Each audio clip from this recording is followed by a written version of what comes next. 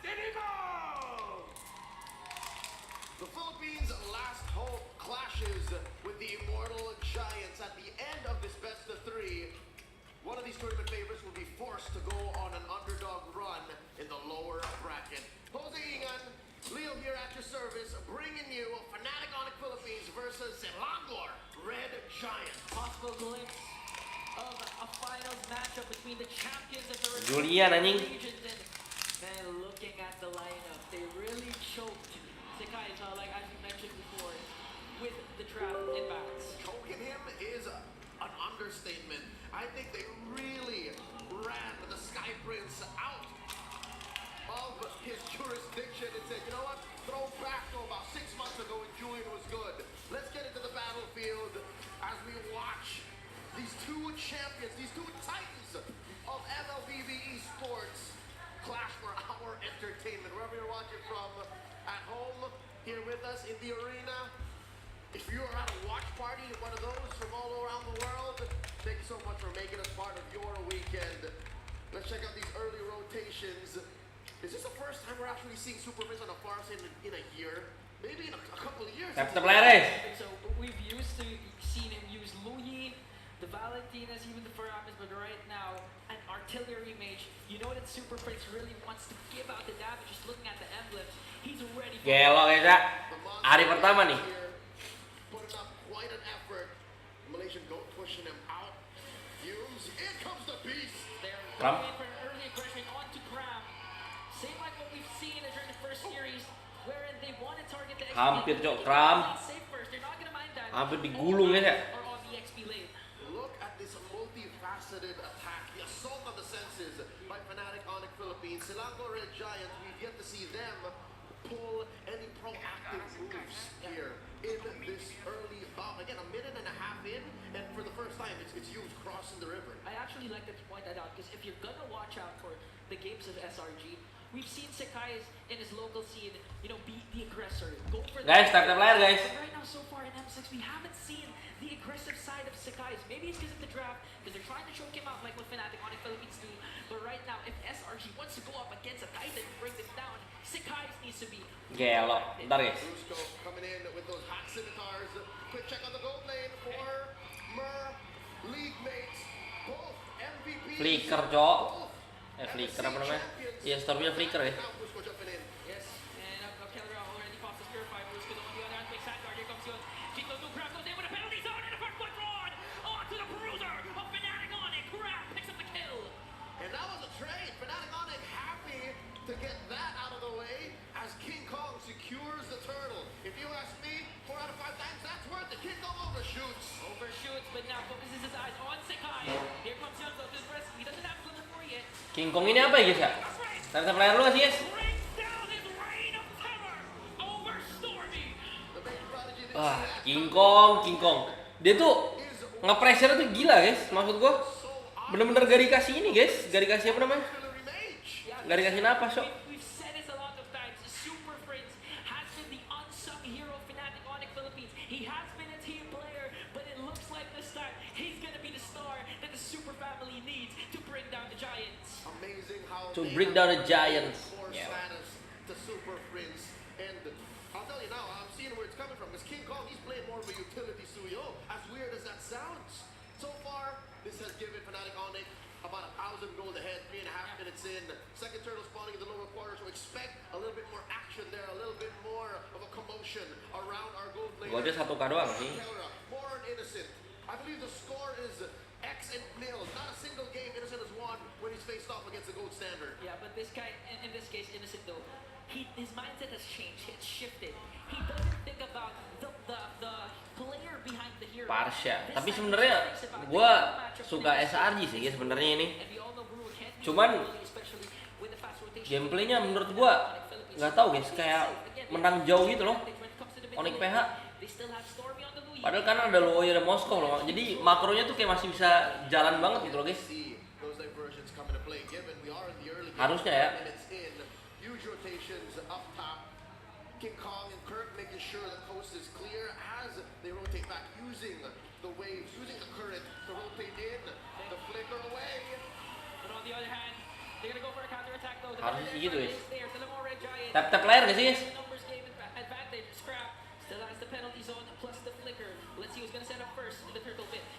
Yumsho udah low. Oh, penalty zone! Connecting onto Brusco. Reading that to it's not gonna be enough. King Kongnya low. Wah, Keoranya liat. Sekais mati, kalah. Kramnya miss yo. Dia tadi mau ke King Kong guys, tapi miss. Gila nggak tuh super friends anjing. Masih too strong sini guys, sumpah. Ini Onyx PH masih too strong sih.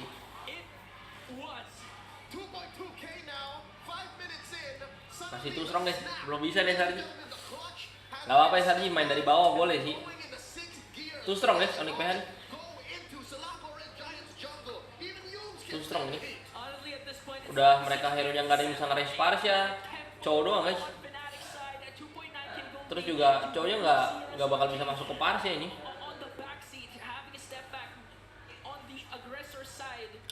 So Fnatic Onyx Philippines, they've studied what SRG can do again, utilizing their knowledge down to the draft, preventing the guys from getting a good hero. But here comes the diversion from SRG. Padahal draft kanan banyak banget ininya guys, tes. So this relative mom, this silence, this calm before the storm allows for us to catch our breath. You too, Ingan. So with that said, Tes. Ada? another turtle spawn. Tes. Match berapa aja? First, masih pertama. Ini sebenarnya gue lebih suka draft kanan ya, soalnya bisa menangin apa namanya makronya gitu loh. Nanti buat di lane jauhnya bisa dimain-mainin. Cuman digulung ini artinya cok. Menit 6, 4K anjing bedanya. Gila, Onyx PH cok. Too strong guys. Gue ngeliat draftnya lagi tadi Joy di ban ya, harusnya di ban sih.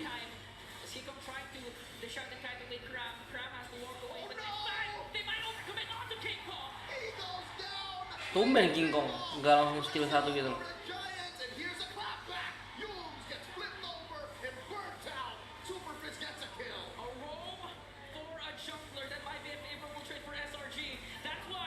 Mau lagi nih SRG. Tuh Bruno bentar lagi datang loh.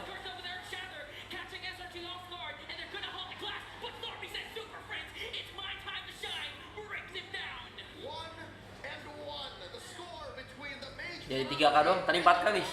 Untung saya SRG dapat King Kong anjir. Tapi lagi Bruno ya guys, anjing.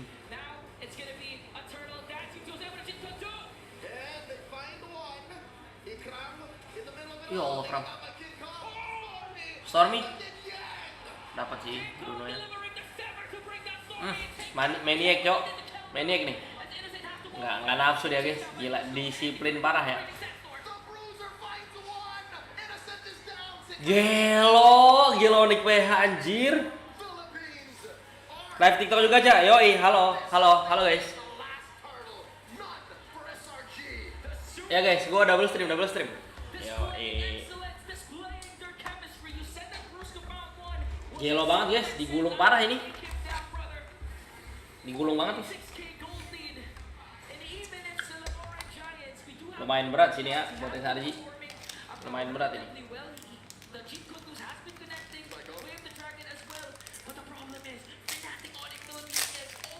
4,5K menit 8. Ini Bruno-nya tajir banget ya, tapi udah shutdown sih tadi. 6.000 tuh.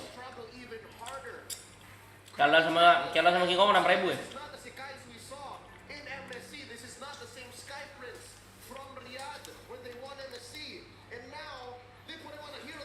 Susah guys, soalnya sekarang hero-nya Sokes lagi nggak meta, link kayak gitu. Wah, innocent, selesai.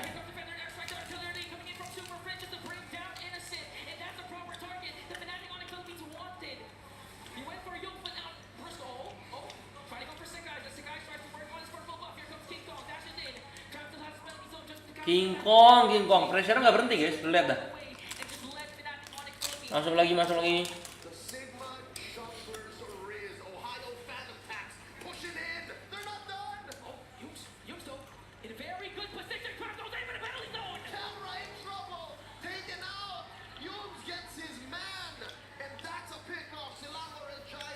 Kan guys, kalau Warsannya sebenarnya gue lebih suka ini sih, gue lebih suka kanan guys draftnya.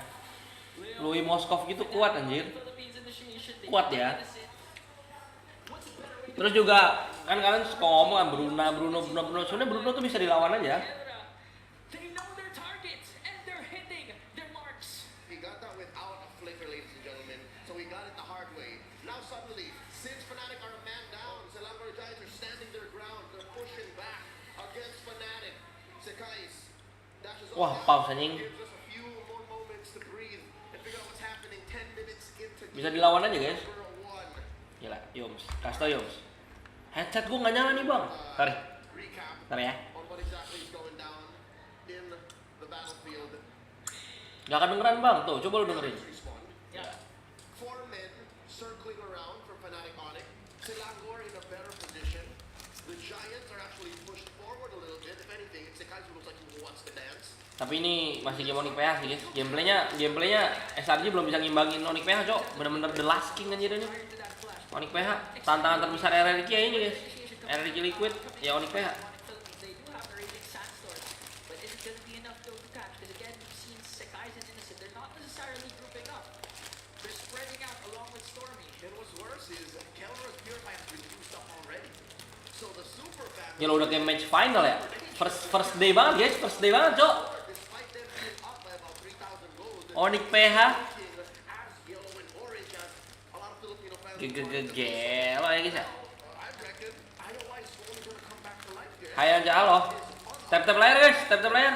Yang di TikTok. We're here, yes. Gue sambil makan, boleh ya sih, guys? SRG. Boleh ya. Belum makan gue dari tadi, guys. Yesterday, Justin, 80% of the time for Game 3, the crowd was mild. And when Innocent Sphere of Destruction connected, everyone went wild. Tap layar, guys. Tap layar. Nah, itu loh tim. He's looking to rep the Gelo ya, yang di YouTube nge-like gak sih, guys? Enggak ya? Sorry. The kit that SRG has right now and the availability of their skills can be is at an advantageous actually. Nice try, coach. Sorry, coach Jeff. Give athletes as talented and as committed as clutch Tap layar nggak sih, guys? as SRG and even a 5-6K gold leading and Ini gue susah banget, Cok. Kabel-kabel gini anjing nggak suka gue, Cok. Kabel tis nih. And so far, what I've been seeing for SRG, Next plan nempel MY masih terus atau pindah? Wah, itu sih belum tahu ya, guys ya. Sorry. so back in the aggressor, Habis ini seru juga, guys. Habis ini RRQ kalau nggak salah. gifted jumper, Kalau nggak salah ya. he needs to be able to Gue lupa. King Kong during this first Ini yang pegang tarte, pegang lord harusnya Julian nih. Moskovnya main makro nih. Jangan di burst gak sih? I think you're right. I think the retry diff, the jungle diff here. Dia pegang doang, itu di burst anjing. Down to 50, down to 10. Okay, here comes the raging sandstorm coming in from Brosco and Stormy gets Gara-gara ngeliat King Kongnya jauh, guys. Tapi lu liat Bruno nya tuh free. Tukar 2 orang ini. bits of everything will be taken down. And chase from Brosco. Sekais also falls down. Here comes the counter attack coming in from Fnatic Onyx Philippines, but SRG Stormy gets the Lord. Oh, in comes King Kong, the beast finds his target. Maksa gak sih, guys, SRG anjir? Biasanya gak kayak gini, Cok. Like a bad deal. Let's play chess, coach. Boleh. Boleh, coach Jeff. Boleh. I won. Opening 2-2 draft. SRG Sebenarnya menurut gue ini draftnya balance aja, guys. was gonna make quick work of it. That's why SRG, I think, they wanted Cuman kalau ini gue sebenarnya lebih suka slide ini, gue lebih suka kanan. Soalnya kiri kalau late game dia lumayan susah, dia cuma ngarepin Bruno doang. Parsnya sama ini plus minusnya, guys ya. Ini plus minusnya ya. Nih, dia ngambil parsnya tuh buat bisa ngerange ke arah Moskovnya kan. Nah, terus apa namanya, si Khalid buat tutupin rotasi early. Dia kalau late game Khalidnya lumayan susah. Nah, sedangkan kalau kanan dia late game-nya bagus banget, guys. Dia ada Moskov, dia ada Loi. Tapi Julian-nya nggak guna. Julian Suyul jauh lebih berguna daripada Julian. Julian-nya kurang banget, guys. Sumpah. Julian tuh late game kurang banget. you know the way that Fnatic Onyx Philippines has been Nah, terus juga kalau udah late game Terisnya nggak guna. Jadi di kanan bukan nggak guna sih. Jadi kayak samsak doang. Teris sama Juliannya kanan kurang. Sedangkan kiri Khalidnya. diversion play. Cuman cowoknya bagus banget di sini. Waduh, miss dua-duanya. Dibalikin. Nih, pokoknya kalau war gini liatin Kelranya ya, guys. Tuh lu lihat, udah pasti free Kelranya. Soalnya nggak ada bisa ngerange ke dia loh, guys. Paling doi dong pakai TP ke belakang. Sore bang, halo Yopan. Ya, Perfect executed initiation. guys, gue sambil makan ya, guys ya. Lapar. Cuts up super Prince. Even though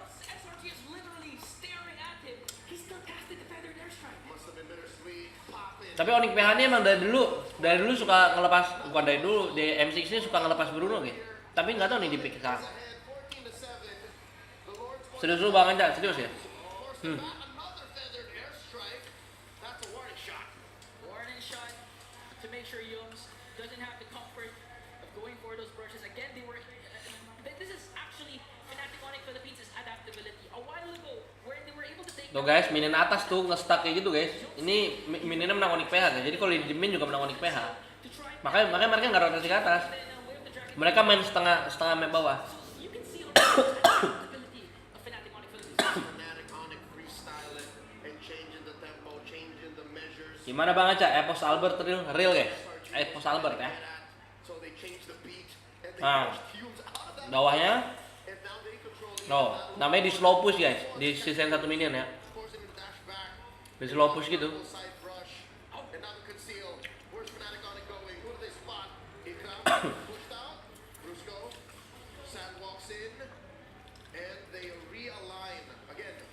Nah, Moskova Show. Ini mau langsung diperangin nih pasti sama Onyx.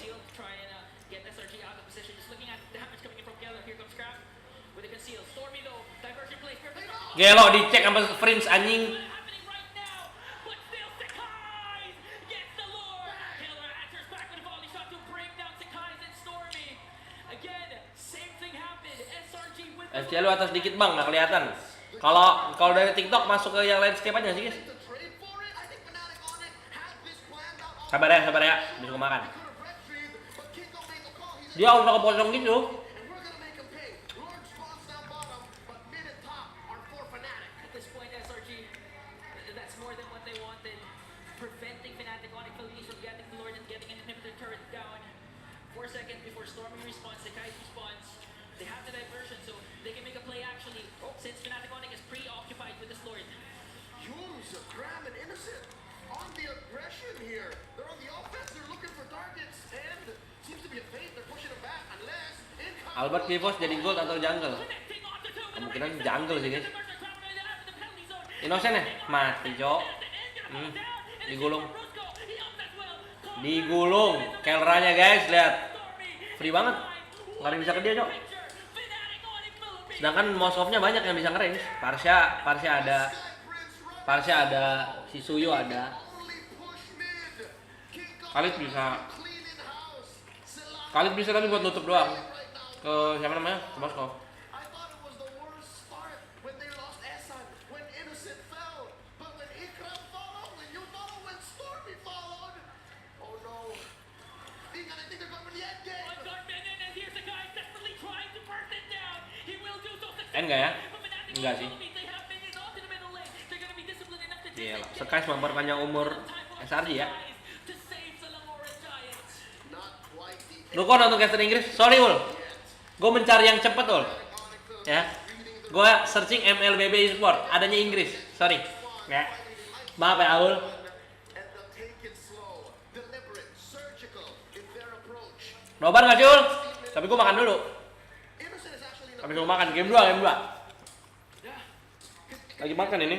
Innocent, although he's at 2-3-1, still with the space created for Innocent, specifically from Cram and Young, he's still able to do a lot of things for SRG. But the problem is Fnatic Onyx Philippines, they have a lot of engage. That's what you call a funnel.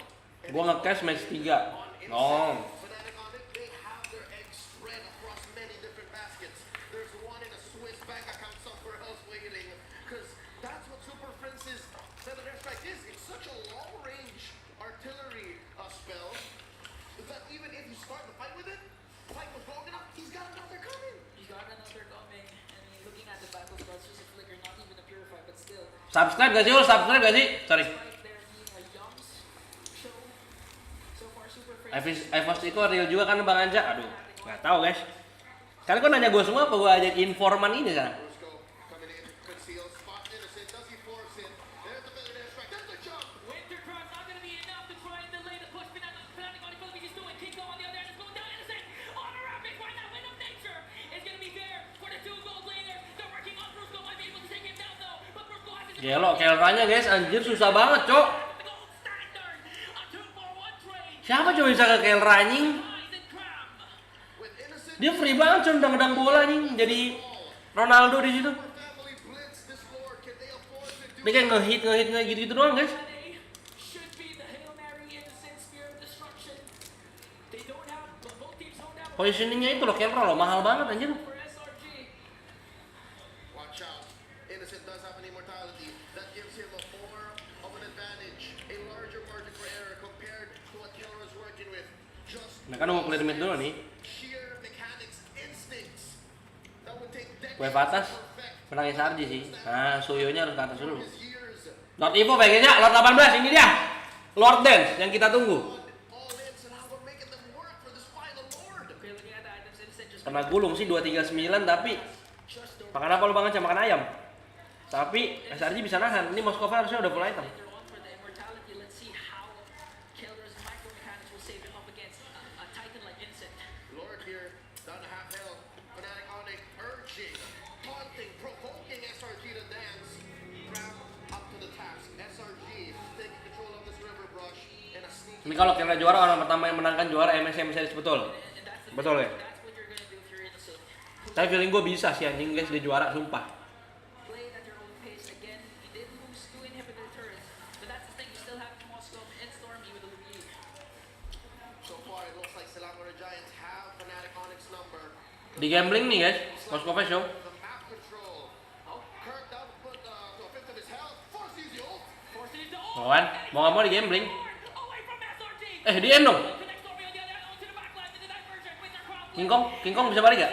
Onto the top lane, he take that inhibitor with him. Sakai's doing his best to work on Kelra.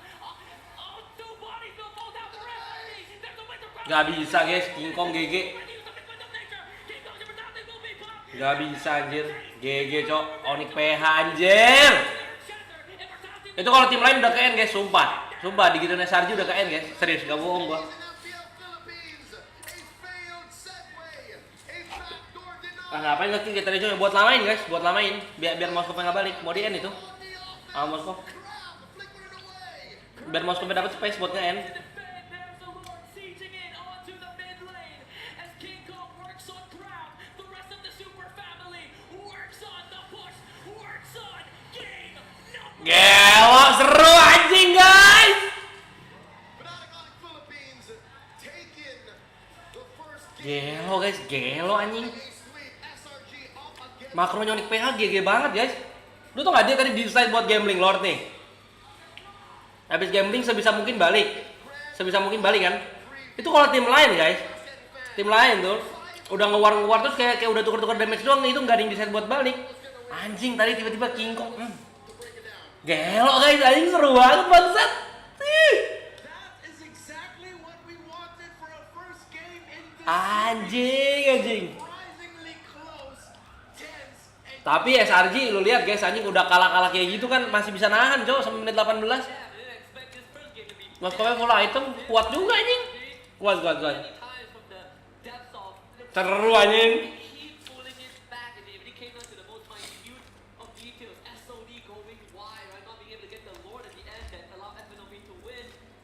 Gotta give props to SRG, man. They put up a fight that I didn't expect that they would. yeah, me neither, especially with the lead that Fnatic. Trio mulut GG juga. Sorry, trio mulut ya. Baru gue denger nih, baru ya. Kalian ya, baru gue denger ini ya.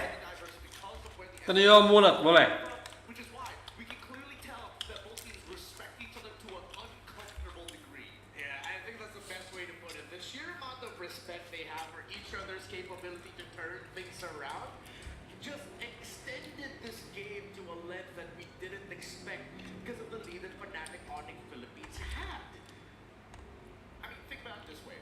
Sabar guys. Had a 4-level lead on the guys on a Julian of all things. Now Julian struggles to get in on the board. Everybody knows that unless you are committing all your abilities to jump into that pick, you're basically sacrificing yourself to try and give your team a option, a chance at it. But I don't know. There's a lot of moments where Fnatic Onyx probably should have just taken a fight instead of going for the Lord. Just push SRG, even if we get into our fights. Who cares? Ya lo guys, seru banget anjing. Big lead against you and a Prediksi final siapa Bang Aca? isn't compromised with Awal-awal ya guys ya, awal-awal ya. these fights should fall into Awal-awal nih, Sky's under banget. King Kong won none of them. It was 2 SRG, the last one was but by Kirk. Awal-awal lagi sih ya. A level lead the entire Awal-awal tuh gue bilangnya SRG sama Onyx PH. Awal-awal. If it just came from sheer Cuman gue ngeliat gameplay SRG ke laut gini, kayaknya feeling gue Onyx PH sama RRQ. Feeling gue ya.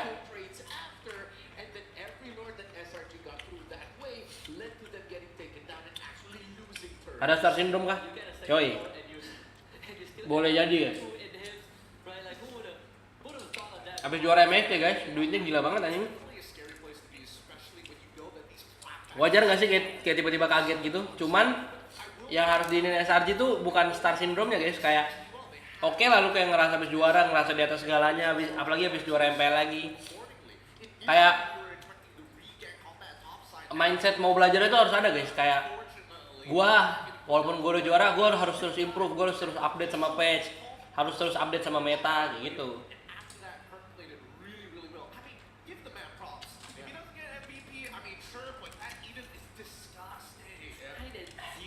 Berarti Aurora kenapa ya Bang Eca bisa gitu main? Wah gak ngerti gue guys, sumpah gak ngerti gue. Ekspektasi gue tinggi cok padahal Aurora.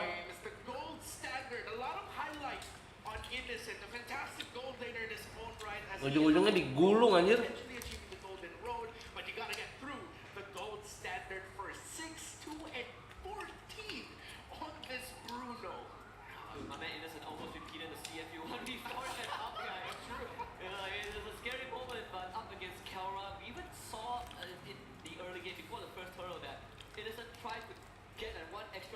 Kayaknya Aurora nggak bisa main BO1.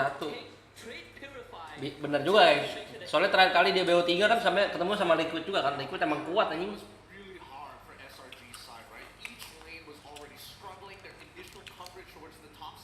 Project final kok 4-3 ya? Iya guys, kemungkinan 4-3 guys. Soalnya semua tim kayak hampir rata gitu sama kuat anjing. Lihat nih. Cara. Enak banget anjing main Neymar.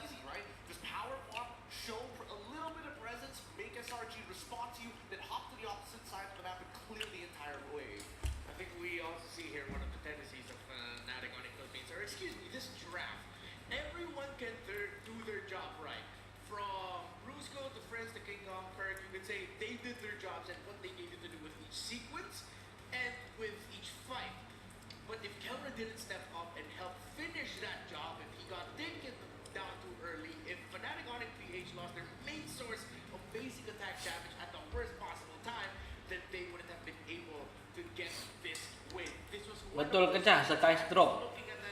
Kelihatannya iya sih guys. Soalnya emang yang kalian lihat kayak gitu juga kan. Enak banget ya kayak jadi depan. Enggak juga guys. Ya enak sih cuman itu Kelra guys. Dia main Layla aja, di Flicker Arnold aja lu lihat ya montek-monteknya. Anjir cok bisa ngedodge gitu guys.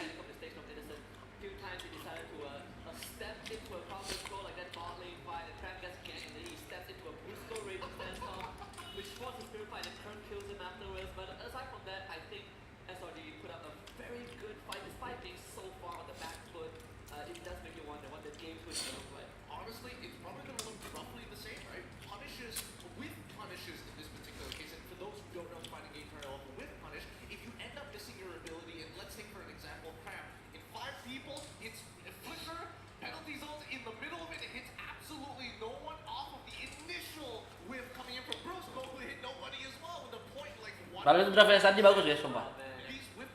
Bagus itu.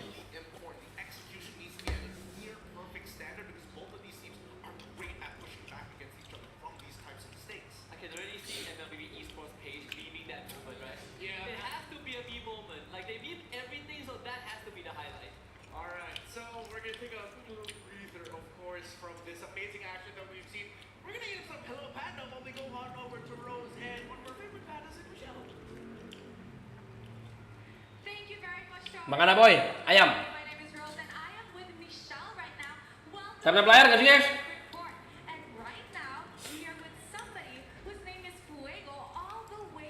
Fuego Gaming, buset, jauh dari PH cok. PH malah 4 jam lagi ya terbang. Hi guys, I'm Fuego Gaming. It's nice to be here, and Philippines. Welcome, Babu. So, tell us which team you're calling for here. Of course, I am supporting Onyx! Now, just now was a very intense matchup. How are you feeling? How do you feel like the crowd is here in Malaysia? Sobrang active po ng crowd sa Malaysia. Like, pati yung mga taga-Malaysia, grabe sila mag-cheer. Pero kahit na wala yung Pilipinas sa kanilang sariling bansa, grabe pa rin mag-cheer yung mga Pilipino.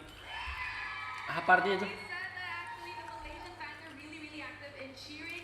And as much as there is no Filipinos here, a lot of Filipinos here actually, there's a lot of Filipinos here in the crowd, still cheering for Fnatic Onyx. And guys, I was at the talent room just now, and oh my goodness, the cheers from both sides just now, I personally felt like it was grand finals, Fuego. Ako din. Ganun talaga yung nararamdaman ko. Pati yung laban kanina, grabe yung kaba ko, feeling ko finals na. Ang tindi. He said he also feels like it's the grand finals because the crowd is wild, the games were just as wild, and you know what? It was really heart stopping just now. Okay, sure. So, like, compared to like other teams in the stage, how far you believe Fnatic Onyx is supposed to go? Cah, Michelle tuh girlfriend aku dong. First time, sigurado ko, yung Onyx. Cantik ya Michelle nih.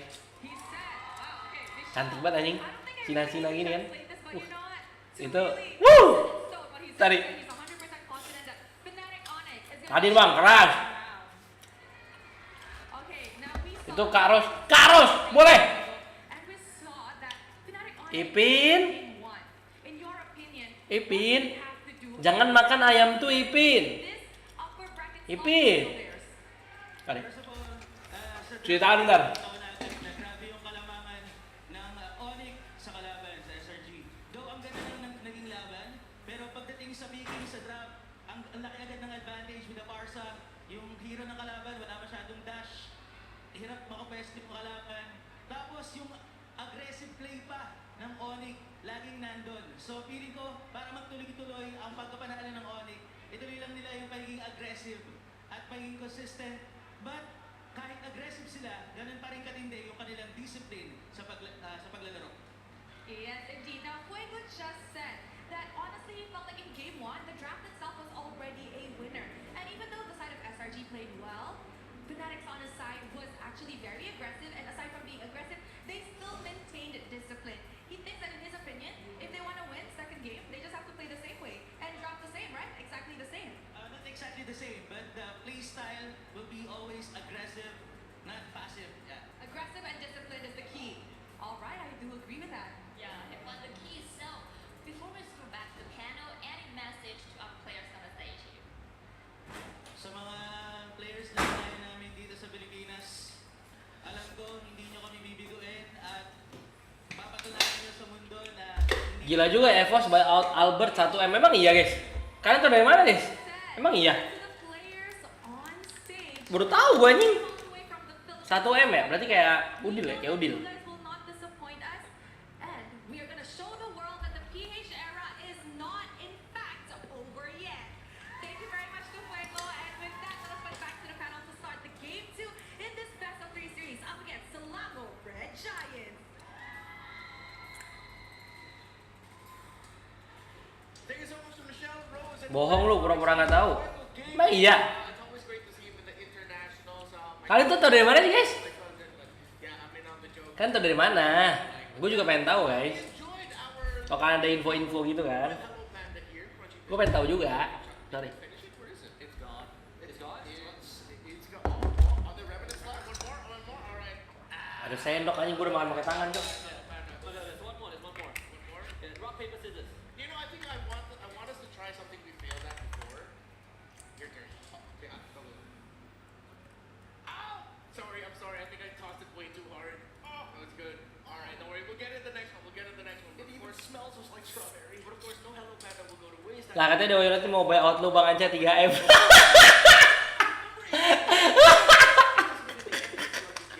Wah. Dewa United beli gua 3M. Boleh. Boleh guys ya. Get light seeker. Don't miss this rare opportunity to get paid. 3M buat gua terlalu murah gak sih guys? Gua tuh minimal 10 lah. 10. Sorry. Hard to get. Anjing, anjing capek gua cuma kalian nih. I have to do a couple of rolls for those who were late the last time during F4 for not getting it. So Tap-tap layar gak sih? Woi, anjir nonton dong gak mau tap-tap. Or just the RNG into it. Anjir kalian ya. Tap-tap gak sih? Tap-tap gak sih guys? Why is this guy so lucky? If you miss it in game number 1, Kettle Tapi itu bener loh, light ke BTR. Sumpah gue gak tau cok. SRG. 10M bagus beli slot tempel. Anjir. Anjir kalian kayak gue cok. Mulut sekolahin tolong. Ya, tim. Zay, send hurt me. Boleh Zay. Thank you Zay. Tolong mulut sekolahin ya kawan-kawan. Anjir. Mulut gak disekolahin cok. Pas kecil gak sekolah ya mulutnya. Emang liat ke BTR guys. Terus Hengki kemana guys? Hengki kemana guys? At the same time, we should also understand Main sekalian, selesai, udah rungkat. Sorry. his story as a gold Light Trail BTR, ini lagi informasi. Metaverse demanded of him to be better, Bahaya cok ini live gua anjing, banyak informasi cok. Nanti gua kena hujat anjir. be the best. And as they continue to play and not make it to these Hyper SRG kok gitu aja hero-nya. Gak tau guys, gua nggak liat draftnya tadi. Kayaknya on him for this KLTC TNC selesai. privilege to be not only on Informasi baru. to worry about Sanford Konik Indo, Sanford EVOS kalah. their screens right now. The gold standard Kingbat juga try EVOS. half-man half Selesai guys. Semua aja nggak sih masuk EVOS? and so far in the M6 World Championship. Keller leads in Head to head. and the kills as well. But Innocent Innocent menang GPM ya, soalnya dia suka pakai Moskov guys, jadi dia farming mulu. Right now, Kara is 7-0 up innocent. That's not looking too good for our half-man, half-beast there, you know? Oh boy, poor guy. At least nobody's getting knocked out. Innocent despite winning in one Ngelek guys, ngelek. Tadi ngelek. Pause. more if he wants to Pause. Oke, this is it, drafting ya. in a bad match. Drafting phase. Maybe SRG is going to kind of pivot a little bit to try and give him something their side leaders more of a chance. Drafting phase. Bruno will become a factor here again. Antagonis doang setia sama tim, setia. Julia being one of the last best options. Setia ya. Gak suka gue setia, kesetiaan ini ya. Keep calm, not the funnest. Chow di ban. Siapa yang ban Chow nih? No, I think that game one really just boiled down to the jungle having too big of discrepancy from SRG side. But then on blue side, Chow Luoi Fanny. but FNOP goes for, we see that Loyi show fan out by SRG. Rasi goes to Famos, soalnya Storm undercut. Selesai. Storm undercut. Gue suka ini. Undercut. Ada cutnya ya. Kamu RRQ pilih mana? RRQ sih guys kayaknya. Yang gue support apa yang gue ya prediksi guys. Kalau prediksi kayaknya masih RRQ sih. It does point the direction towards mid lanes. Because yet, we didn't see too many crazy Arcadia berapa Arcadia? from Swami in particular in the last match. And honestly, Kayaknya Bruno dikasih lagi sih. very strong Barca game. Every time we saw the feather airstrikes come out, it always Kalau guaranteed prediksi kayaknya masih RRQ guys. 50%, if not 10% of their HP. The approach from Stormy was also slightly different with that Loyi. He sends himself in most of the time, right? Instead of SRG nggak mau first pick Bruno juga tuh guys, di ban-banin. also shows how they wanted to play that game, but this Bruno ban. Ini kiri first pick Hilda sih guys, kalau nggak di ini ya, kalau nggak di ban ya. Curious about the very final ban, not though. So they deny that alpha. Okay. More incentive for SRG to actually go for Blue Yo as Ban their alpha. opener for this matchup. I don't know if they want to follow the exact Mau Suyo kah kanan? as FNOP, because as much as I want to believe that Barca Suyo apa Joy ini kanan? deadly, it scales very very well. It works in a meta that's all about Kita lihat apakah ya mau trade. Apakah hero power hero-nya Skies atau hero-nya Kram nih? Soalnya masih ada high loss juga guys. Hilda masih ada high loss nih trade-nya nih. Kalau seandainya di pick Hilda nih bisa balas pakai high loss. Okay, calm. I think a stable high loss pick would Gue kalau jadi coach ya, gue pertimbangin sih. Soalnya masih ada Suyo Joy nih buat jungle. Terus masih ada high loss Hilda buat XP. Yivi dulu harusnya di sini guys. be a little bit more comfortable with zone. If they get the Hilda, Hilda, masih Hilda guys. Masih Hilda Cok. Definitely not first pick Suyo Yivi-nya di kanan nih guys. for sure, but it does. yeah, not in the first pick. Yeah, definitely not first pick. It does open up the Suyo for FNOP if they want to take it again. They have always been going for that first. Juga bisa Valen. Iya tapi jadi nggak worth sih. Your high loss? Iya pak. Yeah, makes Yeah, sense. Yeah. makes sense. I like this as the first one for them. Especially with the choke on, the different priorities. You're not gonna suddenly rush Joy, dia nggak mau Suyo anjing. Sunya dikasihin ke kiri. And they got the Gacha of What the hell? Nggak ada tete dong. wow, okay. So this is in anticipation of Dikasih cok, EV-nya dikasih, Hilda-nya dikasih, Sunya dikasih guys. deny anybody from Hylos-nya dikasih juga. Lu kira kanan mau Hylos, cok ngejawab Hilda-nya pakai Hylos.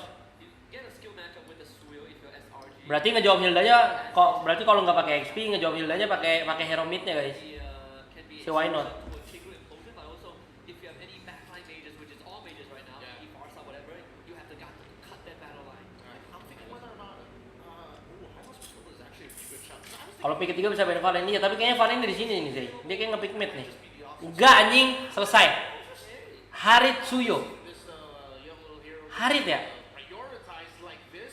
Harit banget tuh. Usual gold laner trades anymore, but I think SRG they're playing for snowball. Those first 3 picks scream we win the first 6 minutes of the game. I don't think in the very first phase range to get locked in early or not. Halo guys. Actually go. I mean to be fair, Harith does need to close the distance first to the Granger. Gold yang nggak susah lawan Joy, Harit. Harit bisa. Kalau ngomongin Joy-nya doang ya.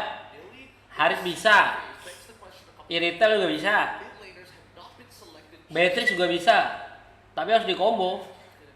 Bentigreal nggak sih bang? End of this. So you still have like your classic Valen E. Harit mid, ente Onyx PH. Sorry. Sicilian was also banned in game 1 by SRG. I think Valentina is going to be with the hot contested pick. That it's going to be up to the teams whether to ban it. Iya. Sekarang udah nggak ada nggak sih yang main hero berdiri anjing? Good option for either or.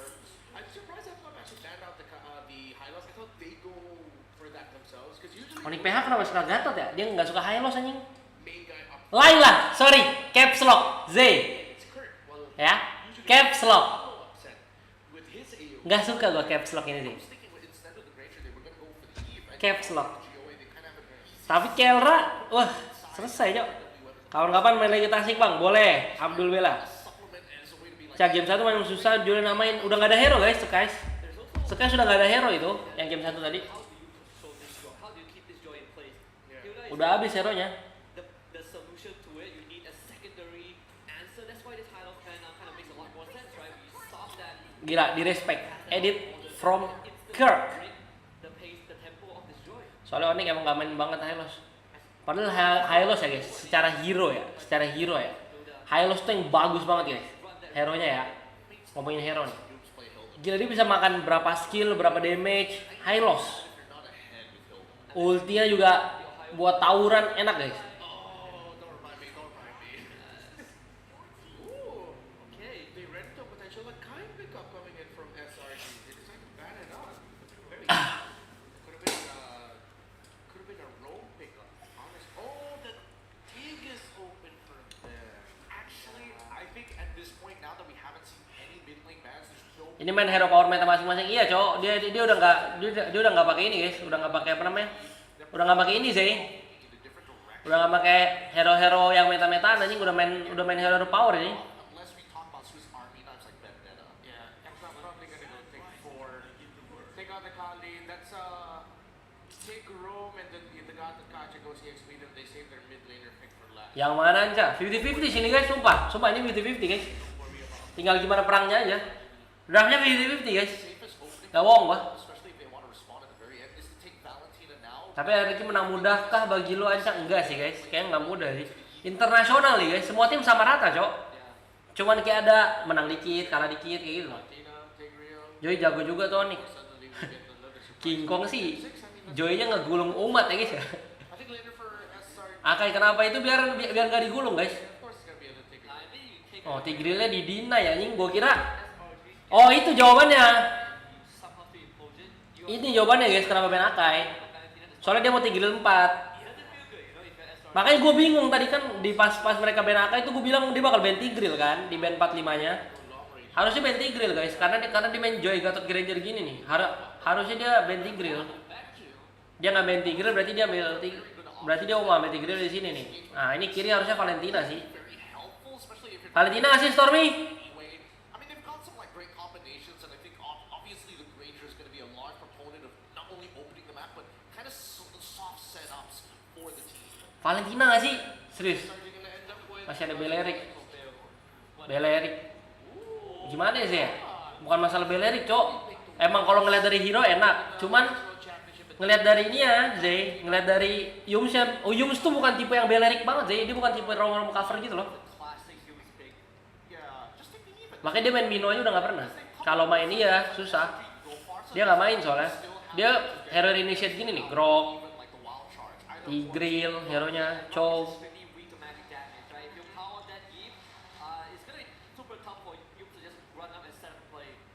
Mau Yivi kah? Fredrin nggak sih? Fredrin? Yivi nggak ya? Nggak mau, Cok. Gue kira mau Fredrin dah, guys. Gatot mid. Sorry guys ya. 50-50 guys, draft 50-50 guys. Sumpah draft 50-50 nih. Ini siapa yang menang gameplay, dia yang menang. Draft 50-50. Ya nggak sih, Zay? Menurut lu gimana draft? 50-50 nggak sih ini? Zay ini teman ngobrol gua guys di JP Niners guys. Tunggu kiprah dia di tim Ray ya next season. Yoi. Gue udah di GH Onyx Indo posisi cewek terancam. Sorry dah, banyak informasi gue liat ya. Banyak informasi. Skies Elo tadi Roger udah susah guys. Patch ini udah susah. Soalnya ultinya tuh lama banget guys sekarang 6 detik. Lu bayangin, biasanya kan tembak berubah buat kabur kan. Ini kalau tembak gak bisa berubah, diganyang aja.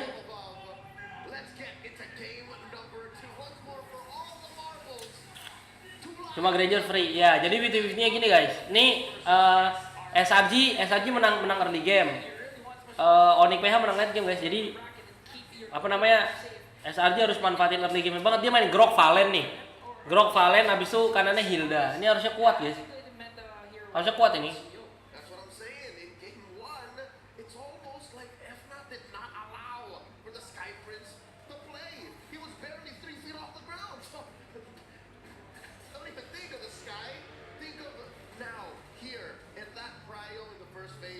Sudah, Kelra selalu dapat gelombang guys ya. Gue merasakan ya guys. Pas JP Niners melawan Onyx PH, Kelra melawan Max. Sorry, Max Gotland.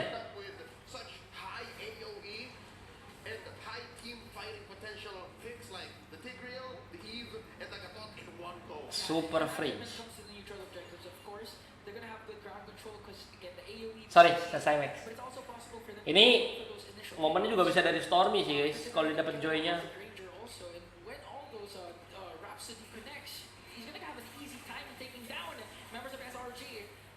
Sakit, pala lu tenggelam ler. Sorry, dibuat landscape aja guys, dibuat landscape. Di sini gua nggak ngerti cok, gimana? Ini kali ya. Nah.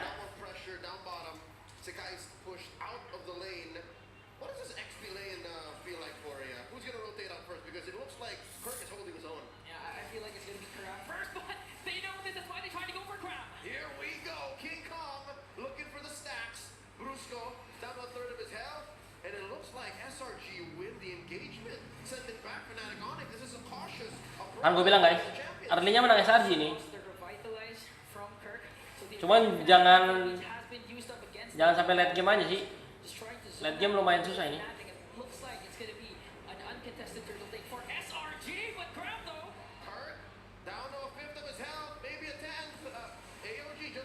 Cincoknya.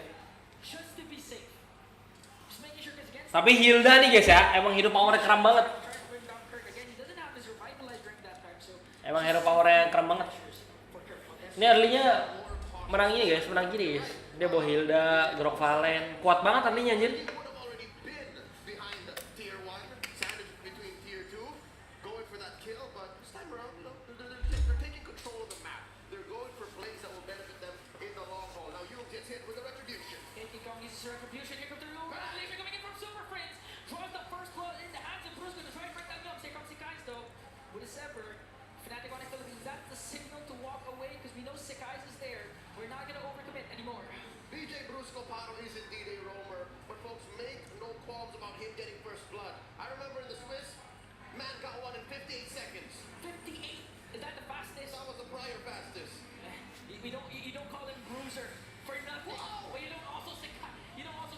Ini kalau misalnya sebelum lock ketiga menang SRG harusnya. Ya, harusnya guys. Harusnya kayak gitu guys. Plannya kayak gitu. Soalnya hero-nya hero early nih, SRG. So kalau udah late game, Hildanya kena siapa-siapa bonyok guys. Kena Joy, kena Granger, kena Eevee, bonyok itu.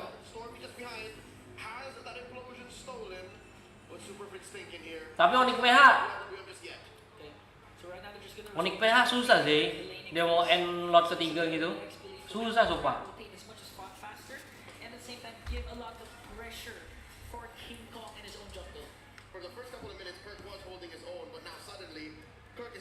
Pas menit 14 Granger stuck 1K. Enggak dong, Zay.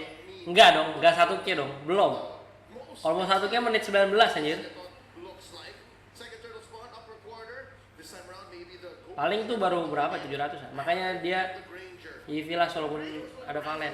Iya, buat nahan aja ini. Soalnya Granger kan dia bukan tipe yang fast clear.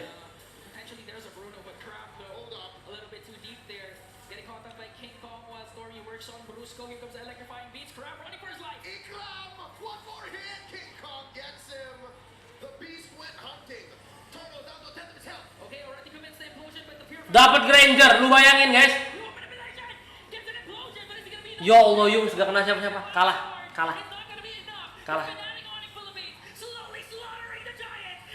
Kuat banget Onyx PH anjing. Too strong guys.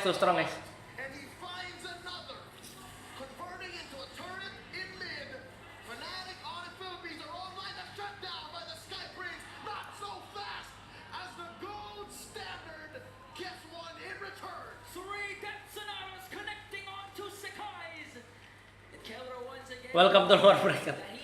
Susah sih guys, ini lawan raja terakhir sih, kalian jangan expect yang tinggi sih guys. Susah coy ini. Bukan masalah draft, bukan masalah apa guys, emang gameplay anjing. Lihat aja tadi Joy udah megangin Hilda kan, di tahun sekali sama Gatot, habis itu Gatotnya langsung ke Suyo.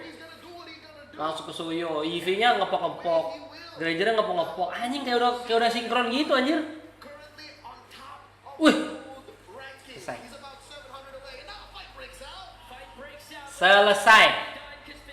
Selesai guys.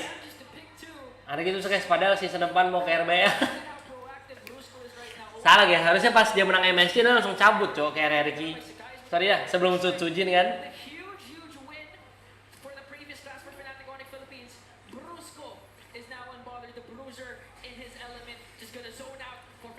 Ya Allah guys, ya Allah. Ngapain cowok? Maksa banget nge-clear anjing. Lepas gak sih? Maksa nge-clear guys, rungkat. Ya. Udah guys, udah gak bisa sini guys, udah susah banget anjir. Udah susah ini. Ini masih mau kontes nih Turtle nih, serius masih mau kontes. Kasih gak sih? SRG kontes.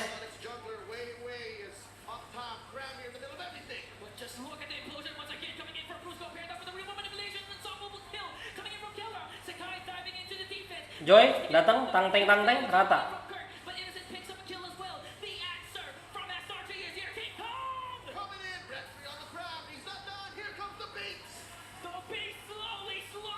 Kenapa mau kontes ya?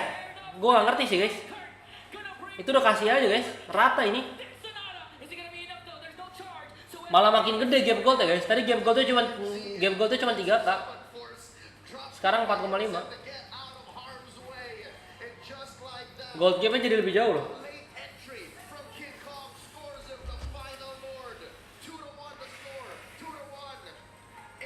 Halo bro, halo Jul.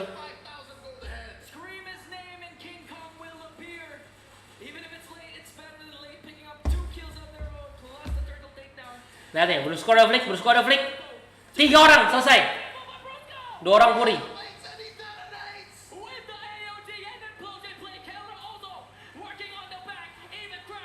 Kelra, sakit banget. Innocent tertinggal sendirian. Innocent belakang sana, menggunakan Chrono Dash. Gagal nampaknya. Tapi emang Dead Sonatanya Kelra. Itu kan caster. terlalu sakit Papua untuk ditahan. Sorry. I'm pretty sure Cellular Giants, they don't want to let the Memento of Fnatic Pigrok itu buat cancel Tigreal doang biar Stormy yang counter engage pakai ulti Tigreal. and all those clashes are Ya gimana ya? they do, however, Plannya sih emang harusnya menang early guys. Itu Hildanya bisa megangin Joy guys harusnya. and looking at the lineup of Terus kalau Hilda udah megangin Joy kan menit 5 gitu, itu Groknya main sama Harit, bisa engage siapapun. Tigreal dia makan duluan juga bisa. Cuman ya udah fail guys.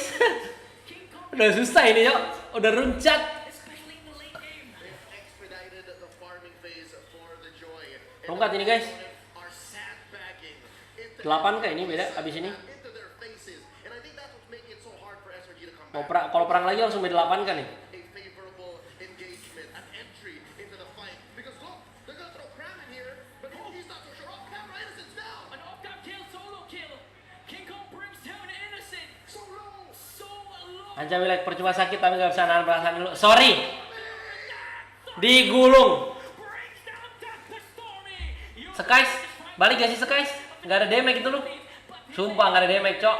they have minions working on the top lane. Selesai, masih mau nge-flank. Sekais. They wanna penetrate, they wanna come in! Okay, so guys, gonna dash out. The problem is Sekais, yo Tuhan.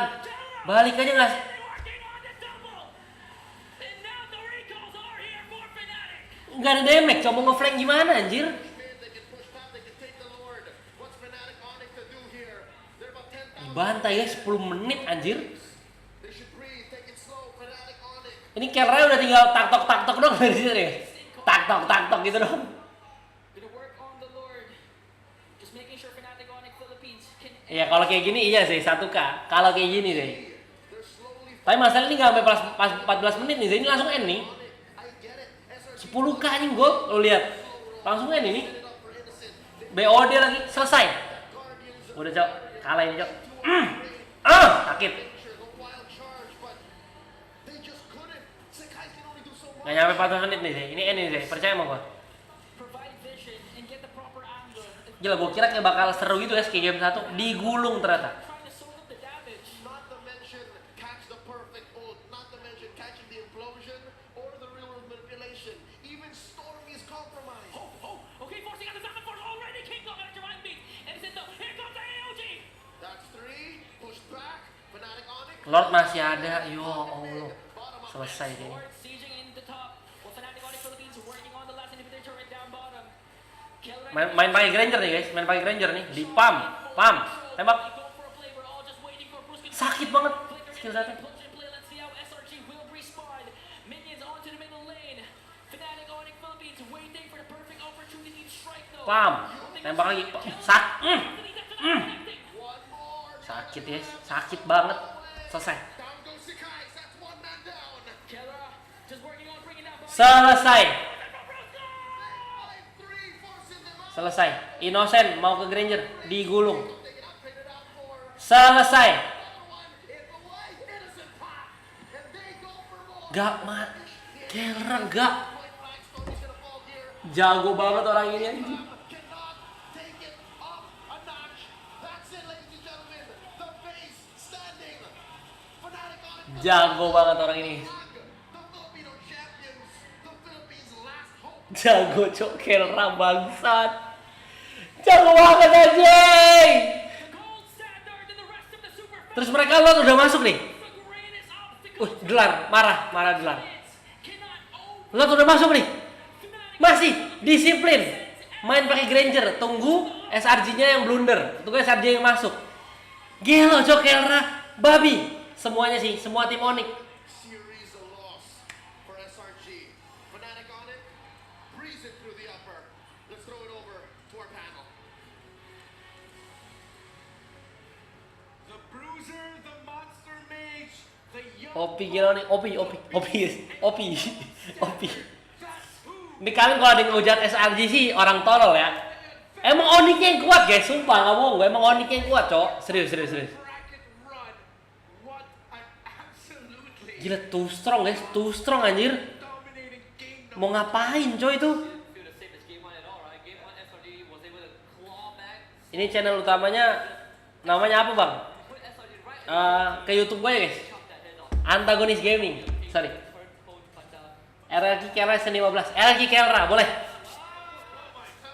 do one better, right? It was this. Granger OP. Bukan Grangernya guys. Kelranya. It started with a 0. 2 open. Sorry, Zay. Zay. I got it right. Kelranya guys. Itu mau dia Beatrix di game itu sama aja guys, sama aja. Damage-nya sama, Cok. Sumpah damage-nya sama anjing. Champions of the world. And they Gila anjing orang itu. in the most convenient way possible through the upper brackets. A lot less games to Wah, gila sih. of fives. However, the raw Too strong guys, sumpah kuat banget.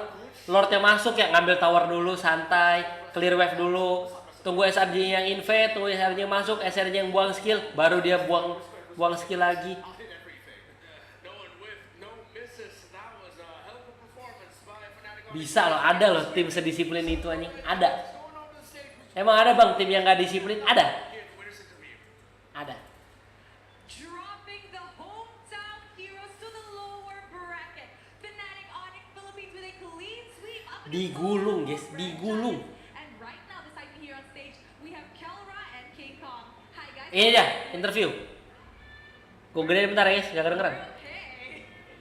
I love that. Okay, now Kelra. We know that the first game actually it was pretty close, no? It was closer than the second game. And in the first game, if you remembered, Innocent tried to do a split push at top. How was the communications like that time for you guys? Wala talaga kami goals nun eh. Apa ini, Jok? Biglaan lang. Walang- Kinabahan niya ako kay King Kong, kala ko matatapos eh. Oh, you got scared. So you told King Kong that you thought he was gonna end? You thought Innocent could end? Akala ko, King, sabi na, ang call lang namin, King, yung base. Ay, Oh, all they said was King, the base. Okay, how do you guys like deal with intense situations like this? When a split King, push is the happening base, or the a base. potential sweep, a potential comeback? Paano nyo hinahandle yung mga ganitong intense na situation? Tagalog. Lalo na kung, Tagalog. like example kanina. Translate, boleh. Biglang, Tagalog kali gua, translate. Potential ma-split push kayo, paano nyo hinahandle yung mental nyo? di tayo pa lumagawa yun eh. Oh, they were not relaxed. Parang medyo, kasi kami, overhyped din kanina, syempre, SRG nga laban namin, talagang, malakas din kasi isa din sa tinitingala ng sa MLBB, kaya Susay. siguro hype lang din. Gak ngerti gue, Jok, satu pun. Pag-hype kami minsan, basta... Ya gue ngerti MLBB doang tadi. I see. They said they were actually very hyped going up against SRG because SRG, they said, is one of the team or organization that people look up to in the MLBB scene. Okay. So that is why. And also, he said that when they're overhyped, they can play better.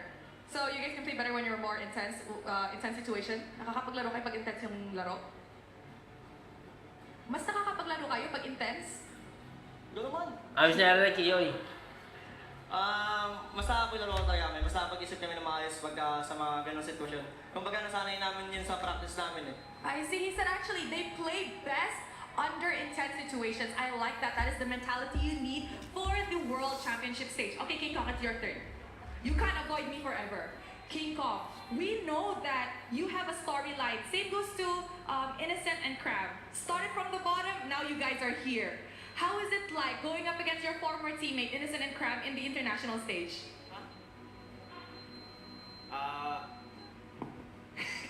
Wala, masaya lang sila katapat kasi naging kakampi ko rin si Kram tsaka si Innocent dati.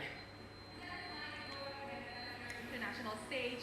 And he said because they used to be in the same team. Ano gusto mo sabihin sa kanila? Do you have anything to say to them? Gusto ko pa kayo makatapat sa upper bracket. He wants to meet them again in the upper bracket. You can't. They're in the lower bracket. The only potential is finals. Okay, King Kong, another one. You mentioned in an interview before with me that you want to meet Sakai's, right? Now that you've met Sakai's, what do you have to say about him? Nag-enjoy ako sa laban namin, palong-palo siya. Apa nih? Palong-palong siya. Okay, he said that he enjoyed the game and that Sakai's is actually good. Now, Kelra, as the only Filipino representative left, Aurora has already gone home. Do you feel extra pressured being the only defending champion for Philippines?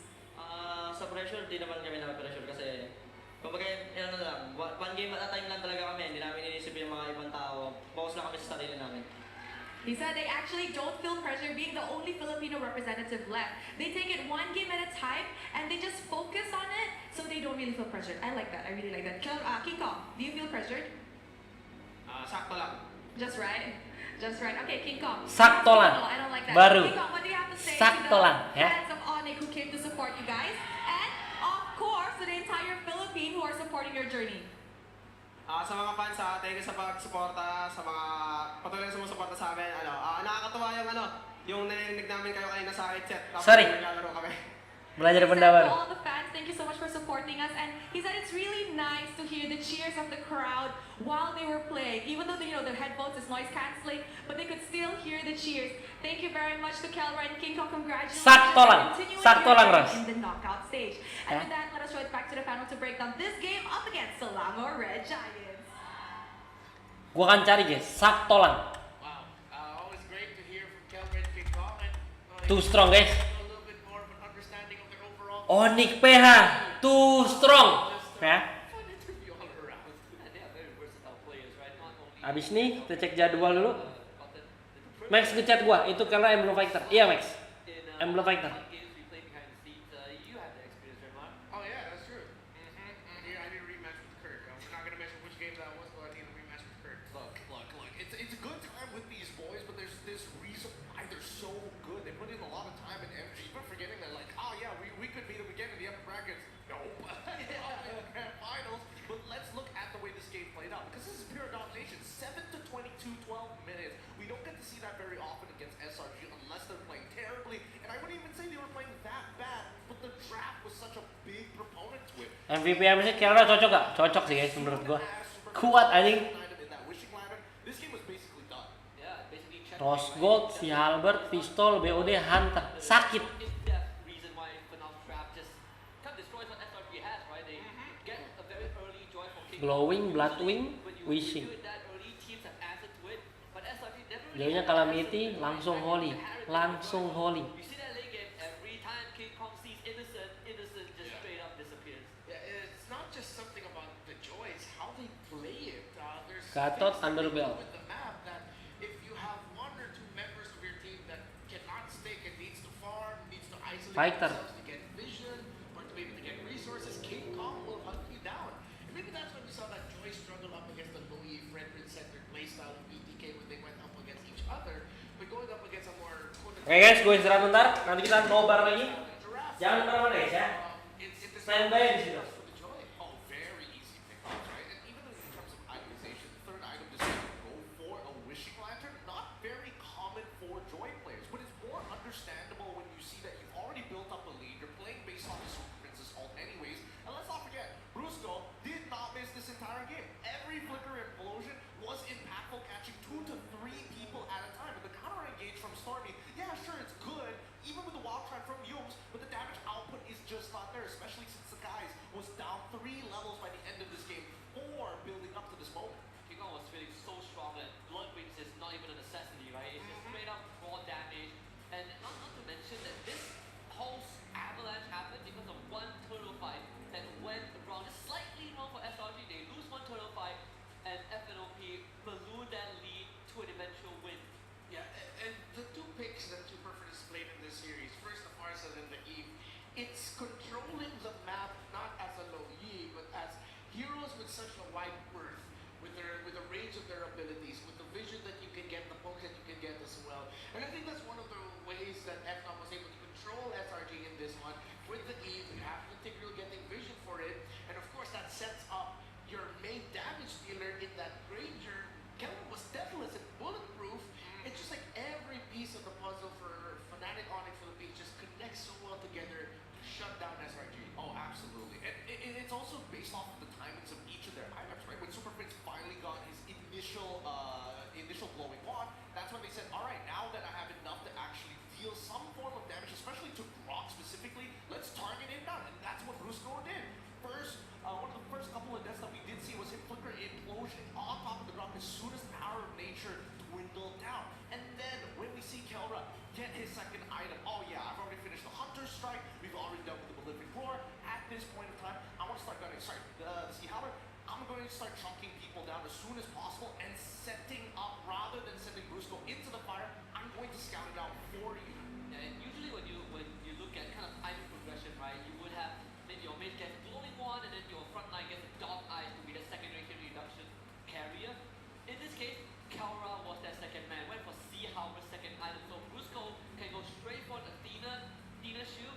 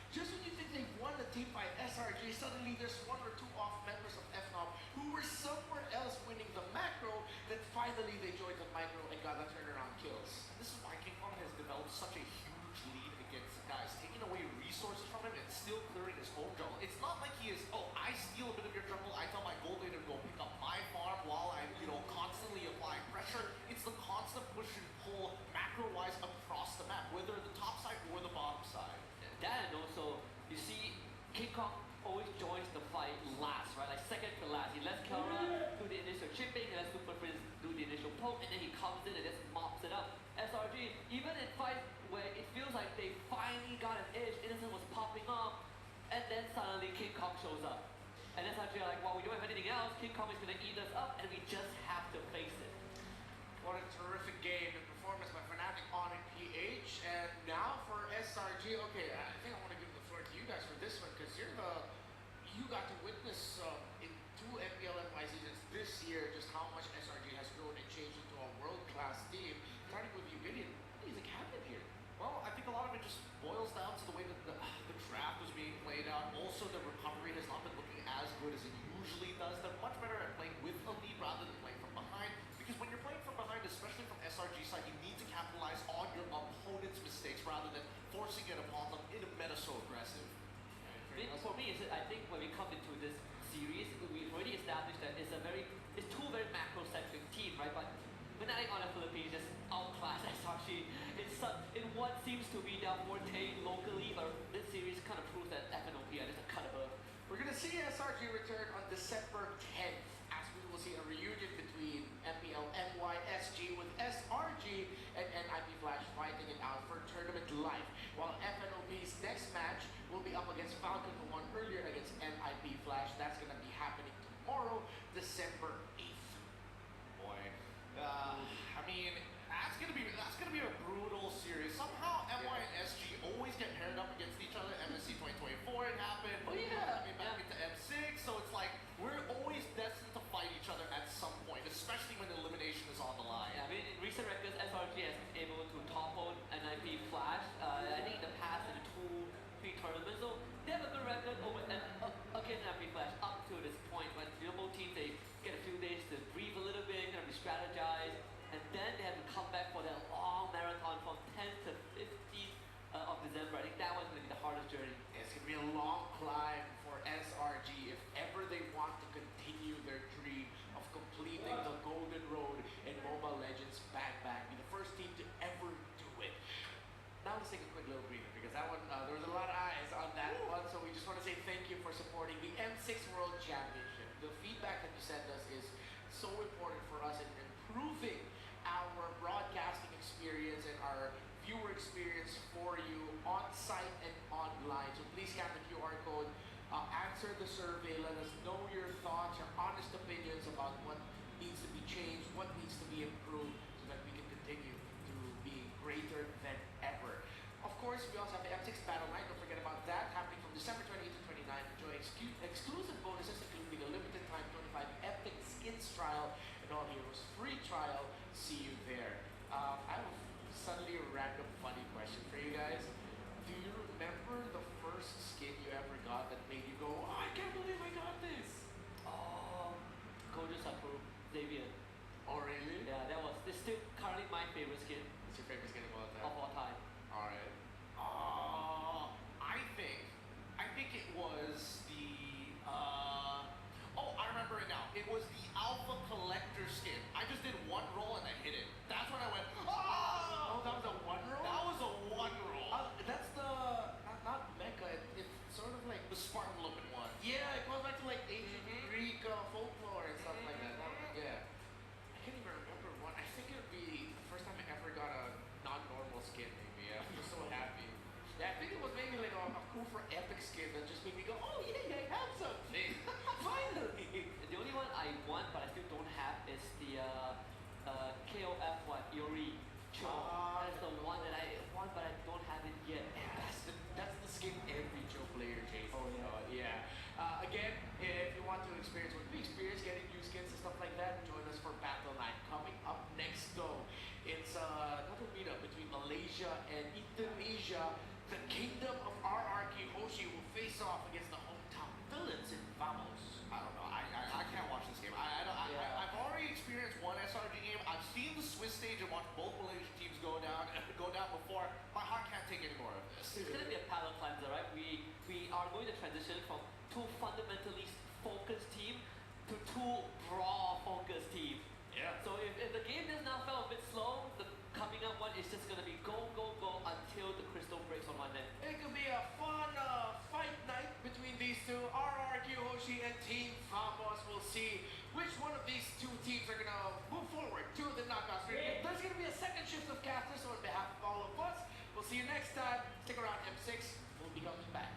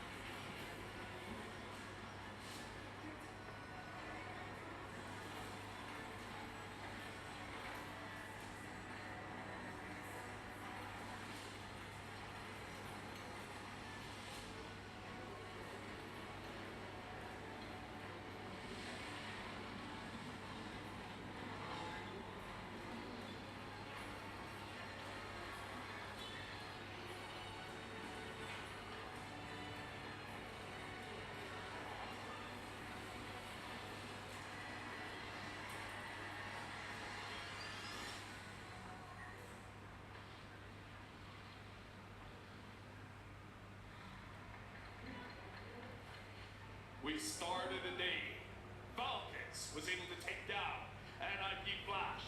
And then Fnatic Onyx Philippines was able to defeat Selangor Red Giants. Regina, stop laughing, seriously. But now, we have the villains going up against the kingdom. My name is LaBelle Pancake. And then beside me, the girl that can't stop laughing. Introduce yourself. My name is Brigida Corn Dog, and the guy beside me again. T. Bless. That's it. I said pancake, she said corn dog, see something. He said T-less. Alright, you know what, whatever. Guys, let me just say the previous casters, panelists, they were amazing. We ran out of budget, so this is what we got. Welcome back into the M6 knockouts. And let me just set the stage here, because behind the scenes, we were watching the games. Falcon, Enemy Flash, Fnatic, Onyx, and SRG, usually we'll just be like, you know, having our own conversation. But this time, everyone is hooked. Those games were amazing. I think during the first series we had some little banters here and there, but during the second we were just like woo, on our individual seats and positions. So amazed with all that's happening, especially game number 2. Dude, I gotta say, man, watching it on a ROG phone, that was unmatched. Unmatched gaming performance with the ROG Phone 9 Pro, mobile masterpiece that seamlessly blends high power gaming with a sleek, modern aesthetic. Here's the thing, you guys can play games, you guys can even watch the games. Say something, Keebless. Hey man, I'm just waiting for my chance. I'm just waiting for my chance. I'm just, you know, I'm being patient with it. Yeah, game 1 was insane. Game 2 was I think FNOP, it feels like every time they get into gear, they are just, It's okay. they're just built different. They're built like an ROG phone, you know?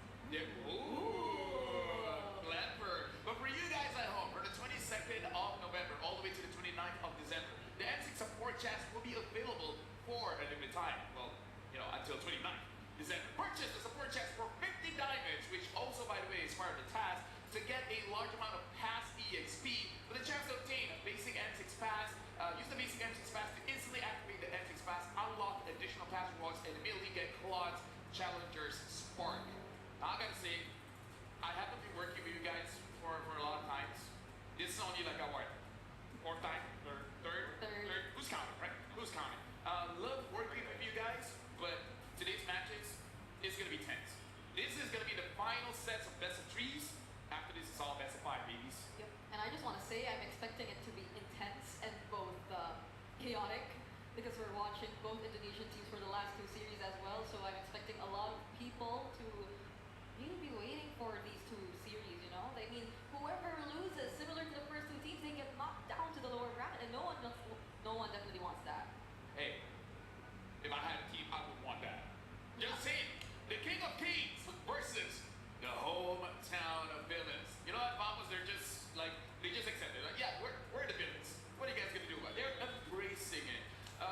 Your thoughts, Brigida, King of Kings against the hometown villains.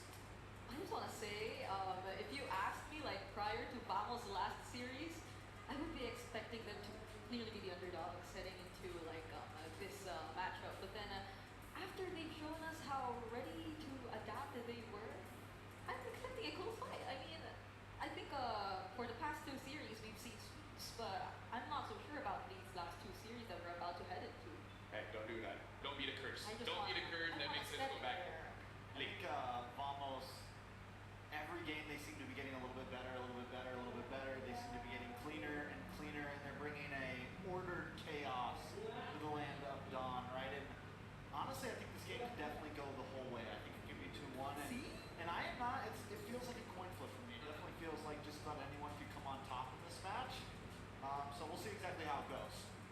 Now, we were able to meet with some of the players behind the scenes, and the player that we were able to catch is actually Chibi. So we have a code coming in from Chibi where we asked, where's the new goal? They said, although this is our first time making it to the knockout stage, we're far from satisfied. Our goal is to break into the top 4 and compete at the Axiata Arena in front of our fans. We're also rooting for SRG to secure a top 4 spot alongside us. I'm excited to face RRQ because of Syzygy.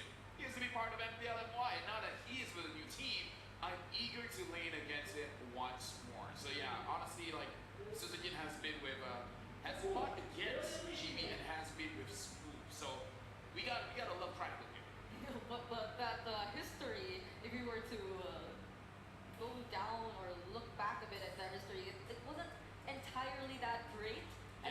for Sutsujin, but now Sutsujin's in a completely different team, and he's had a really great record for the past few months. So I'm assuming he's a lot more confident facing Chibi once more now that they're about to face each other once again. Yeah, but now we gotta look at some of the highlights here coming in from Chibi, and I gotta say, even though yes, they won, I understand what he's saying. He's not fully satisfied because knowing Chibi, he feels like he didn't do all that great, especially game number 1 against BTK where he got kicked by the choke quite a few times. Game number 2, without a lot of crowd control, he was able to do a little bit more. But knowing Chibi, he understands going up against RRQ. Every single match after this is just gonna be more and more difficult, and if he gets caught a lot, then he's not gonna be able to help out the team when the team really needs him. You know, there's a trust between him and the team, right? Because even when we see Chibi not play as well, the rest of the team can pick up the pieces. It is, you know, if FNOP is a super family, Vamos is the chaos family. Right? Yeah. Even though they're, you know, they like to push the boundaries, they seem to, yes, they're able to pick each other up when the next player is going down. They're able to make those moments happen together. If Chibi's not having the best game, Zorn and Warlord are playing amazing, you know? So overall, they do have the cohesion there. I mean, even in terms of like the kinds of heroes that they show us, the changes in the heroes that they show us, I mean, they stuck with the Sicilian Carmilla for 2 games, right? But then that's one.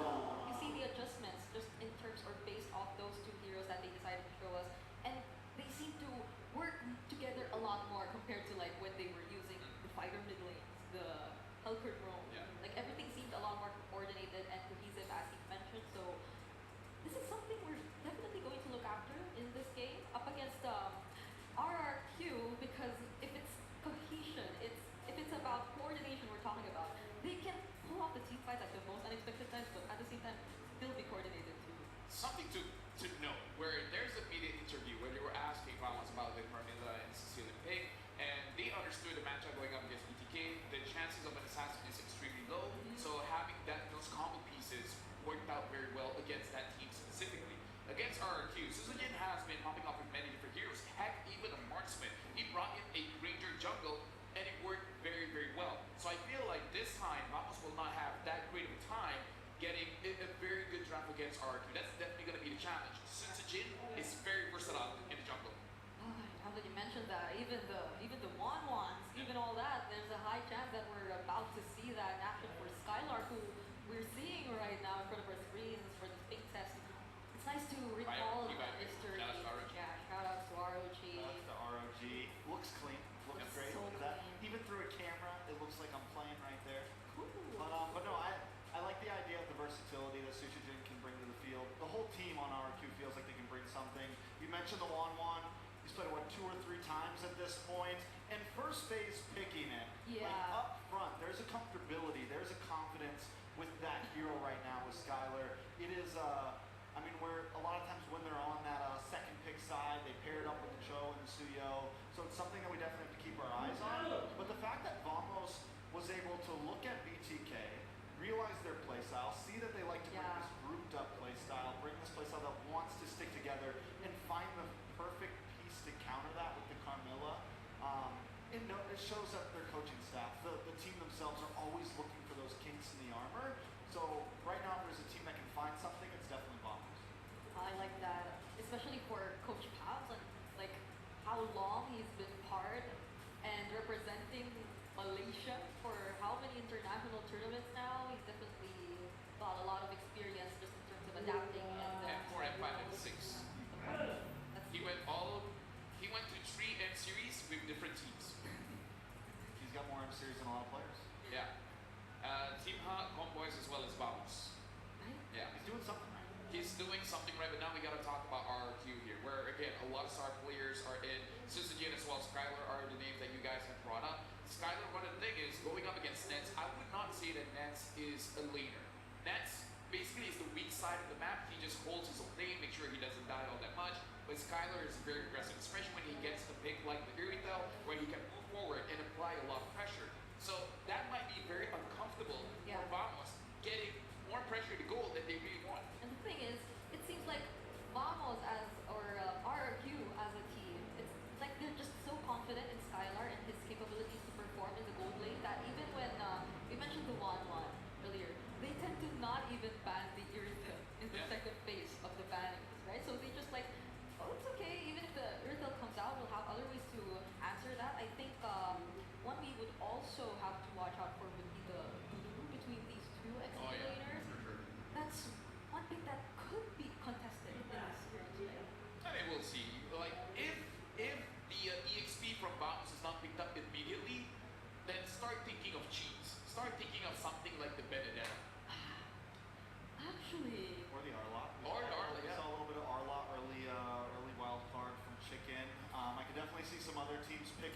We even saw FNOP countering that a lot by picking it up and putting it in the roam position. So definitely a lot of possibilities, and we're in a place where the meta could just about go anywhere.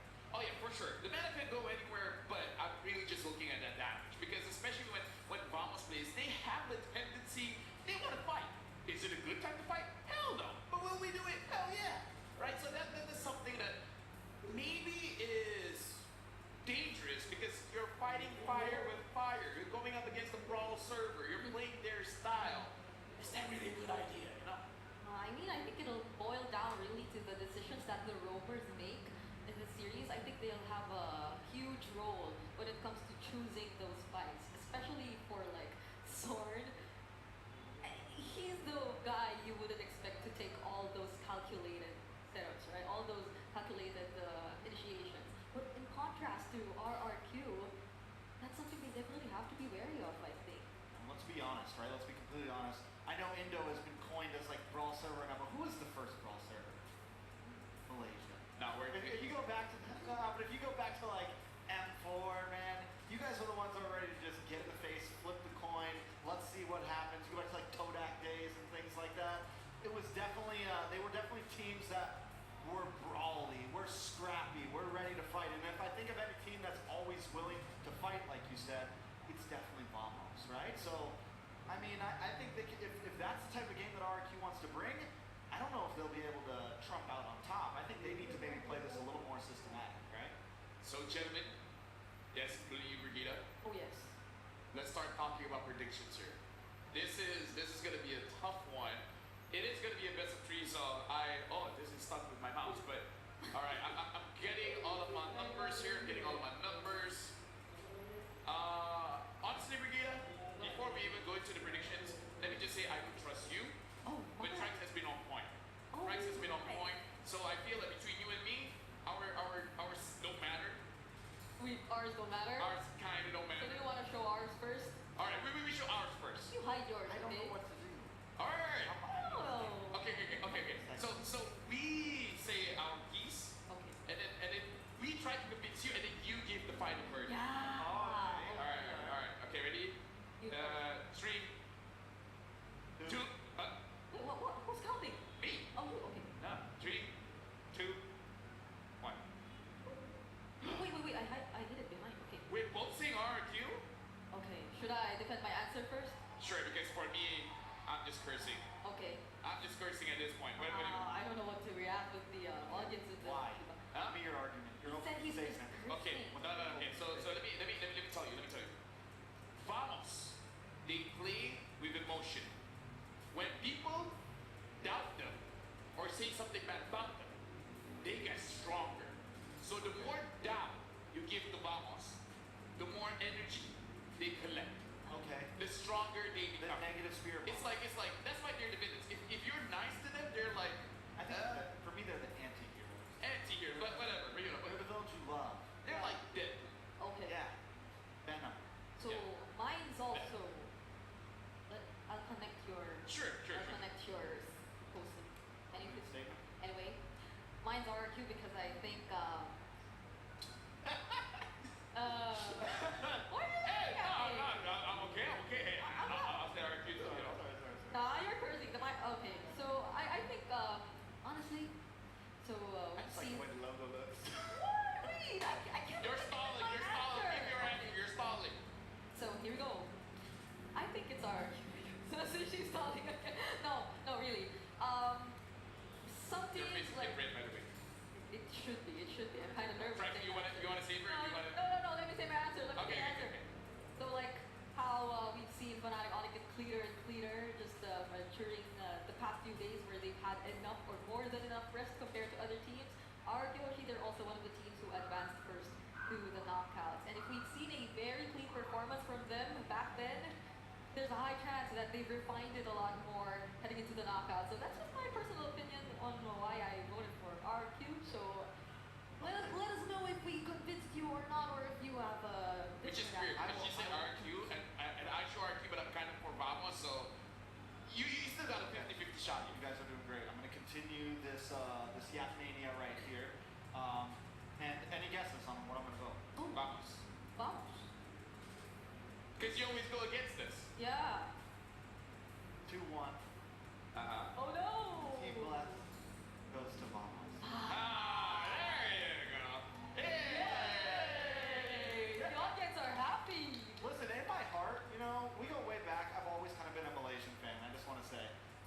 always been a bit of a Malaysian fan.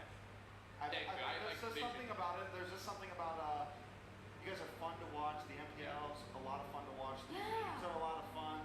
But I enjoy the chaos of it You all. like our you know? toilets? I mean, it's a little different than NA, but hey.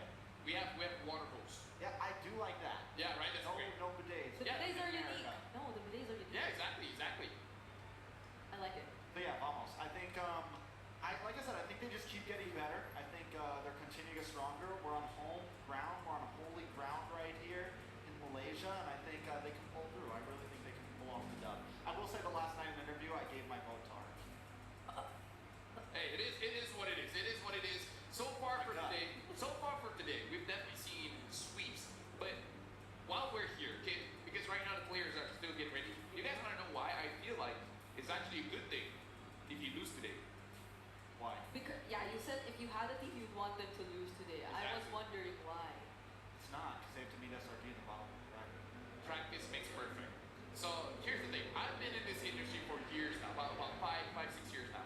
And the team that has more playtime, they are able to discover where it went wrong so many times. For example, watching the games for today, and Flash as well as SRG, they lost. The bad thing is you risk elimination. That is bad. That is very bad. But the good thing is if you keep on winning, Very good. then the chances of when you already arrive at the finals, like whoever from the bottom team goes You have over, to play 2 games. they essentially Asiata. in Asiata, exactly. The one in the upper bracket doesn't get to play in Asiata until the grand final itself. So there's no comfortability. There's no comfortability. It's like trying to get in a brand new car and you've never driven it before, you know? Yeah.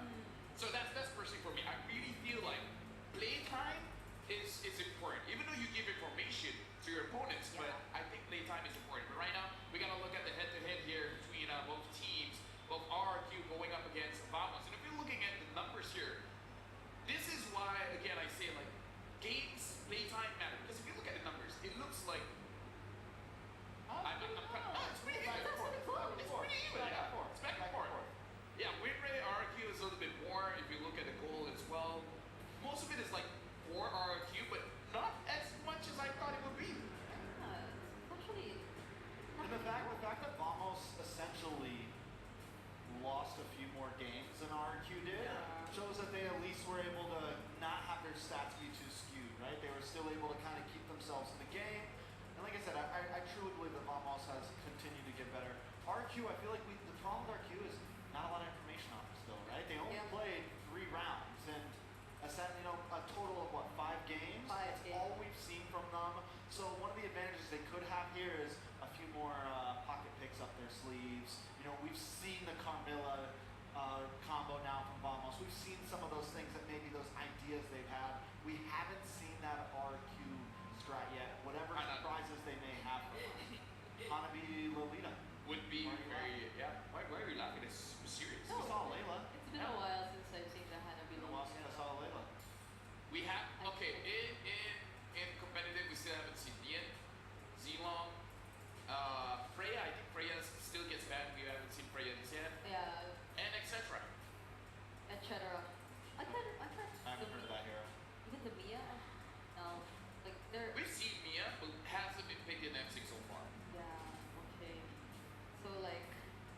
I mean, we get a lot of Mia because I we have got- the I have a lot of beautiful Mia, though. fairy Mia jewelry. That's all the Mia we need in this world. Let me just say, you look absolutely beautiful, and for DGY, I apologize. For those that know, they know. Again, very nice jewelry. Yes. I don't think it fits me though. You will have a size, especially for the. I'm talking about the necklace. Oh, the necklace. Yeah, I don't think I can wear the necklace. I think you can. Yeah, zoom in on Brigida. Look at the fairy necklace. That's the Mia collection.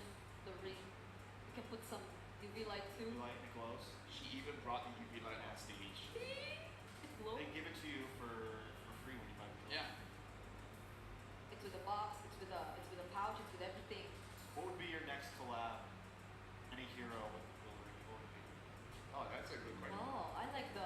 We need something. We need. I we need love a guy Trapper. hero. We need like a guy. Yeah, like a guy. Dude, with, dude, you know, like a cool. A beautiful guy is Lancelot. Suyo. Suyo He is is a beautiful guy. He's a beautiful guy. Lancelot's a beautiful guy.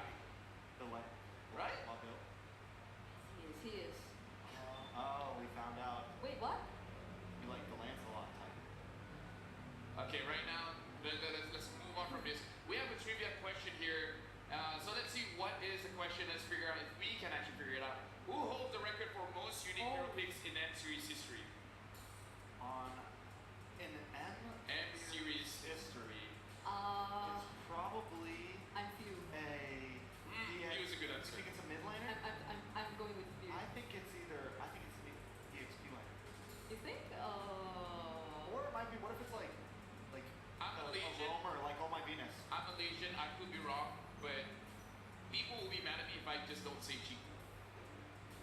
Thank you guys. Oh. He used Hayabusa I- Gone. Let me just tell you. He used Hayabusa Gone. Okay. It didn't work, but he used it. So yours is Chiku.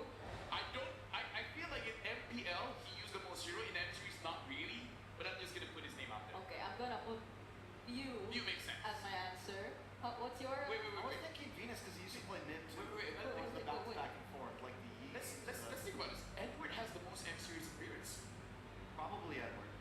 right? Think about Oh, it. you change your answer so quick. Sao has been around as well, Sunset Lover, right? So like when people that Oh. has been here for a long time, Yeah, that's been through all the different metas. right? Can they just? All right, drum roll. Can we like put at least two answers? Okay. So Malaysian answer to you guys. I'm just gonna put Edward just because. Okay. Philippine answer. You. I'm still gonna go with you. Yeah, we're Okay, good. you. I already said I'm. Edward. All right. Edward. All right. Let's see. The answer is 3, 2, 1.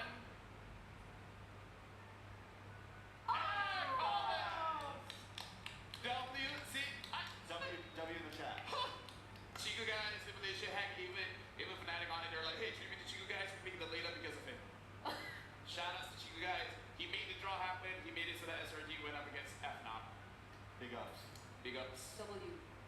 I mean, like, here's the thing. He made RQ going up against Vamos as well, which again is going to be a good matchup. I don't like if Vamos picks up the Sicilian, that's going to be very interesting because then Suzuki would just pick up an assassin. So I feel like in the draft, Vamos might delay their EXP and mid just a little bit, get priority over the jungle as well as the rogue position. In terms of assassins, though, There's not a lot. I Like it's Hayabusa. Hey, so Suzuki could go crazy. I feel that, but I'm saying they could, like, if we see like a Hayabusa ban, you know, could preemptively know that we're getting something like you know, the Sicilian. Yeah, there's not a lot of assassins that I think all we've seen is Ling Hayabusa and the Ling Joy. Suyo. Joy, yeah, Joy's technically an assassin, yeah. Suyo, I don't know if we put him in this assassin category. Well, GB on the Hayabusa and the Suyo have a 100% win rate so far. He does. Yeah, so they'll probably be confident with that. But I don't know. Could we really be seeing like a different jungler for this series? Let me just put it out there. As long as Warlord uses a mage, I'm happy. I don't care if he uses a Harry. As long as he uses some kind of mage. Something with magic dance. Something with magic damage. Okay. Phobias. No, Phobius is physical. Phobius is physical. Oh, yeah. Baton. He has been changed. Natan. Maybe not. Hey man, you said magic damage. Okay, you know what? I take it back. Okay, Natan, I'm fine with. Right? I'm fine with. I feel like for everyone, the Malaysian fans, they're saying the same thing. For RQ, what if RQ is the one that does something crazy? What if they pick up something like a Matilda mid? I mean, if it I'm goes, okay. I'm if it seeing goes, it okay. yeah, that's doable. They did the Kadita, They did do the Kadita. They did do the Kadita. but it's not like. It won, but that was amazing. It wasn't even Rome Kadita. It was just Yeah. Mage Kadita. They've been known to pick a few things like as their last pick. Like I said, they're really comfortable with the Wan. And for them, it doesn't feel exactly like their choose picks. It feels like comfortable picks, things that they're ready for. I think if we get to game 3 here, we could definitely see things get a little crazy. If we get to game 3, Why are you checking? Where are you checking? the last game might be on 8. Oh. On what? On 8? Yeah. 8 o'clock. Yeah, 8 o'clock. I'm just trying to see the future because if we go all 3 games, because I am a watch kind of guy. You like to keep time. I'm Green Fairy. I'm Green Fairy. Hey, Blue Fairy. Yo, Blue Fairy. Virgo. Show your fairy. Come here. Right? I'm Green Fairy. I gotta be blue time. That's Blue White Fairy. Fairy. This is Blue Fairy. No, but he's White Fairy. It Why are you gonna be like that? You're Blue Fairy, right? Yeah, you're Blue Fairy. We got Green Fairy, we got Blue Fairy, we got Black Fairy. Come on, man. Yeah. I'm Fairyless. It's okay. We'll try to sort it out, friends. Wondering. no, I'm alright. Okay.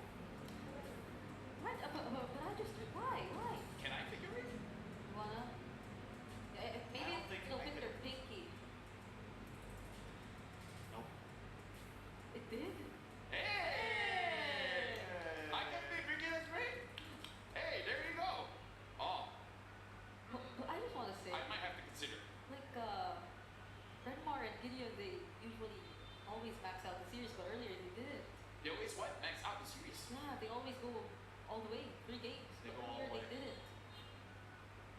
What if it's Ref aren't getting what if it's different now? I'm trying to follow your logic. I'm not following He's it. saying that whenever they're on desk, it goes all 3 games. But just now it wasn't. It wasn't. Yeah. So what if it's different now?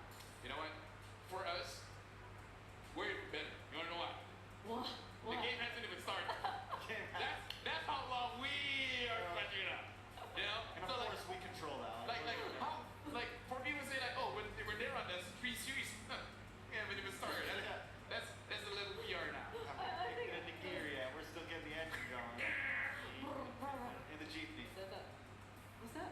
What? What did You just A motorcycle? You not know what a what? motorcycle? they have motorcycles in I don't think she Philippines. ever drove. I don't think she drives. Nah, I haven't. Do you drive? No, It's not Oh, all you don't drive. not yet. I've Ah. never driven. Not yet. All right, so you've never been in an accident before. Good. Not yet. All right, good. No, I feel like everyone, you know, will experience it, and it's a life-changing experience. I had my accidents before, and then I'm like, oh, so this is how it goes, how the procedure is. You know, with insurance, you know, going to the hospital, and everything. Like, it's a learning thing. It helps you grow, Brigida. You need to grow. You're small. You're small. Look at her. She's small. Yeah. Look at her. What do you think? Yeah. Nice. Nice. What do I think? Nice. Sure. I don't know. Did you not get the memo about the blue? No. No one told me. It's a telepathy kind of thing. I thought we worked together so many times. You should know No, it. you're wrong. I have blue. Oh, the necklace? Yes. I'm trying to It's more lie. like turquoise. How about this?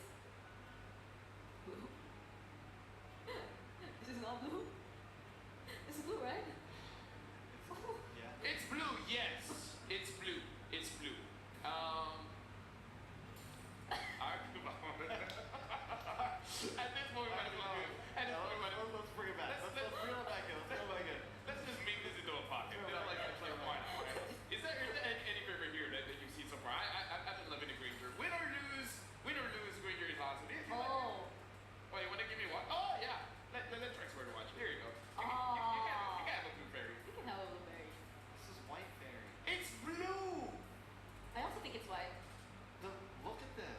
I've checked the website and it says it's blue. Oh, like because the watch. It has fell. blue accents, Do you help me? but it's mostly white. But anyway, I like the Savior. You like the Xavier? Oh, Xavier. Yeah, Xavier's cool. You guys like the Xavier? No. All right. So I'm just saying, you know. it does look good on you. Yeah, with the glasses. Blue does look good on you. Like if they consider giving it to you, that'd be great. You know what else is great? You guys want to know what's great? What's great? A break would be great. So now we're actually going for a quick break while we're solving things, and then after this, we'll get into the match. See you guys later.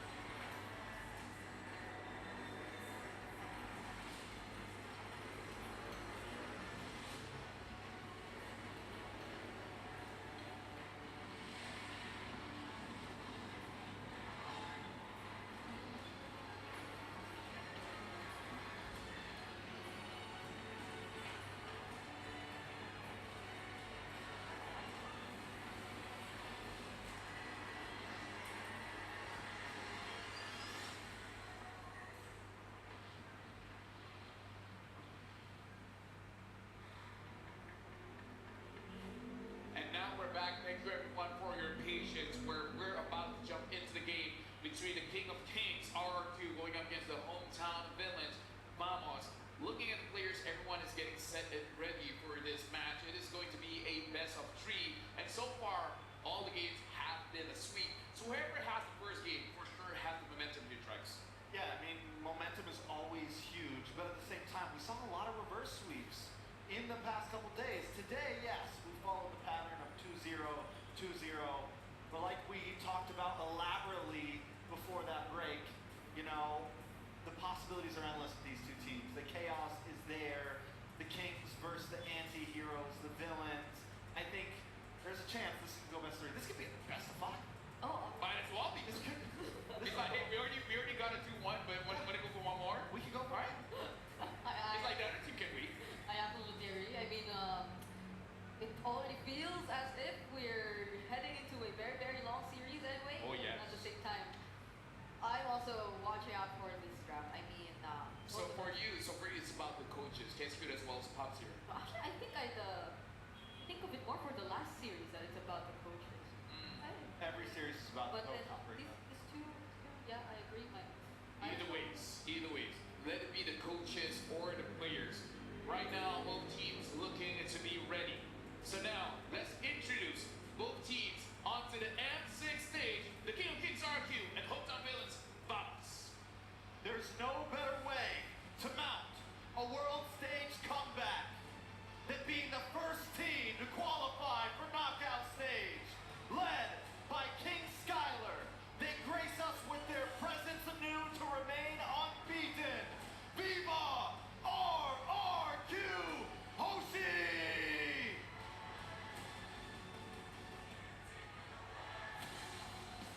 Going up against them is a team branded as a villain, but ended up as one of Malaysia's heroes. Now, return looking to the throne, another king. Everybody, on the count of 3, sing with me. 1, 2, 3, hala vamos!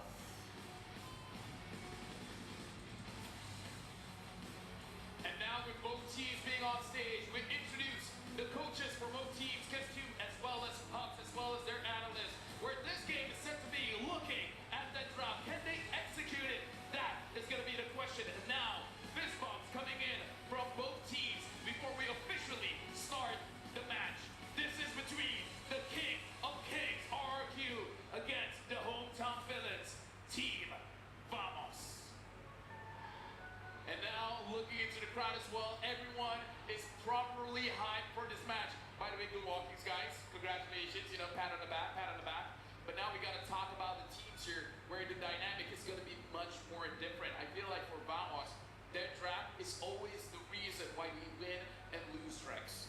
Yeah, I mean, down to the draft is going to be key. With the way the meta is right now, there's so much opportunity to do so many different things. And now we got an amp chat here with RQ Hoshi, specifically Syzygy. Syzygy, do you miss Smooth? He said yes. Only him. Out of everyone else, only him from my ex-teammate in FLNY, but not my other teammates. The Smooth, we will not ban your vendetta because we will beat you still. Oh. And then Dyron says, who's vendetta? Better of mine. And Syzygy says, Smooth's vendetta. Wow.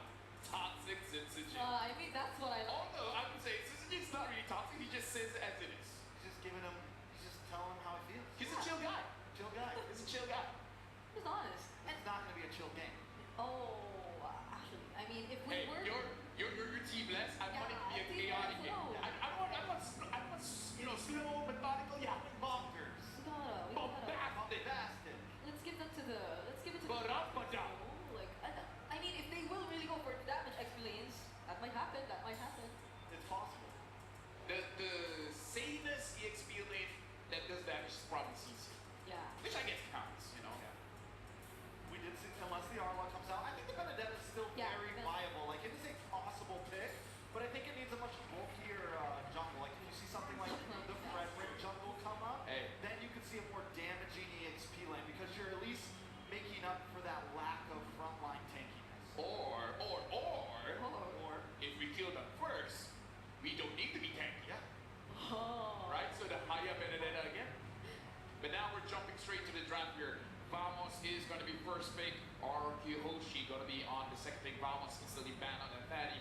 not giving it over to Sisjin, and you guys were talking about the glue. No contest here. Immediately banned out. Another thing to point out here is RQ has loved the red side so far. They've drafted great on the red side. They like to try to get the pick. They're willing to give up a power mage. They're willing to give up the Bruno. They're willing to give up certain things if they could get the Suyo and something else. If they could get two strong heroes. So we're looking at the bans right now. Mom's already taking Oh. Bruno. Hayabusa ban from the side of RQ.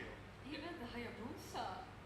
So now it's like mostly for Vamos, if we're talking about the comfort jumper so far, it's just the Suyo for GB. I mean, the Joy, he uses the Joy, but it hasn't been as successful as his other jump.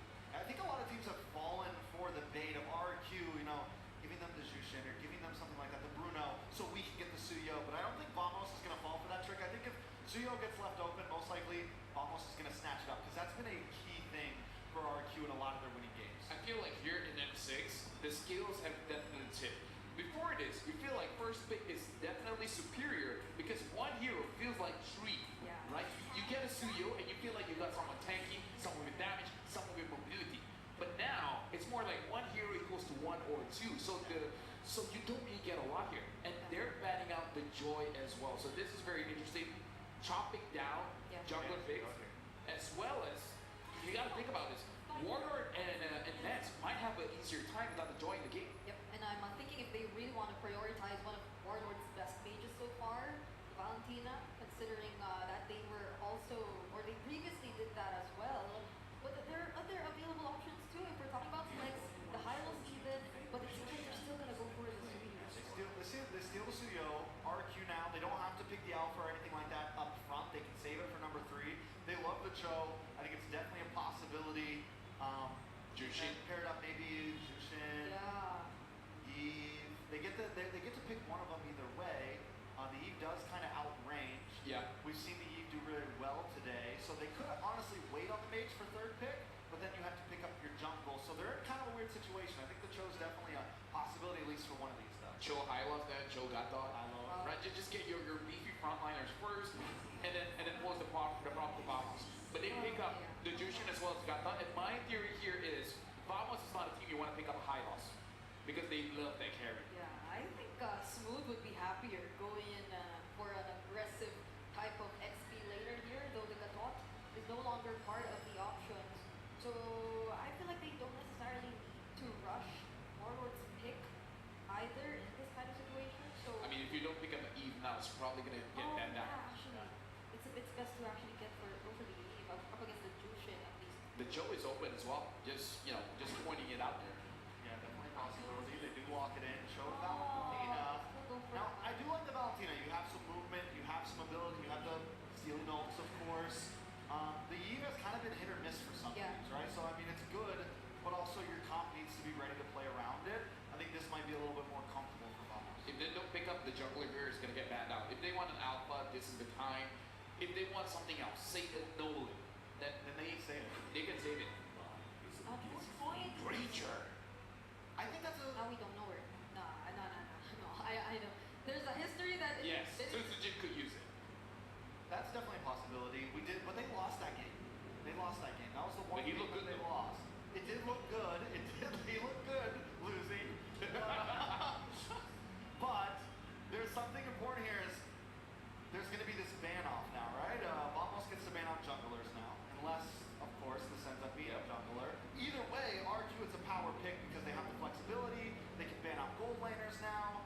They have, I feel like at this point in the draft, they kind of have the advantage, at least in terms of bans. I still really like Vamos and Suyo Cho Valentina, but second phase, RQ's coming in strong. They ban out the Irrital. If they ban out the carry as well, after this, RQ can just pick up a Hylos. And at that point, there's not a lot of answers. and even the 1-1 possibility. If this Oh, true. is Yeah. going to be a jungle ranger, because we don't know just yet, but the Irrital being taken out, right, kind of makes you think. So I mean, to be fair, Irrital does quite okay. Yeah. Honestly, in most matchups, in my personal experience. other than the Nolan and the Alpha. though, there's a Frederick still available. They could. They could. Definitely still go for a Fred, and then they can pick a more damaging HP laner if they want it, if they want to go something a bit more hybrid. Vamos, you can see they're taking the time with these bans, like, man, what? Because they're wondering just like us, what are they doing right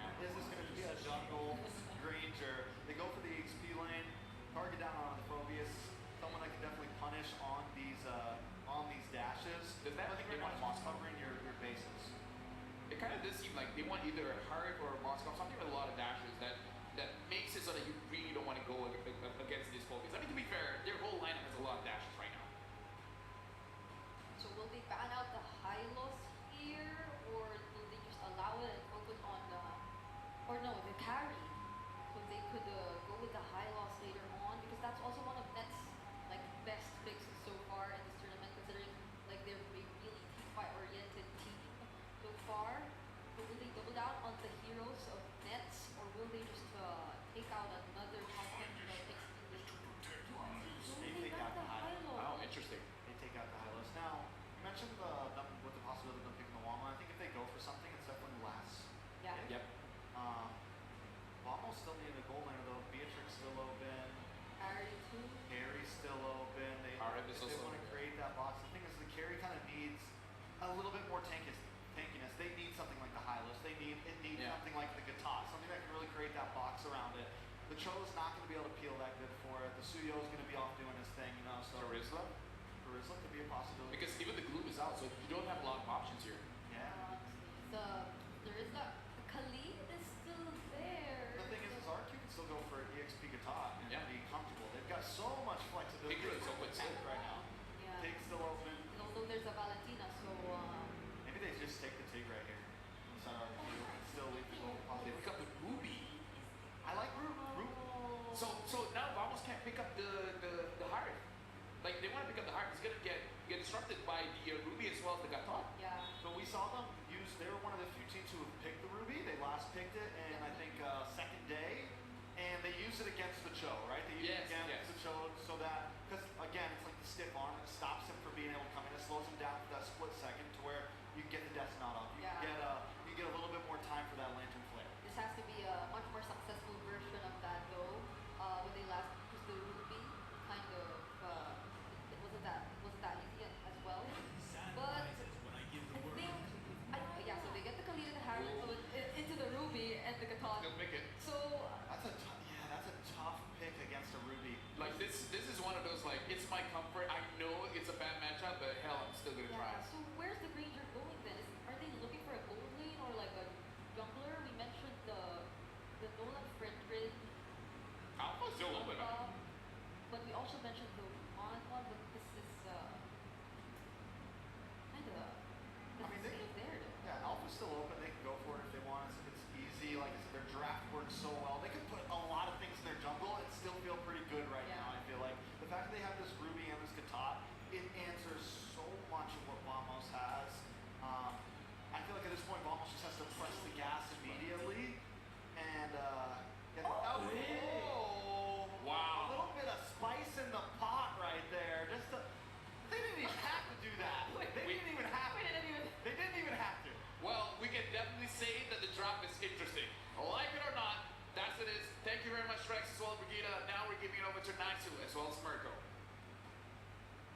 Thank you so much, panel, for breaking it down for us. Welcome to the English Desk. I'm Naisu, and this is Mirko. To bring you the action between RRQ and Vamos ahead of us in this best of three. It's a jam-packed here in the convention center right now. Mirko, what are we feeling about the draft so far? You called something here. Yeah, we caught the link here on the desk. It's something that RQ really like to go for, and MP Indonesia as well in the playoff. That ling, it always comes in the end, especially when you've already banned out the Hilda and there's no pick on the jungle in the first phase. That's something that RQ really like to rely on, and it seems like they're gonna rely on Citizen again. We'll see if he can pull it off.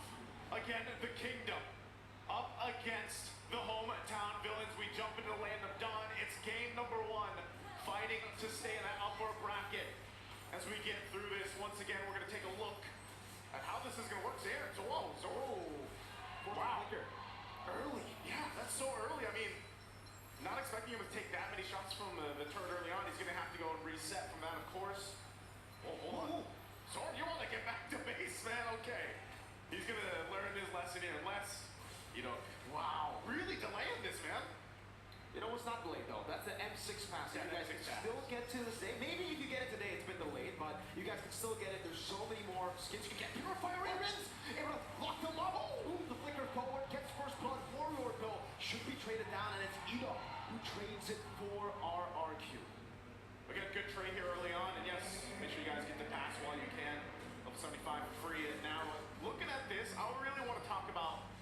interesting draft that came through. I know you called a couple things here, Mirko, specifically for Kyoshi. You know them very well, but that's the thing, you know, that last pick Ling, typically, what do we see mostly? Just, is it always the Ling-Angela combo? Yep. For the most part, but this time around, you know, you've got the fact that you have Edok on this Ruby who, like Trex mentioned, worked out really good for them earlier on when they played it into the Cho. It's a great disruptor and able to just be enough crowd control alone in the Ruby that can slow things down or even cause these fights to not go in favor just because of that disruption. Yeah, exactly. I think, you know, when it comes to Angela Ling, it makes it way more one-dimensional, right? You know who the real damage dealer is. It really becomes a kind of hyper-carry situation with the Ling. But what RQ really likes to do in the regular season all the way to the playoffs is the fact that they can play for many carries. They can play for Rids, they can also play for, obviously, the Ling, and they still have Skylar, who becomes the backup in the later stage of the game on the Granger, or whatever pick he gets. This time it is the Granger. And for RQ, the neutral objective isn't really the main win condition. They can give it away. They can just farm up, wait for Sutsujin to get to the item power spikes, and the fact that Vamos isn't going for the neutral objective means that right now RQ are actually playing it really chill. Vamos need to get that early lead to shut down whatever RQ is planning. All right, now, too, a little bit of poking happening here for this first turtle. Could be starting up. There's the jump in, though. AOG from Dyron over to GB. Sutsujin popping up to play, and GB wins it. Severed soul already. Sutsujin opens up the kill. Rids picks him up. 2 Warlord to be caught on the bad spot. Ida walking forward, forcing the Crimson Beacon defensively. And RQ will still continue the chase in the bottom lane. Sword very low. Dyron almost getting it. Sutsujin wants to get this assassination, but will just choose to go for the camps in the jungle. Very disciplined, I'd say. You know, they get a couple kills. Yeah, you exactly called that out. You give up some of that objective, but you get the kills and you kind of build up on this. Again, it's the small wins that build up that gold lead that we see often. And, you know, we also just took a look at Calra's Granger previously. If you caught that matchup against Fnatic Onyx versus SRG, you know, Skylar, same thing. The Granger in the gold lane, it could have been flex. You know, we have seen it flex in the jungle a couple times, but in the gold lane is where I feel like it can really shine, depending on the matchup, depending on how the rest of the game goes, and the set potential too with your roamers. Okay, Zorn taking a couple shots again. He's gonna get dragged around here, but he should be fine to get away unless they actually decide to go. So Unbreakable is gonna be charged up by Dyron, but still, it's RQ Hoshi taking their time, slowing things down.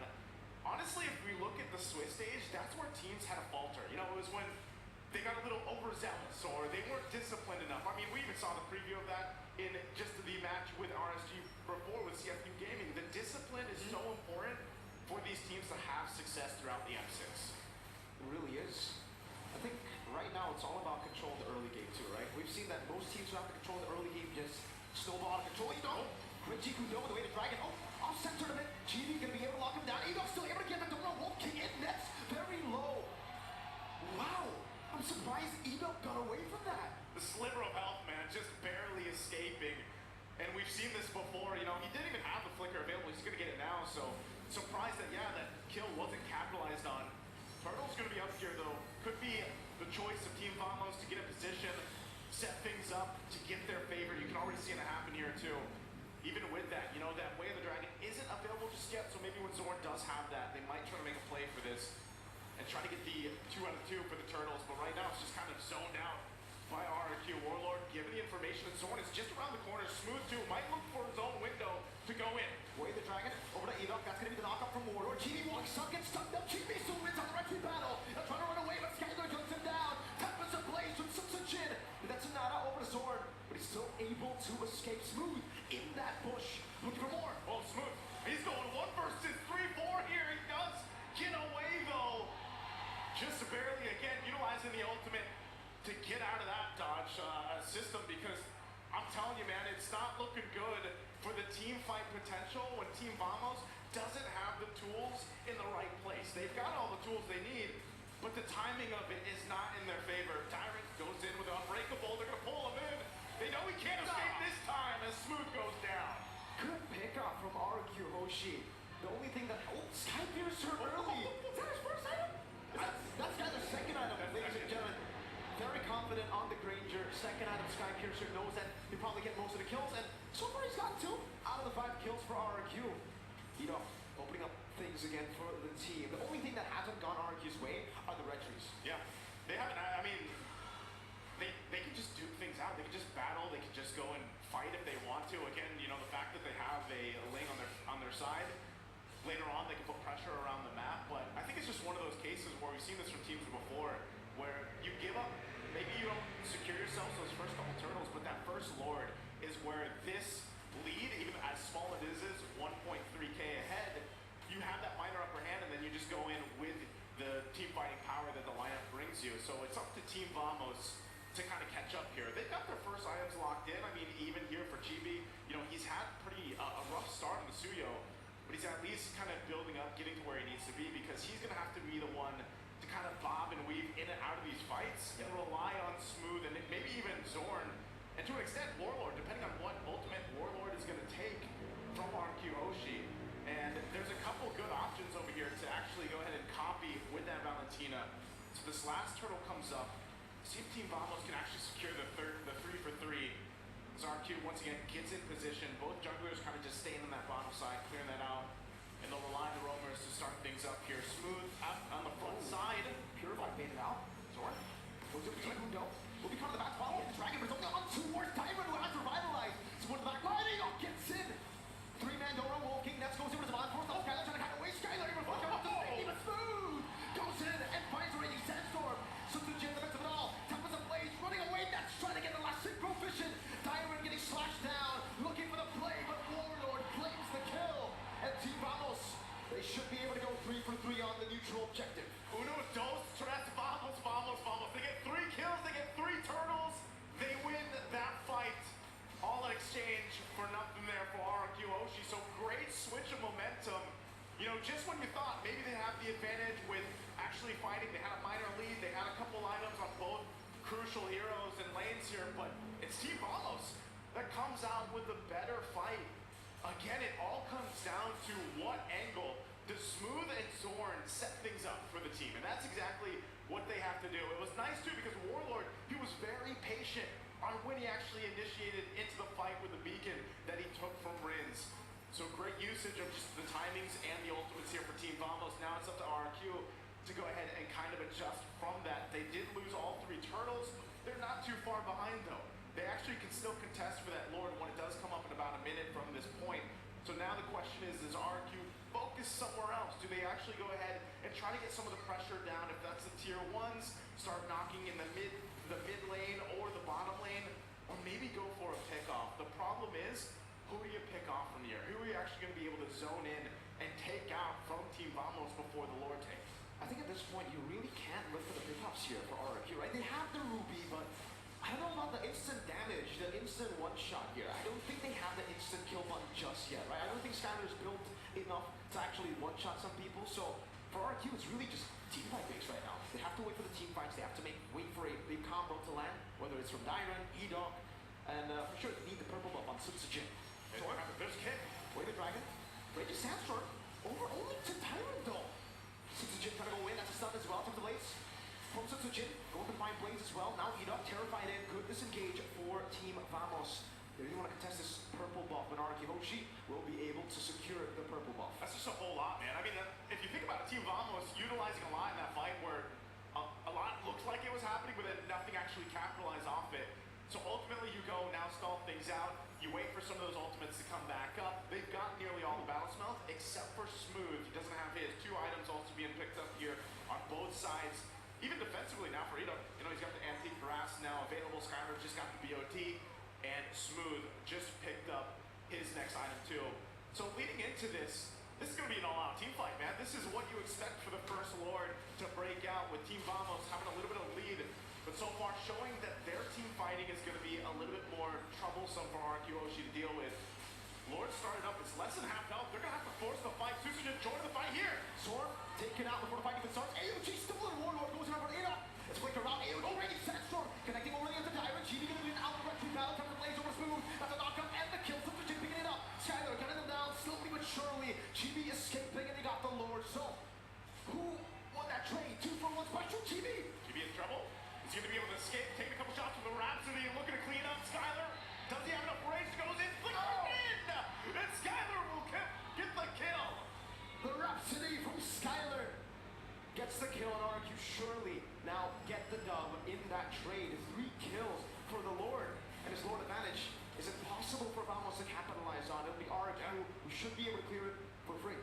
I'm actually surprised. I was expecting there's a Team tier Vamos. Yeah, there's a tier 2. I was expecting Team Vamos to actually just like survive a little bit longer from that, but then, you know, great response from RQ Hoshi.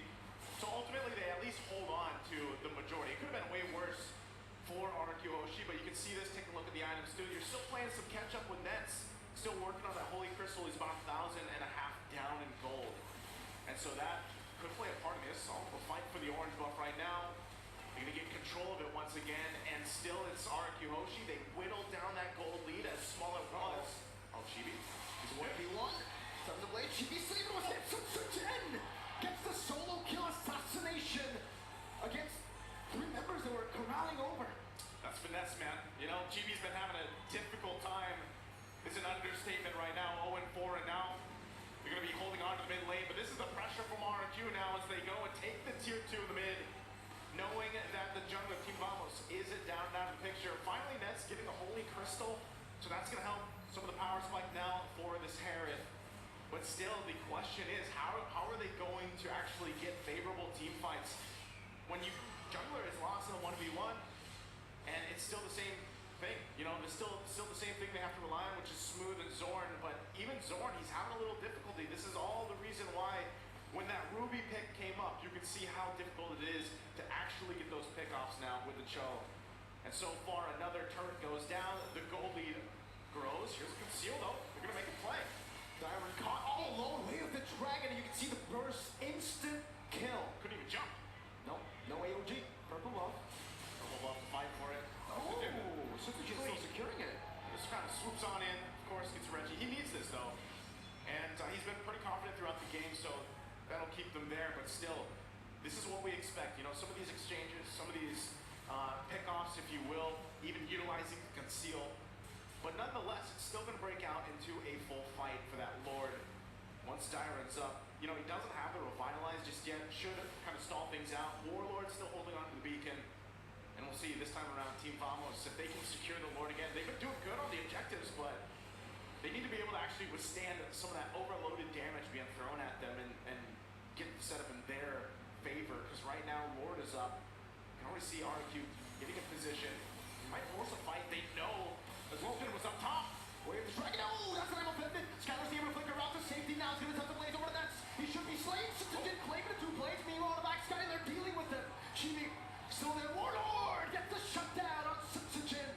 It'll be a 3-4-1.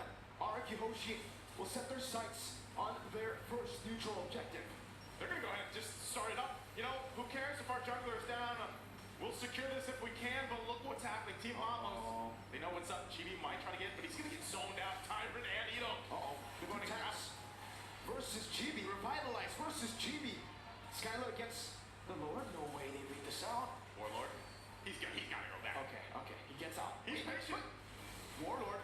He has the Crimson Beacon. That's a Purify over from Rins. Warlord goes and escapes with the Crimson Beacon.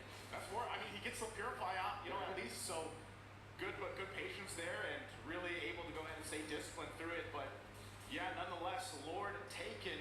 So now RQ. We saw just how decisive the team fights are. Even when you think Team Vamos would be okay to fight, they just get collapsed on, and then next thing you know, 2-3 members are already down. So playing into this, Sutsujin also picking up the Malefic Roar now before this push in. You can still see both junglers. They might go in a 1v1 again, trying to maintain that wave in the bottom lane. And while the Lord meets up with them and charges on in the base turret, you know. Just with arm offended. Oh, forcing defensive raging stance from Sutsujin. Tough the blades over the nets. Could purify out Sutsujin. Zoning them in the back as Skylar just guns them down. Chibi jumps in. Sword, wave the dragon. Over to Diamond. Only the tank now caught as well. Diamond pops into AOG. We're not going to be in time. Deleted off of the Land of Dawn. 2 base turrets though for RQ, and they'll be happy with it. That's all they're going to get. Again, a lot of this back and forth, even utilizing the ultimates to set things up, but ultimately Team Vamos is not able to get a team fight in their favor just yet. Maybe if they buy a little more time, another few minutes, you can see the Divine Blade just being picked up here too by Warlord. But even with that, RQ Hoshi is staying disciplined as ever. They'll get 2 base turrets. They still have that one to get down on the bottom lane. Now for Team Vamos, as they reset, they get kind of recalibrated here. They might look to make a concealed play again. It seems like that's been the trend for them.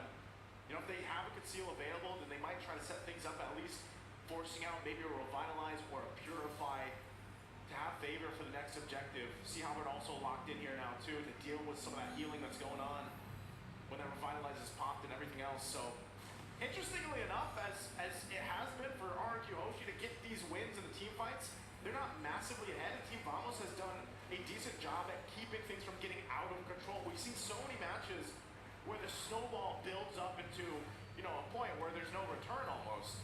But now Team Vamos in a position where they bought themselves some time. They have a lot of space that they still need to work against, you know, especially in terms of the fact that 2 base turrets are down. But this is where we see those defensive items start to come into play too. Rose Gold Meteor now picked up by Skylar here to help with some of that magic damage thrown at him. You can see Sun Tzu Jin just trying to delay as long as possible here for the purple buff take. He wants to have it when they fight for the Lord, so he's just waiting for a few more seconds before he gets it. Lord is coming down to, what is that, 10 seconds? Yeah, 10 seconds down there. That's when Sun Tzu Jin decides to actually go for it. So he'll have the purple buff for quite a while now. They actually pop in. Oh, Darren, caught all alone. That's not a good move. He gets picked off. You know, goes in for the conceal. They try to go for something back there. Without Tyrant, 38 seconds. Those are some long timers. Lord, pull back as well, but unfettered. Another pullback. Storm very low. Sky Piercer to take him down. Sun Tzu Jin stunned up. Time away. Still able to run away. Dodging away from it. Raging sense over the flanker. Oh, Sun Tzu Jin bites the mortality. Now that's walking on signal vision. Last base gonna take him down. Warlord goes in. That's a stun and a shutdown for Chibi. Only Rins left standing. Enoch will be slain. That's a 4-for-2 trade. And there's a win that Team Vamos needed in the team fight. They made it happen. First they crashed down on Dyron. They felt good, but then Zorn gets taken out too, but they fight the fight. And Team Vamos now in a position to secure this Lord. Maybe they can use this to utilize to march into base of RQ. Again, they still have multiple turrets to work against, and managing the waves pushing in. That's a Lord secured for Team Vamos. That's exactly what they needed in that team fight. Now, can this be enough to start getting in those base turrets for RQ Hoshi? Knocking on the kingdom walls here is what they have to do with this. Let's take a look at the instant replay to see exactly what happened. Tyrant was down. RQ Hoshi, did they force the fight from Team Vamos? They went out to Zord, they got the Sky Piercer, but I think they stayed way too long. That was a phenomenal catch from Chibi, getting the stun, and then obviously the pull from Smooth, the Raging Sandstorm. It was great immortality buy for Sun Tzu Jin, but then Warlord just jumps in and everybody collapses together.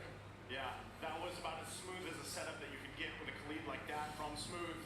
And so with this Lord still in the mid lane, pushing in, you can see some of the cutting going on from Sun Tzu Jin down to the bottom. They're going to rely on that 4-man defense for now while they try to manage that push in the bottom side. Team Vamos says they get prepped up and ready. Lord's going to go in. Zord talked it up. Oh, you don't get to that defendant. Over to one member, GB with Soul Center. Sun Tzu Jin recalling back to base. Jumps into the midst of it all. Now time to play. Finding the kill. AOG to the back as well. Sun Tzu Jin getting the pick in the back line. That's what across for Warlord. GB jumped in as well. That's saving the mortality.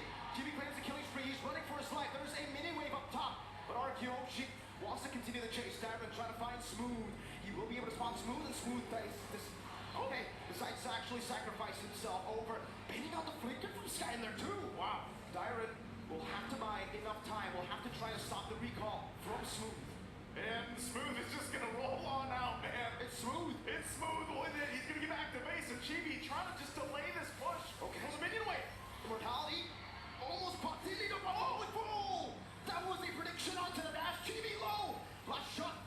Rins is going for the kill. Chibi shut down by Skylar. Smooth. The only left member standing. Goes to the Raging Sandstorm. Rins is able to space away, and Skylar gets double. Nets and Zorn respawning back in the game. They bought enough time for them. They should just clear this wave, but talk about effort from Smooth and Chibi to stay in the game 20 plus minutes in. Great chance for them. They can still stay together. You know, they're, what, half a minute away from being up here. So is the Lord. So Team Vamos, based off that, will stay in the game. As RQ Hoshi gets ready to go for the next objective here. They still want that bottom turret. Mounting in another siege. Diamond going to the bottom lane. That's the mortality buy from Shadows. He goes for the gun down as well. Great. AOG over the net. You have to purify Warlord. Gun down taken by Diamond. Purify from that. He's going in for the damage. Skylar will be able to space away in time.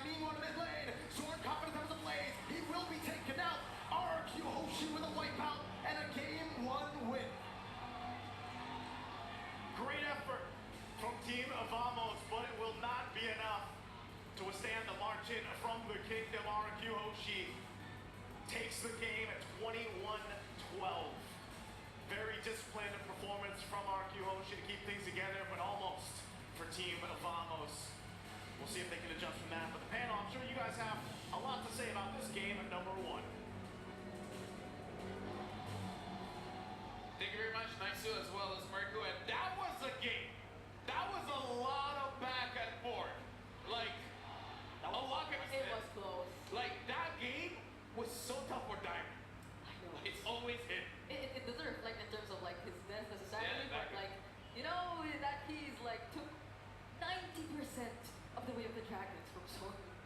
And I mean, it was both teams just targeting one person. Chibi was consecutively getting targeted in the early game, and then Vamos tried to get the revenge by bullying Dyren, Yeah. but in the end, RQ comes out on top. And we were talking about how the Ruby kind of shuts down the draft of Vamos. Kind of did. I kind of feel like the reason why you kick Dyren is you don't have any other choice. If you want to kick the Jushin has Purified. You want to kick Skylar is so out of, like, way out of the way. You can't get him. Yeah, and I mean, it came to a point that they were already well equipped enough to burst down Dyren, even on the Gatot Kacha, especially when Nets was already there, especially when Chibi also went online, because we can't deny that Chibi had quite of a rough start. Not in terms of objectives, I'd say, because they were able to secure almost all of the first few turtles. Yeah, I mean, that was the one thing I think that was keeping Vamos in there throughout the early game, because, and then even some of those turtles, they were questionable. Like, Lafel, do you think it would have been better for them to just give up maybe that first turtle instead of losing 2 members, you know, or was it kind of their only choice? Because it always kind of ended weirdly for them. For me, if you can trade one turtle for one death, it's worth it. Yeah. More than that, definitely not worth it. And I kind of feel like this is one of those situations where it's okay to fight for it. But honestly, if you're really confident with Chibi, let him do it by himself. He gets it. If he doesn't, he doesn't. Everyone else, try to get as much farm as you can. Yeah, and I think another thing which made the situation a lot more difficult for Vamos is that even if RRQ did sort of take the upper hand in terms of the team fights that happened after every objective, it didn't stop there, because like Sutsujin, he was always taking care of the map as well. Like even after those turtles that went to the hands of Vamos, the first few turns which fell, they were all because of Sutsujin. So like Vamos they didn't notice that their map was gradually getting smaller, and that probably added up to how they were limited in terms of movement and in terms of potential setups then. So it's always Dyren. Yeah, because, I mean, even if you did want to go for Skylar or something, IDOC was always there ready to block, right? Ready to give him the block, and the concussive blast paired up with Skylar just getting Sky Piercer early. Every time Zorn tries to go in, I think he learned his lesson. He had 5 deaths by the end of there. So, it's right, there was no other target for him. And even with that, Vamos hangs on. I think if Jimmy didn't get shut down so early, getting those 4 deaths in the early game, it could have definitely been Vamos' game, but it just goes to show how RQ knew what they had to do in that game. Shut down Chibi, give Sujin a good game, make sure he farms up quickly, and so that Sujin can actually win the 1v1s.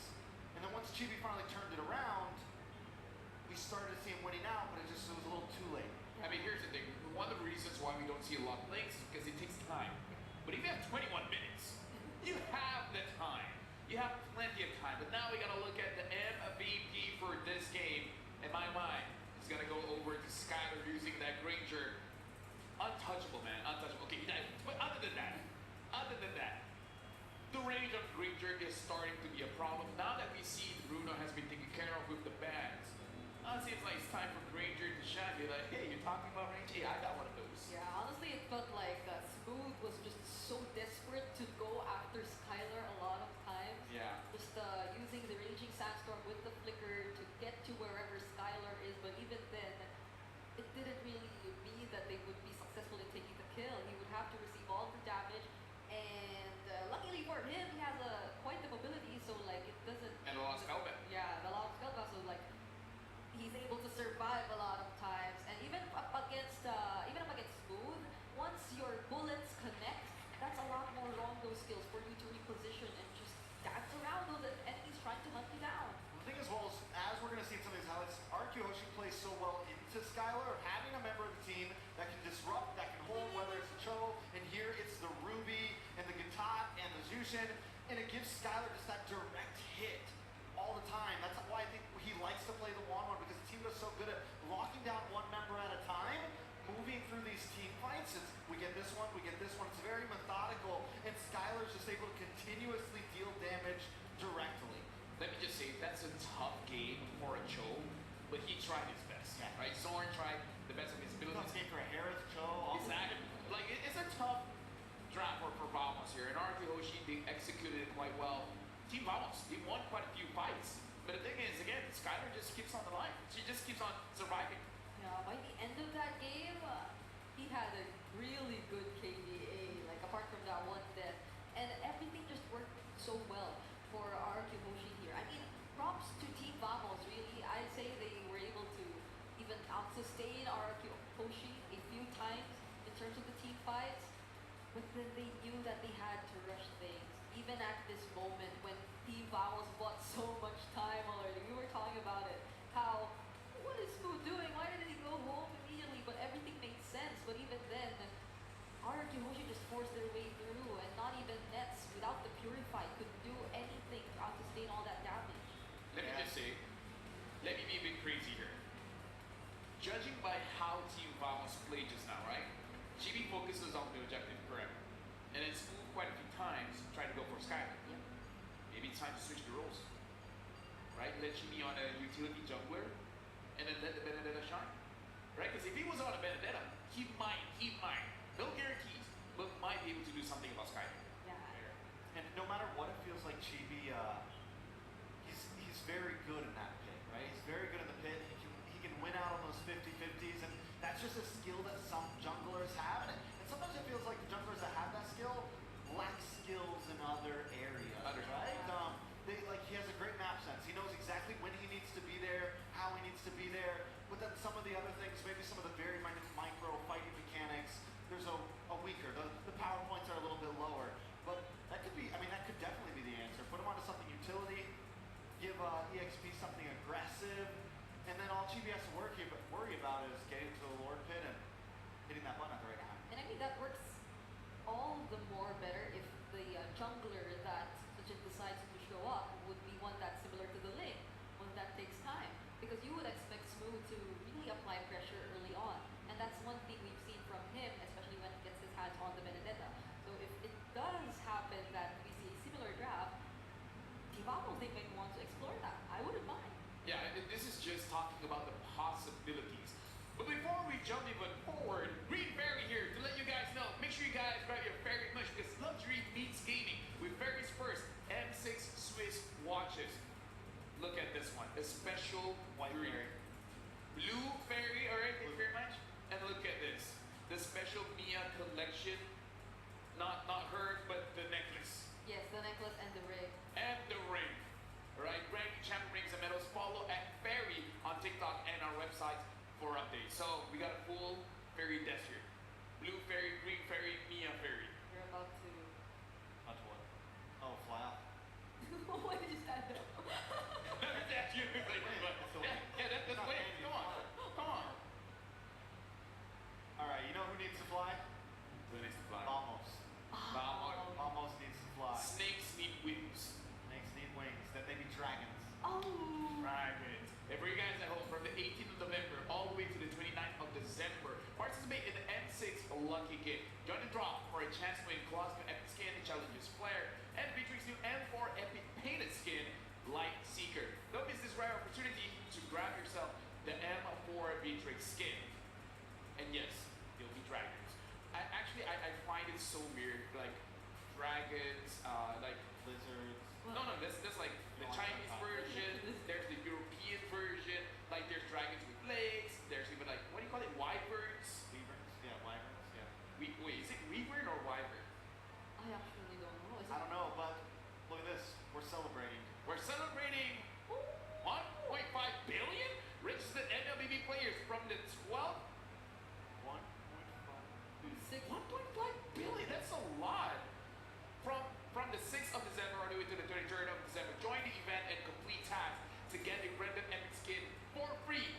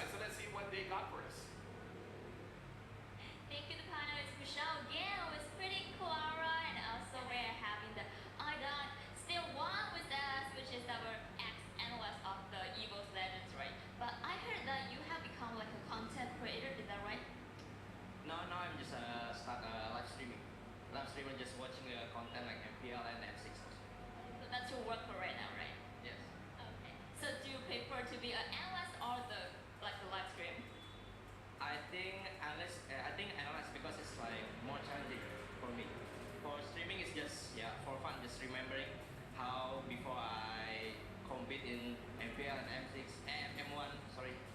Sure. So according to your analysis, what do you think about the game one? I think the performance is very not good. Not good. Not Why? good. I think it's not enough for the M series stage. I think they have so many mistakes on the mid game and to the late game, especially on Famous, also RIK also.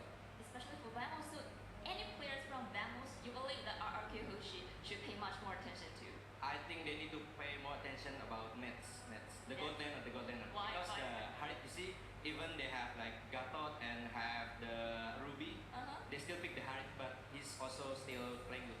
Yeah, you just pay attention to the game one mostly. So Clara, any fun facts about among all the players for RRQ Hoshi? You believe people are gonna be interested in your story behind the scene maybe? We have a lot of facts about RQOC because we know that they're new. This lineup is really new, but they blend really well. And not forgetting that they fought really well as a team. Maybe because of the bonding, it's really strong with its player. The age gap is only 1 or 2 years, but they show us how they blend to each other and they can have a strong bond.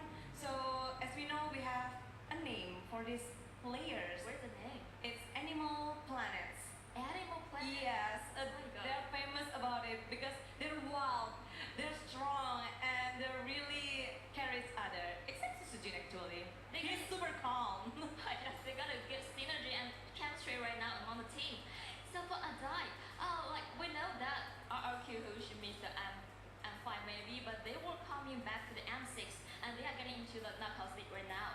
So how far you believe the RRQ Hoshi gonna go in this journey? I think with the first game performance, I think they need to go more consistent about the performance, right? Also, I know the drafting phase. I believe Cashcute and Element, I think they have very good draft. But also the team also need to play more consistent. I think they can play more better in the next game against Commerce. I believe you keep your professional as an analyst, right? Okay, so before we switch back to the panel, any last words and message to our players, RRQ Hoshi on the stage? Okay, from Mas Ade Legend. Ayo, ada yang mau disampaikan Mas Ade Legend? Buat RRQ semoga mereka bisa bermain lebih bagus lagi. Pastinya apalagi ini udah M series kan yang dinanti-nanti para Kingdom yang udah dari dulu-dulu agak susah, sekarang udah bisa lagi, sekarang ada kesempatan lain lagi. Ini saya rasa sih ini adalah titik puncak mereka supaya mereka bisa menang lagi M series. Di M1 belum? Saatnya sekarang. Iya kali. Iya maksudnya iya benar. We need to translate. Oke, pokoknya untuk semua Kingdom yang lagi nonton yang bela-belain ke Malaysia dan ngedukung langsung RRQ, ayo kita satukan suara, kita dukung Indo Pride kita yang lagi berjuang. Dan for RRQ, we believe in you guys. So good luck and have fun. Thank you, and then thank you, Clara. They're gonna give both of you. So now let's go back to the panel. If RQ is Animal Planet, I feel like we trio, we need some kind of name. What? Did you hear the interview? It's like RQ has a different name. They're Animal Planet because they're wild, they're crazy, they're close. Except for Susujin.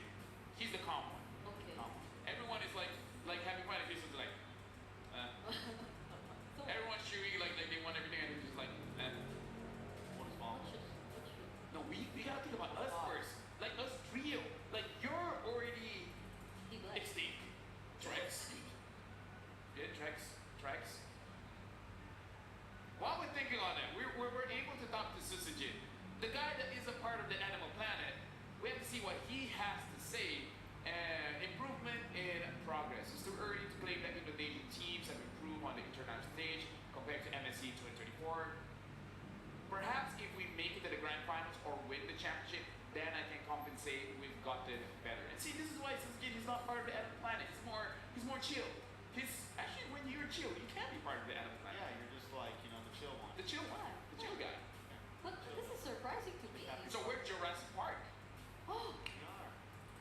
They're Animal Planet. We're Jurassic Park. That's our trio name. I like that.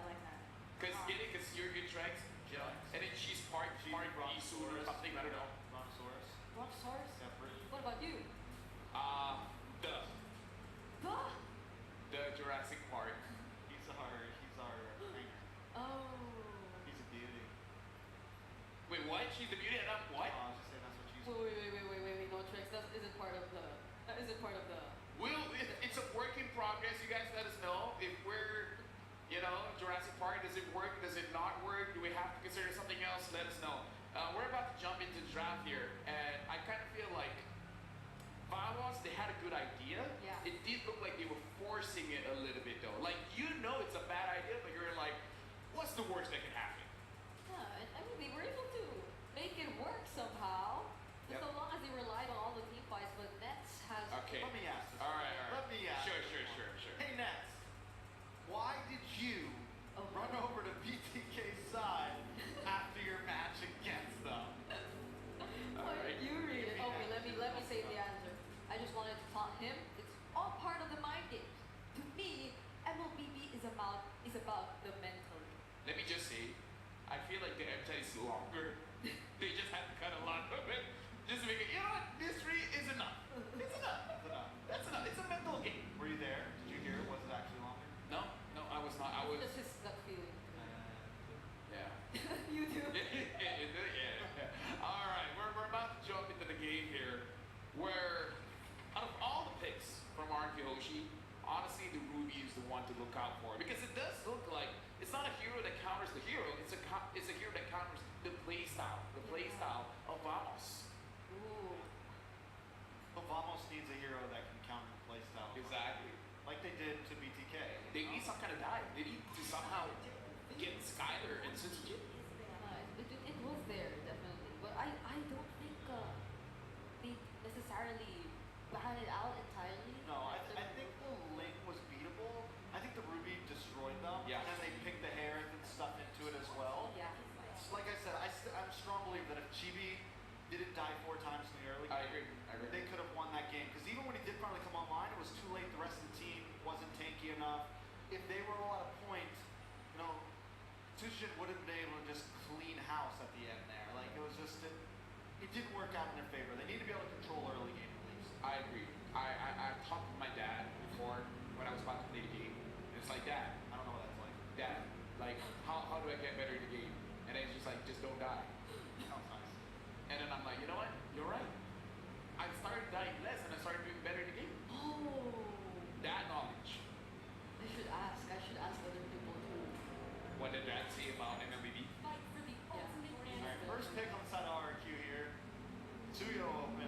Oh wait, the Jushin Eve also is Eve, still. Suyo. This time Vamos looking to go for some trades here. Joe also still open. I think RQ. Yeah, but you gotta be careful, The Joe is good, but you gotta be careful. Or we can watch out for Ruby. They go for the Jushin. I think you still take the Suyo here almost here. Like you keep it simple. Like almost the same trend. Unless they want to do a big switch and go for utility. Maybe Boys also. maybe pick up the EXP first, like a prio for smooth because that's also Like a flex. smooth hero or a flex hero. Maybe like something you can flex into the like the Gatot. top. Gatot or Hylos, Yeah. Tata, Tylos. Yeah. Both would be solid here. Maybe just take Oh, so you like it. Honestly, it feels like Warlord would rather really play the Valentina over the I agree. even up against the Jushin. So I mean, to be fair, he was able to survive against the Jushin. It was just wasn't enough. Yep, then we got the Gatot. So a little bit of flexer. Can be Zoran Zero, can be Smooth Zero. okay. So will RR Hoshi? They have the tendency to. Never mind. Boy, Tylos. This is Is so that a carry? quick. That's a valid. But this means that the carry might get banned out because this is their way of playing against the Hylos, right? Oh wait, Yeah, It- Toy's already in. Yes. So you should consider Moscow as well. for gold lane. Like banning out from like RQ bans out from Vamos. So Carry and Moskov. Thing is, you don't want to ban too much on RQ side because if almost goes first pick, you're not left with much, right? We could definitely see. We can see the 1-1 pick from RQ here. If they ban Airthel, if they go for the Airthel ban, I think we definitely see a 1-1 pickup. Vamos might try to play the cheeky play and steal it away from them on first slot since they're going to be on the gun. So Yeah. definitely going to be some. I think both teams are maybe looking for counterplay gold lane. And it's interesting to see that the Cho, it's actually still open for both these teams. And now they take out the Ruby, so they might be thinking of getting that for themselves again. Not unless, because as of now, RQ, it seems like they're letting it through. So now it's all about the roamers here. Both teams just looking at each other's roamers and be like, what do you think that guy wants to use? Unless they're both gonna put unless they've already picked Tigre? their roamers. If Vamos picks up a Tigre, really, it's kind of good to go up against the Joy. Oh, yeah. Also can work okay against what Vamos has. I mean, the Tig's just been good all over the board. Like, it's surprising how late it got popularized. Because every time it's been picked, I'm pretty sure its win rate is pretty decent right now at this point. It's just, I mean, because when it comes down to those lords, those objectives, it has been the answer to so much of this fighter meta, this fighter jungle meta. Whoa. Nice. Okay. Respecting No Skylar. more Rager. So will RRQ ban out at least one of its potential gold lanes though? Or do they really want to focus on I think Skylar wants to fight it. I feel like Skylar would be like, let him have, okay, that's an interesting ban, by the way. Let him have the carry, I'll just beat him up with my Eureka. Yeah. Almost has to save their gold lane for the last turn. Yeah, Like, he'll get caught. because if they don't pick up the Aerithel and the Wanwan gets picked up, they're smoked. Yeah. So I think they have to save gold lane for last year to look for some counterplay. So it means EXP lane or roam. Yeah, it's I like the Tig. I think, you said the Tig. I think it's a solid pick here. Nice front liner, gives space, creates more crowd control, and gives Chibi some time to lock down on someone. And Yeah. it's a lot easier to hit than the Way of the Dragon, right? It's a bit more of a straightforward plan. though they also have the Valentina, so Hey, man. ever Oh, Jawhead. get picked up by More RRQ. damage. More damage. Nice early game, what they lacked last time. So they just go for the full out aggressive plays, and the 1-1 shows up for RRQ here. So they should be in the Eureka then. Has to be there. Has to be. Better be. Not less. Or else we're Bull staring that over there. I mean, there's I don't think we'll be seeing the Clit even, or like other Rangers, the Rangers even out. So hopefully we see the Irithel, but for It's open right now, is it? yeah, it is. They still go for the chosen. Now that Ruby's not there, now Edok's time to show what my Way of the Dragon can do. Edok's Way of the Dragon is mean.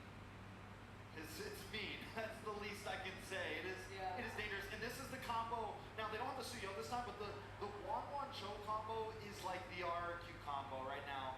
They've won so many games with it throughout, or what I think three times they picked both of them together. So this is something that they're comfortable with. This is something that they look for. It's a scary combo. And the Cho does well against the Aerithel, even when, like, I don't know, because Aerithel doesn't have crazy range, it can't catch it. Oh. Carry. Carry instead. I mean, like, again, this is just about comfort. So I feel like this is just Vamos style. We understand what the draft is, but we know our heroes better than the opponent knows the hero. So this is just trusting in yourself. Thank you very much, Brigida, as well as Strikes. Gentlemen, you did well. Now passing on to the ladies, Mirko as well as Nice. Panel, you guys did an amazing job breaking down the draft. Thank you very much. Again, it's me, Naisu, and Mirko on the desk to bring you this matchup. Now it's match point for RRQ Oshi here against Team Vamos. We'll see if they can bring it to a game. At 3, it's been sweeps all around today so far. Mirko, I know you went through the draft. How you feeling about it? I like it. You like it? I love the high lows, the joy. I mean, it's just a mobile lineup, man. Yeah. For Vamos, they really need to start to lock people down from RRQ Hoshi if they want to get the shutdown or even the shreds. From the carry to Suyo, he executes. RRQ have so many ways to just escape. They do. We'll see if there's enough shredding to happen here from Team Vamos. Once again, we jump into Land of Dawn. Best of 3, match point. We're going to wait a little bit, and we'll break it down a little bit more. Again, kind of talking about the draft here, following up on what the panel said. You know, the fact that you have the Suyo again in the hand of Chibi here, I have to agree with what Trek said earlier. You know, in the draft, it was like, if he didn't get shut down so hard in the early game, then maybe they would have had a better time transitioning through, you know, that early to mid to late game.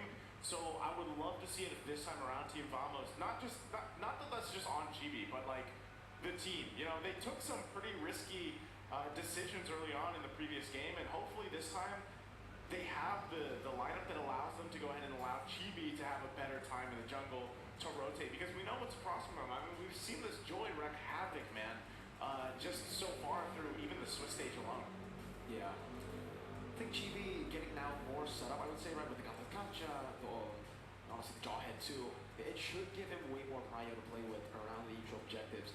It's just, Arkihoshi have so many ways to actually poke on Dyron. Actually, by the way, guys, you guys can't see this, but we can. It's a vengeance choice for Dyron. It is not going to revitalize for the horse. So he knows that he's going to be opening up most of the times. And the biggest issue for the Hylos when you are up against a Jawhead is the fact that when you get pulled back, even with the revitalize, doesn't matter because your physical defense gets shredded down so much by the ejector, and then anyone can just one-shot you. So with the vengeance, it's a way to deal with the carry, at least for the duration. A little bit longer. A little bit longer. And usually that should be enough to actually get Nets low, or for him to stop basic attacking entirely to give Arkihoshi Skyler on the 1-1, maybe crossbow tank, or even Sutsujin to get that electrifying beats. That happened the last game too, you know. Last game, Dyron on the Gatakasha was just like, he was tossed around, man, let's be honest. Like he was, and you know, so he was the sacrifice, and it's nearly the same here, obviously, for Dyron this time around too, where, you know, like you mentioned, not only the vengeance, but part of his usage of the glorious pathway is literally just to go ahead and make it a little bit harder for Nets to move around. And then hopefully they can crash down on it. But still, they have a lot of tools, and I think that's part of it too, is Edok has this Cho, man, and we've seen what he can do previously throughout the tournament. This is still a solid pick because of the mere fact that, you don't have a Ruby to worry about to kind of disrupt, you know, everything that you're looking to do here on that Cho pick. So I would say for Team Vamos, though, looking at how they can bring it to a game 3, really they just have to correct what the mistakes they made in the early game, and you know, they showed good fighting. There was glimpses of it, I would say, where they had these team fights in their favor. Remember, even despite Chidi being down in the early game and dying early on, he still locked in the Turtles. Exactly. You know, objectively, like they were still locked in, that they were able to go ahead and secure those objectives, even down to some of the Lords later on. But it's mostly just cleaning that up. If they really want to go against a team like Arkihoshi and, you know, rally behind them and get to a game 3, that's what they have to do. They have to fix those mistakes. And honestly, when you look at the lineup, the biggest glaring mistake or overstep that this lineup could have is honestly with a Jawhead. Like, we have actually seen this a couple times now that it's picked up, where you kind of go in with the unstoppable force, and maybe you're separated too far from your team, or you get carried to places you don't exactly want to go, and it could be very easy for Zorn to outposition himself, like because of himself. You know what I mean? So I think as long as that's contained, specifically for this matchup, then Team Vamos' lineup does give them a great fighting chance against Arkihoshi here. We just have to be very careful, right, in a lot of these skirmishes. And I agree with you. You know, for Arkihoshi, I think this composition, okay. So I believe we're gonna have a bit of a remake. We might, yeah. Not sure a remake. Not sure of the extent of what we'll have, but we'll have to see. But I guess we can keep on talking about the compositions. I don't know if if it'll change. Yeah. I'm not sure. We're still waiting, ladies and gentlemen. So please do be patient with us. Fair play is our #1 priority. So we will troubleshoot this issue ASAP. Wonder what the issue is, but I wonder if maybe it's the vengeance. Maybe. You know, we don't know yet, so we are gonna wait to hear word on that. But yeah, I think the vengeance is a good choice. It is a good choice. It's a better choice, I would say. Yeah. This kind of composition that wants to shred you down. It makes sense. Yeah. But I think, you know, it'll be interesting to see if we do end up with obviously the same compositions for both sides. Yeah. But nonetheless, I think that's still the main thing that Team Vamos has to adjust from. You know, they made some glaring issues in the beginning of the game, and even when they had some momentum in their favor, they still weren't able to have all the right, you know, moments they were looking for. And, you know, even so, like Smooth and Zorn both did still a pretty good job at adjusting when they needed to throughout that game. And I think this time around, it's, again, you don't want to just get in specifically a jungle gap, like you don't want to fall behind too much there. And then Nets, like the fact that he has a carry, should be able to shred, you know, that front line pretty well. So I did get word. I think we're gonna have a quick video for you guys to go ahead and check out while we settle things out. So let's go ahead and take a look at this video.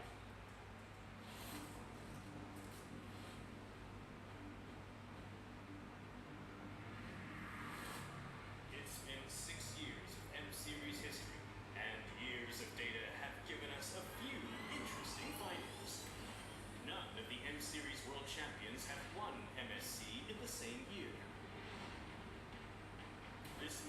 than 7 years, no one has ever achieved the Golden Road.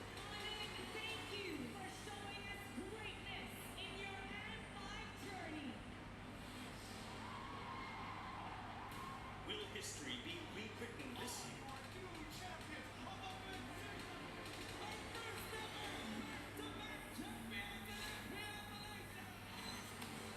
Did you know that only EVOS Legends had a smooth M-Series run in M1?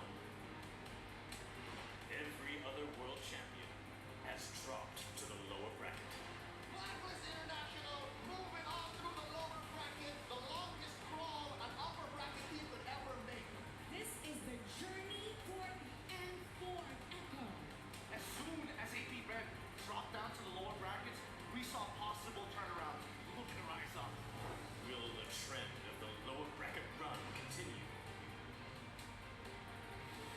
Speaking of legacy, this M6 will be a clash where past world champions won't be participating. What do you think this M6 will bring? Will a world champion rise from these new representatives to be greater than ever?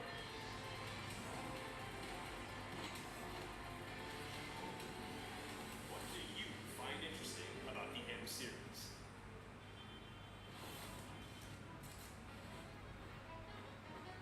From M1 to M5. What are the memorable moments you remember? There's the outrageous.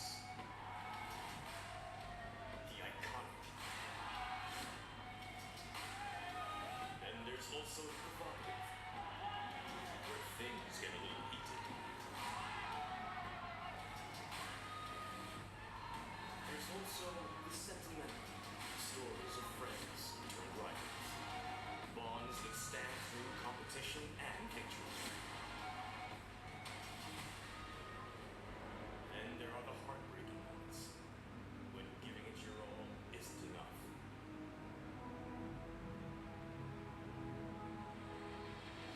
From the absurd. So they did have to remove gear.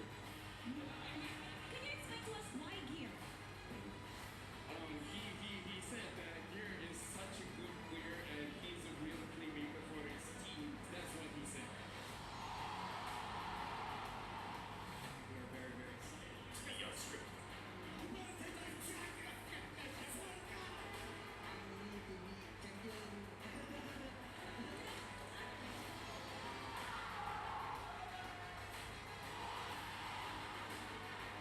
These are the defining snapshots that turns the M series into something greater than ever. What is your favorite moment from M1 to M5? Love to see that video.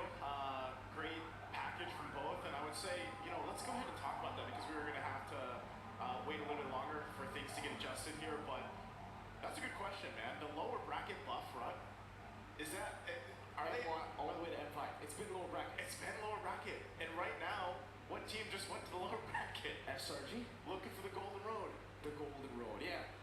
Hey man, Onyx was the closest team to actually achieve that Golden Road. They were one game away from achieving the Golden Road. And SRG, they're on the road right now. I mean, based on the Swiss stage alone, it feels like it's fate. It's so poetic how they got through from the 2-2 bracket. They had to fight all the way to the end. And even then, that comeback, you can't tell me that comeback was not. One of the best. It felt like fate. It just felt like fate. You know, when Innocent coming in, Yeah. SOD, that felt like a comeback you would only dream of. That felt like the script was writing there. even if it was scripted, nothing could have been like that. Was the true moment in at least M6 so far. That is the iconic moment from M6 so far. And that's what I'm saying. Like, imagine if they do make the run in the lower bracket, get to the grand final. Whoever is meeting for them, and we actually get to see the history made where the first time we have a golden road accomplished here.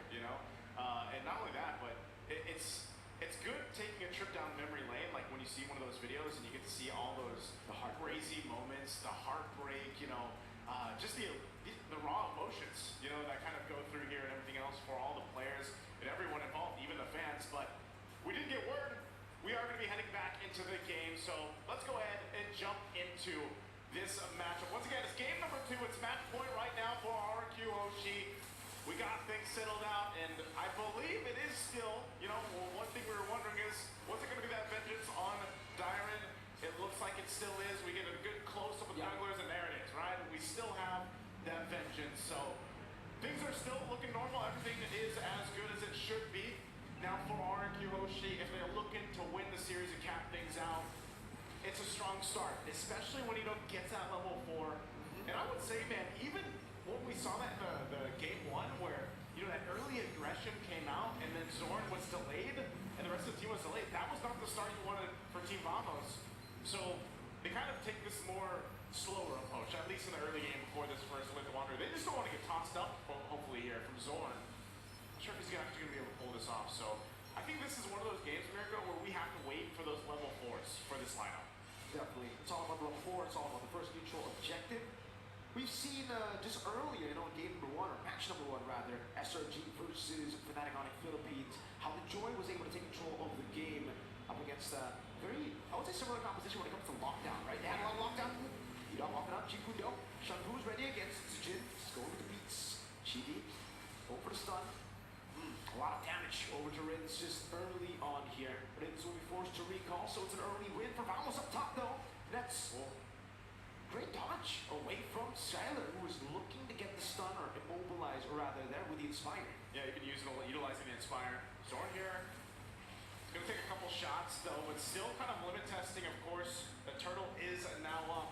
Bullet Roamers still waiting for the level 4s available. So junglers will take their time, they'll grab their buffs, and they'll meet up here. Still, meanwhile, up top, the gold lane of battle. Nets almost level 4 there. Skyler's gonna have to get sent back, it looks like.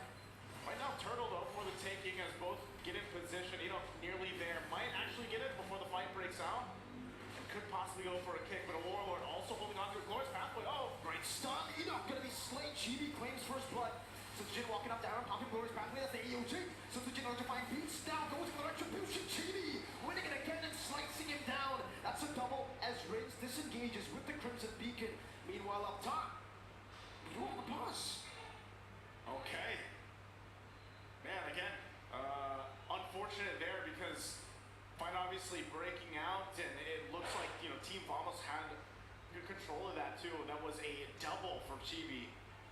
So completely different from what the previous game was for them. Not only did they go and get the turtle, the objective, but they also get a good double kill here. So interesting because just with that pressure alone in a Suyo, that really changes the dynamic of the early game already for Team Vamos. And once we get word here, it looks like it could be on Team Vamos' side with what's going on. You know, trying to read the sign language here, but they had a good setup. I mean, even with the way they utilized Smooth jumping on in with the Avatar of the Guardian, and then the way they collapsed down at the right moment, because Enoch, he was waiting for that level 4. He was waiting for that possible window for him to go in and get a kick, but it was a really decisive thing for Chibi to just be like, you know what? Let me just go for the kill. And they end up getting that, plus the objective, plus a double. A double kill with a turtle to start the game off. That is a fed Suyo, man. Yeah. With Suyo, I mean, we saw Chibi go 0-4 and he was still the same level as a constantly farming Link. That's true. So the fact that he got 2 kills on top of the turtle, this means that they're set up to actually snowball. With someone like a Jawhead in your team, Sword on the Jawhead, yeah, they're going to be looking for a lot more fights now in the early game. Usually we see teams like these, especially with the Jawhead, with the Gatakacha and the Suyo, play more for the neutral objectives and really play discipline up until the neutral objective comes up, right? You want to secure the neutral objectives, but with the 2 kills in the first turtle, I would say Vamos want to just go for random brawls across the map. They have the Suyo, which is great in the early brawls. Yeah. And like I said earlier, I mean, Zorn, Warlord, all these picks that they have were picked to fight. They were picked to brawl, man. Isn't that just Team Vamos though? Like, That's true. isn't that them? Isn't that in That's general? exactly. So they got the brawl Vamos win condition already. The brawl Vamos win condition. You know, I'm sure some of the people watching right now probably saw some of the graphics thrown around leading up to this matchup, and you saw how Team Vamos was depicted.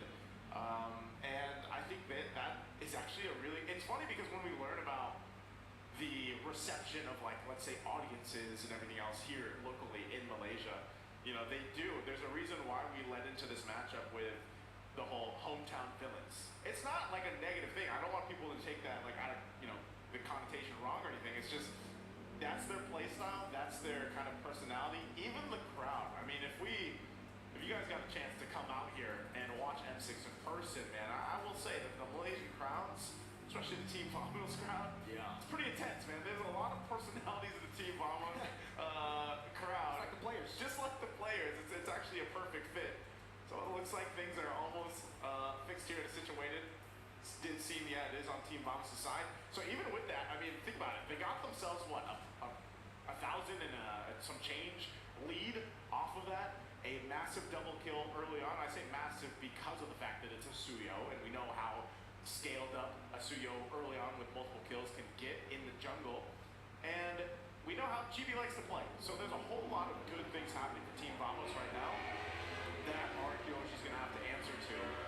And looking at them, when they want to go ahead and actually break out some of these fights, that first turtle, really when a Cho is there, isn't usually their favorite. Like, any team that has a Cho early on, you're most likely not going to have the Way of the Dragon available, and then you're going to have to kind of like wait for that. It's always the second turtle, I feel like, with the Chos on those lineups, those compositions, where then you kind of have that advantage.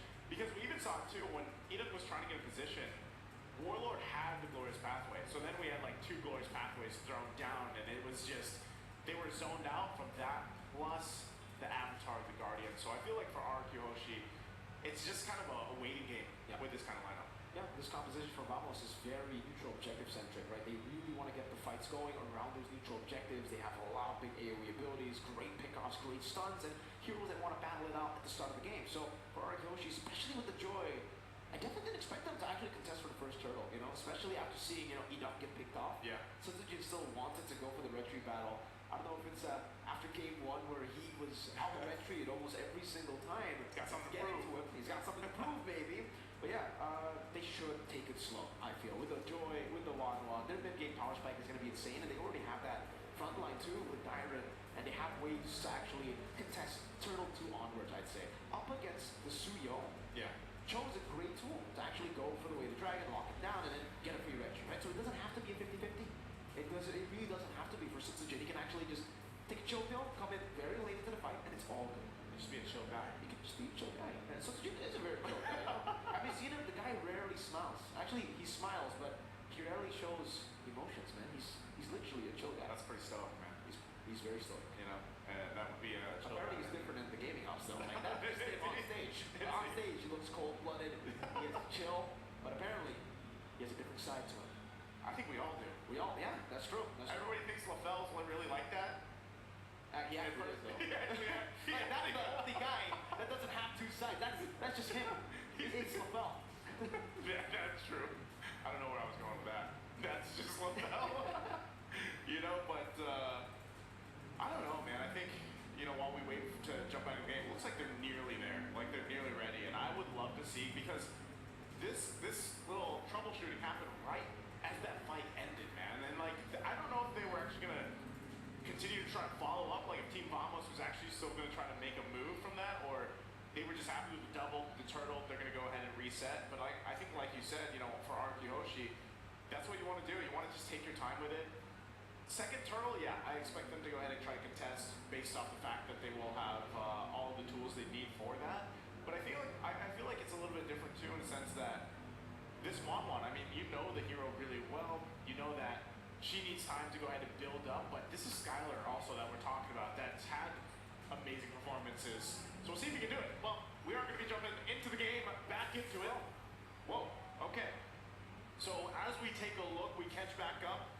There is that little bit of lead for Team Vamos. Of course, Chibi doing his thing, grabbing the buffs right now, and we'll see. This time around, this is where you start to see that shift for the roamers. Are they going to be able to go ahead and set things up for those pickoff potentials? Because Arkyuhoshi wants to keep things from getting too out of control, and it looks like it might be Team Vamos. Uh-oh.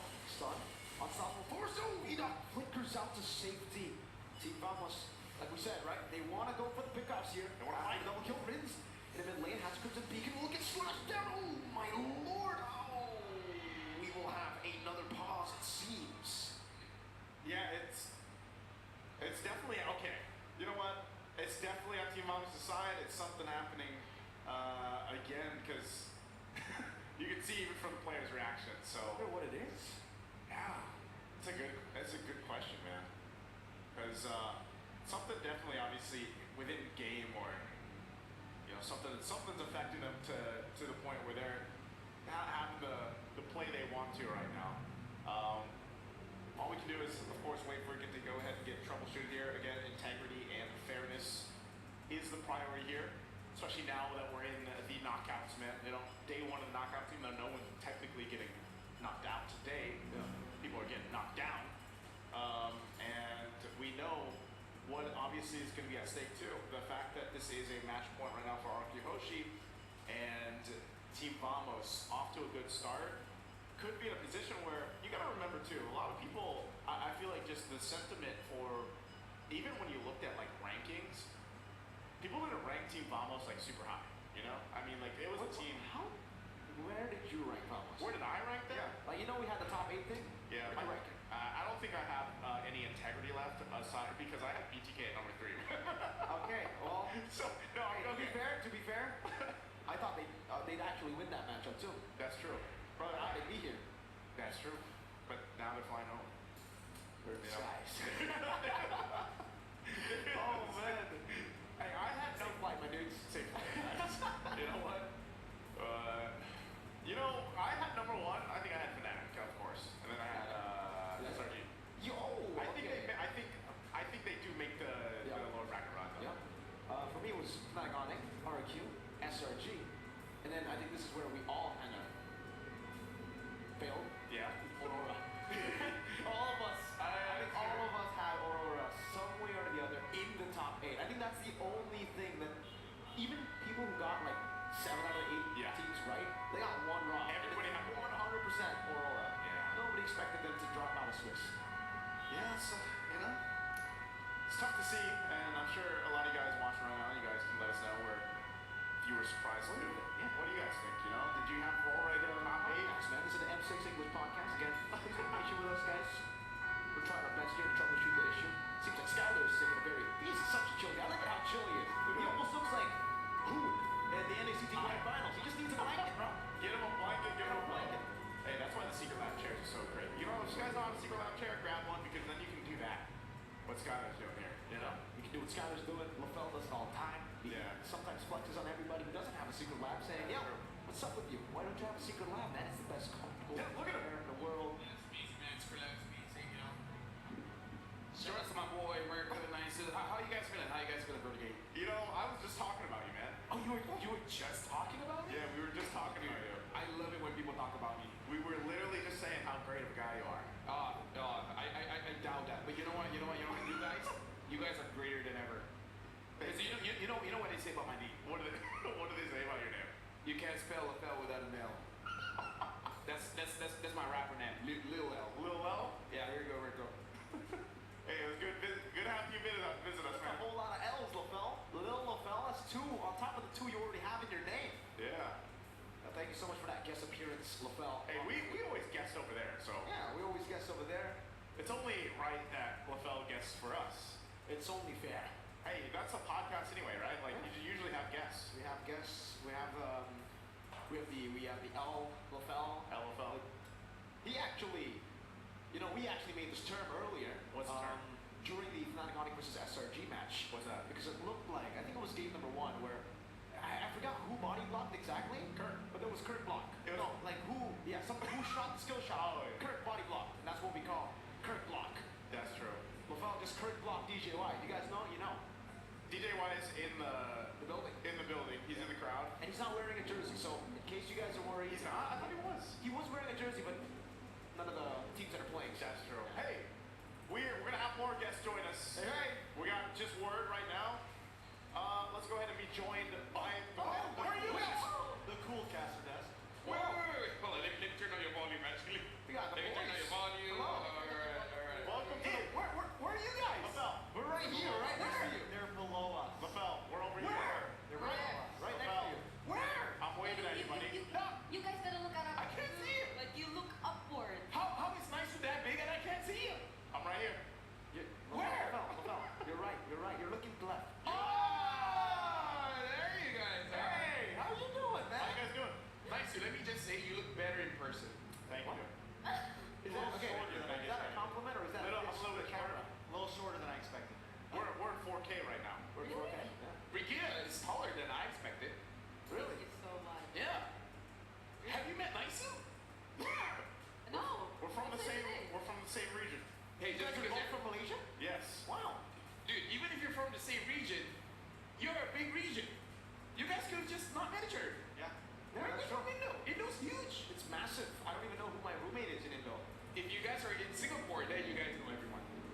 That's true. That's true. Your regions. That's true. Maybe Your Drax. region's huge. What about Trex? Drax. Where are you from? Where are you from, Trex? Where am I from? Bring it up. I want to say his real name, you know? What do you? Mr. Wagner? Mr. Wagner. Mr. Wagner. Wait, which is it? trying to Which stop is it? myself. Mr. Wagner or Mr. Fear? It's oh. Oh! That's the real name. I changed my ways. I'm now Team Bless. Yeah, Team Bless. Team Bless. He's Team Bless. You Team Bless? Alright, Team Bless. Who you blessing today? Who did you bless today? Well, I blessed He didn't. Fnatic on the Philippines and Falcon. No, it's true. He was very What about nervous. this game? This game, I blessed RQ. I mean, he's a bit biased. He's a bit That is biased. biased. You like one? Game 2's draft. Honestly, I like Vamos' draft. Yeah. Not because they're ahead right now. No. Obviously, that's a cheat sheet right there. They got 2 kills at the start. You can obviously just say it. That's true. That's true.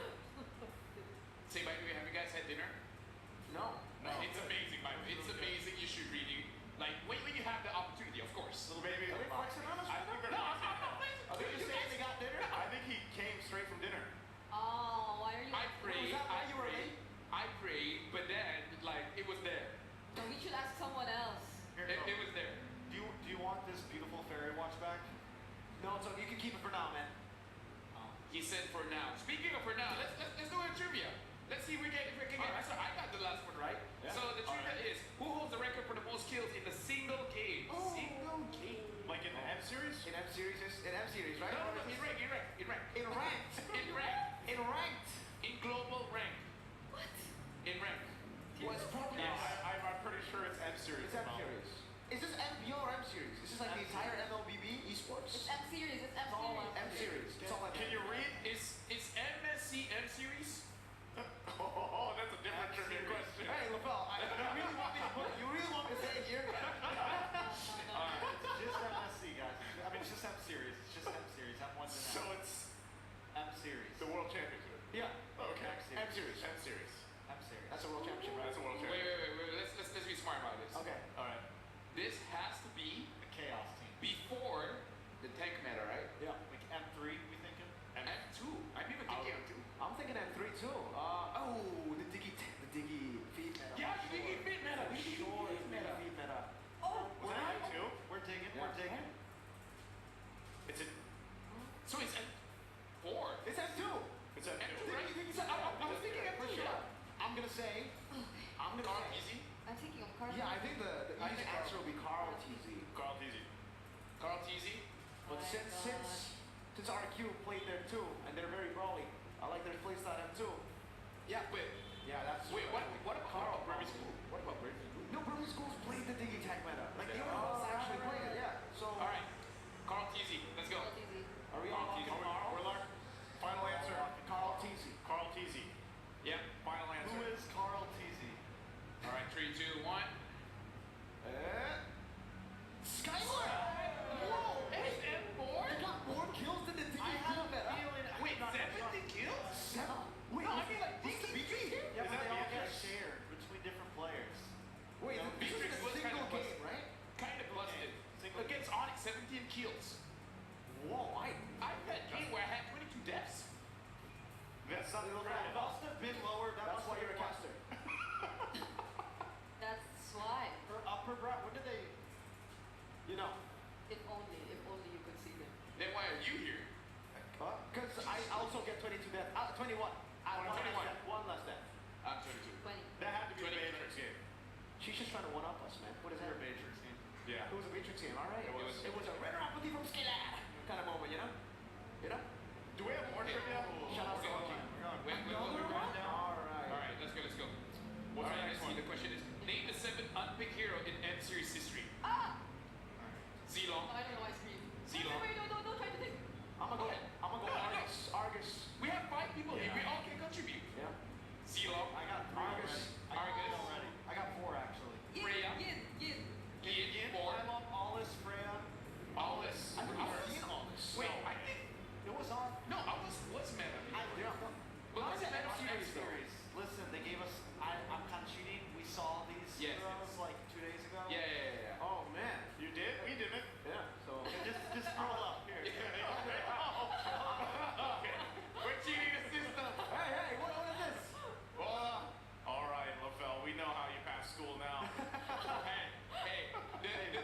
take our notes and you don't. It's right there. Go down.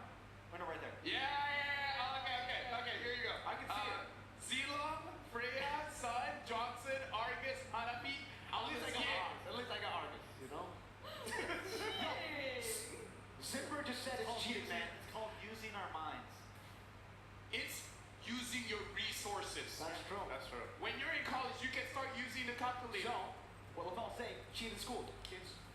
No, that's not what it's not. Anything to get to college. That's not what I say? Anything to get to college, right? Anything to get zip? No. Yo, that's what we call street smart, Lafel. Yo. Street smart. Dab on it. I don't know if I can reach you, but I got you. Dab on it. Oh, there you go. I got you. I got you. That's. So you see. This is why they don't put me and Lafel on the same desk, by the way. I just want to. I know. The picture in picture's enough, man. The picture in picture. We You're out of picture. We're out of picture. You have that choice, Lefel. You have that choice, Lafel. You have that choice. You want to take that choice? Okay, do this. Ladies and gentlemen, as the table host, I'm gonna call for you. You want dinner? It depends how long the break is. Hey, I make the choice. Okay, 10. I'm gonna give you 10 minutes. I'll take it to get dinner then. 10 minutes. You take 10 minutes? Alright. If you want to pray Maghrib, you can go pray Maghrib as well. So, we're gonna go for a break. We can do whatever we want. For the folks here, grab drinks, go to the toilet. We're going for a break. We'll see you guys in 10 minutes.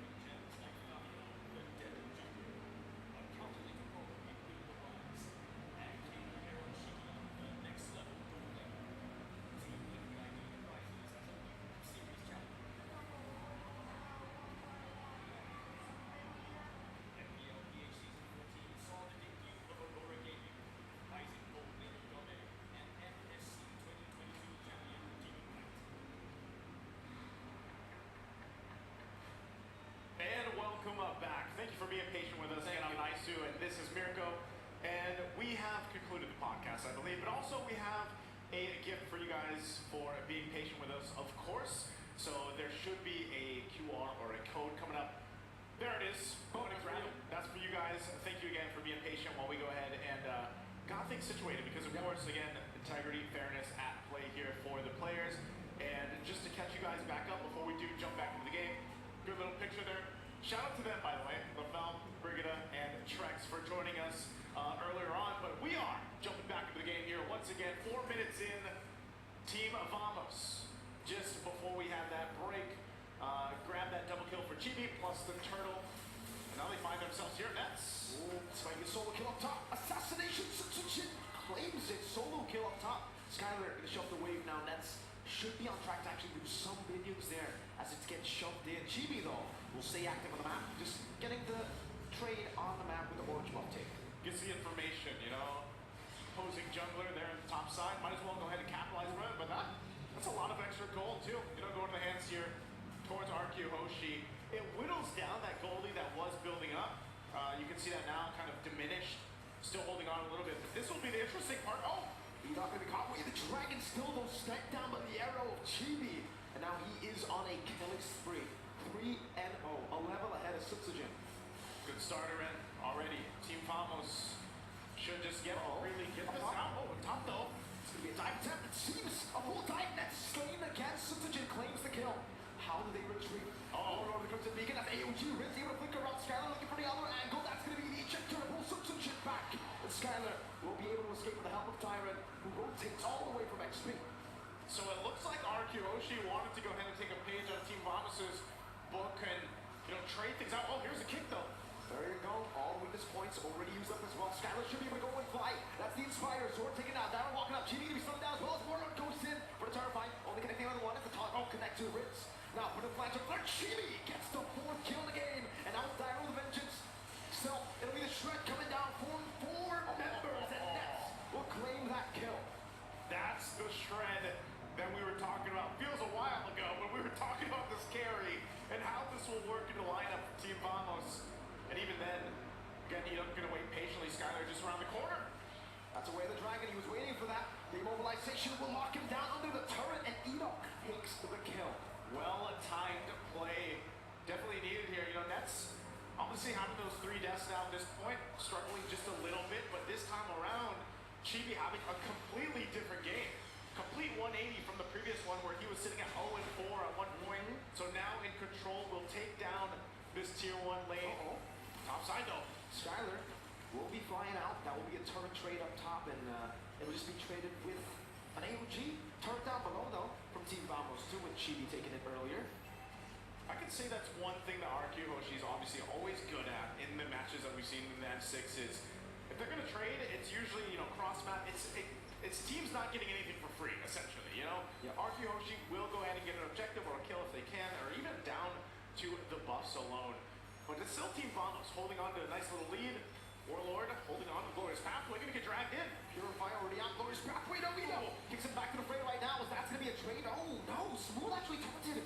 The other side, ejector. Over to Dyron. Only tank now. Sutsugen walking forward. Has the electrifying beats. As the Glorious Pathway placed down next. Take a bit of damage as they all, RRQ will just rotate towards the turtle. Yeah. Smooth. Walking up again. Walking up again. Smooth. Chibi there, just around the corner too. They jump in. They're going to have to fight for the turtle. Skylar wants to go for the weakness points on the sword. Sword with a good flicker out. Skylar still in the chase. Dyron gets taken out. That's a 1-for-1 trade. Now, it's all for the turtle. Chibi wins it out. Skylar to purify. Chibi shuts him down. Rings with the flicker forward. Nets slain as well. Both of the gold laners falling down at the 3-for-2. But Vamos got the turtle again. 3-for-3 for Team Vamos in the objectives. And again, Chibi nearly just unkillable it seems at this point. Look at the damage alone with the Soul Sever. They'll go ahead and now take the purple buff. They get the tier 1 mid lane. Right now, Team Vamos pulling further ahead. Just with some of these team fights that are going in their favor, this is what they wanted the previous game. They couldn't get it because of how bad the early game was for them in game 1. Well, it seems like they've made the adjustments. Now at this point, they put some more pressure around the map. It's RQ Hoshi trying to catch their best, trying to catch up at this point. You know, will get spotted out. Smooth keeps him at bay. So now the question is, where does RQ Hoshi go from here? I think where they go from here is they just play slow again, right? I mean, in the mid game, it'll still be very reliant on Skylar or Hoshi. But I think his Ramos actually have many ways to deal with the 1-1. We saw earlier a great usage of the Purify from Nets to bait out Skylar into a bad spot and then to reset the weakness points. That's what you get with the Purify. So a lot of times we will see that. A lot of times, the other times we will see Smooth just use the AOG to finalize to soak in as much damage with the crossbow attack as well. And then later on, there will be Winter Crowns and Wind of Natures. Yeah, that's going to be a play apart. Chibi already with a massive lead, kills, and everything else. Look at that. Soul Saber alone, he did get VOD, but now he has to deal with this. Oh man, 3 members up top. Chibi with the juke. But that's going to be a taunt. Chibi still looking for the damage. Lancer Flare on him. Does he get away? Such a chin. Oh, he slayed. Chibi gets the godlike. That with a vengeance. This is a failed attempt of a team fight so far. Chibi still alive, shooting the arrow down. The AOG will come down, and it will just be another member falling from the Kings of Kings. RQ Hoshi have gambled into a bigger deficit. This looks like a different Team Vamos than what we saw in Game 1. I mean, talk about just synergy and being able to rely on each other. Chibi was in a bad position, really low, and then able to go ahead and wait on the team, and then even get a shot off to help capitalize on a kill. And all that leads into another objective secured. Lord now taken by Team Vamos. They want more. They do. Chibi just comes in, retrieves the purple buff, takes it away, now with a 3-level lead. And he is just a camp away from level 15. Again, at this point, RQ Hoshi finds themselves with their backs against the wall, against their walls of their own base, especially with this push in. This is just a massive lead right now in terms of even the scalability for Team Vamos. Nets already shredding through that front line, just like we saw earlier. So now in the mid, the focus here. The shields are going to go down here in the mid lane. A couple shots here from a distance. Lawyer's pathway going to be set down just to help clear out the Lord a little bit more. We'll see what Team Vamos continues to take. Susujin will go ahead, cut down that wave. Might get caught out in a fight with Chibi here, depending on how this is played. That's a 1v1. Chibi, really for the ability. Susujin dashing away. Now another reset as well. Oh, that damage from Chibi! That's a solo kill. Meanwhile, Skylar slain. Zoro we traded back, but it's a worth it trade for Vamos. They're just gonna holler their way into the base. That's 4 members down of the kingdom. Next up, the Turret and Team Vamos. Are they gonna look to close out the game? Looks like they will. One cannon in the mid lane. Team Vamos will secure the Game 2 victory to equalize on the board. And Team Vamos makes it happen in Game 2. A stark difference from their performance in Game 1. And now, ladies and gentlemen, we have a series on our hands. Took us a little bit longer to get through it, but hey, we're happy to get to Game 3, and we hope for the smoothest sailing at that point. But man, RQ Hoshi, it looks like the wind was taken out of the sails there. Let's throw it over to the panel to have this one broken down. Oh my goodness, I don't know about you guys, but number 1, that's probably the longest game I've ever seen. That was a very long, what, 13, that was 30 minutes. 40 minutes, 15-minute game. No, it was 11, less than 11. Felt like 30 minutes. Something happened to Chibi, man. And is it because the lack of Ruby, Mr. T-Bless? Hey man, Mr. T Bless says yes. I mean, no, there was definitely something there. It could also be the fact that instead of Chibi going 0-4, he went 4-0 in the first few minutes. That's huge. I think this time their draft was just cleaner, and RQ's was not as clean. It felt like they had the answers last time, but this time they did not. Yeah, something about, like, not being able to stop Zorn as well really changed things up. And then having the priority for the EXP, we're gonna talk about the game a little bit more here and looking at the stats. But right now, officially, today is not a 2-0 day because we just had a 1-1. So we're finally going to a 3-game series where best of 3 now feels like a best of 1. And I feel like both teams really bonded throughout this experience. So I feel like game number 3, it's mostly going to be target bans. Like, I feel like you can't allow Ruby onto E-Dot because that just stops the way that Vamos play. Not necessarily the heroes, just the way that they play. And it's not even a matter of like what counters which anymore. Honestly, because there were a lot of available picks, but then Team Vamos, they just really chose to go for all their comforts. And I think that also had a huge factor to play in the way they were just able to be so aggressive under the helm of Swarm. 10 minutes, 56 seconds. Oh, that was... 56 That wasn't that long of a game. This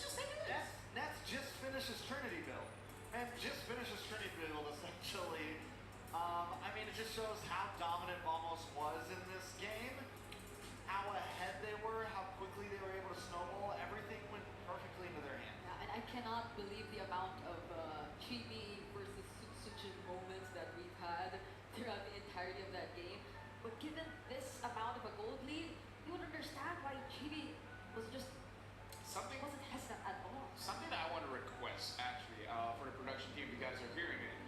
I really want to know Joy's win rate right now, right? Because we've seen amazing Joy plays like from King Kong, Dax, but I really do feel like Joy is one of those picks that's very popular, but not everyone really gets the formula. Oh. 41%, actually not bad. 41% actually not bad, but that does show it's less than average. Less than average. It's still hard to tell on certain things as we're coming out of Swiss stage where things were a little chaotic. But yeah, the Joy, it is, is it truly meta? I think it's still good because I don't think it was exactly the Joy was the problem there. Oh wait, I don't this is think the the fastest Joy game. was the complete issue. I think there was other problems on board and more Vamos. Chibi popped off, man. Chibi just popped off, and having Zorn with that early aggression on the jawhead, it just fits so well into their play style that it just worked for them. Yeah, I mean, having the Joy in your lineup typically really force the reactions from your opponents, or typically you would set the tempo. But in this case, Sword on the jawhead, together with the Warlord on the bounty, like the amount of early game damage, it was overwhelming high for Vamos, at contrast to RQ, which I feel should have taken a bit more time to go online, especially even, no, actually, Skylar, right? Skylar, he did a lot during the early stages too, even on the 1-1. I mean, it's seen here in the total damage dealt, it's actually higher than Nets, but even then, when they needed to work together, you really feel the lead that Vamos had in their hands. Yeah, actually, not looking at the drop of RQ, they're actually lacking in damage because for Rig, Skylar, they're doing damage, but they're mostly doing it on the Gatot. Yeah. The Gatot is taking a lot of damage. The Jawhead is taking a lot of damage, and effectively, Chibi dealt way too much damage in this game. Like the balance is not really there. But it's okay. We can talk about that a little bit more. But I believe this is actually, unironically, the fastest game of M6 so far. And Chibi went from 0-4, now being 9-0-4 with 9-0-5 GPM. When he has the momentum, he does not stop, man. High highs, low lows. Exactly. GB went from one of the most killed players in game 1 to being the MVP in game number 2, bringing us to a game 3. He had some time to think about it all. Yeah. He had some time to correct his gameplay. He had some time to figure out how he's going to approach this. And I'm very glad that they still went for the Suyo pick. Sometimes you'll see teams, something doesn't work, or they go hard change. They did not. They knew what the issue was, and they corrected it. Yeah. I also feel like there has been, we have to attribute a lot definitely to the mid duo because compared to the first game where it felt like Chibi was constantly being invaded and interrupted into the farming, this was different. He could secure the objectives for his team, similar to game number 1, but it isn't as if they immediately lose a lot of members after That was clean by That was so That was so clean. Clean execution. Like even after those objectives, they can proceed with the fights and not lose. Yeah, let me just say as well, like the mindset of Chibi going into this game, like you brought it up, Regina, where he could go for the objective, but then he's like, you know what, I want some kills. I want to ramp myself up a little bit more. And then the thing about Team Vamos is that they play with emotion. Once they're feeling hype, once they're feeling good, they want more of it. They don't stop. They keep looking for that adrenaline, and then that just makes them a scary team. Oh, this was one of the highlights. I mean, look at this. I don't know if you would say, why didn't Suchit recall, like proceed with the recall, but He then... thought he was good. He thought he could get a kill. Yeah. He thought, and I think he thought Chibi was going to go down there. So it's like, all right, we can re-engage this maybe, pull some damage. Chibi gets away, and that was the final nail in the coffin, essentially. This one, actually, I love it for Ben, because last time we saw Sujijin get the 1v1 with the Ling against the CO, and this time, Chibi coming for revenge. Very well done by the Team Vamos. So let me just say that was a 3-level difference. Yeah. Level 15 going up against level 12. In my understanding, talking with a lot of players, people say Joy against Suyo is very Joy-sided.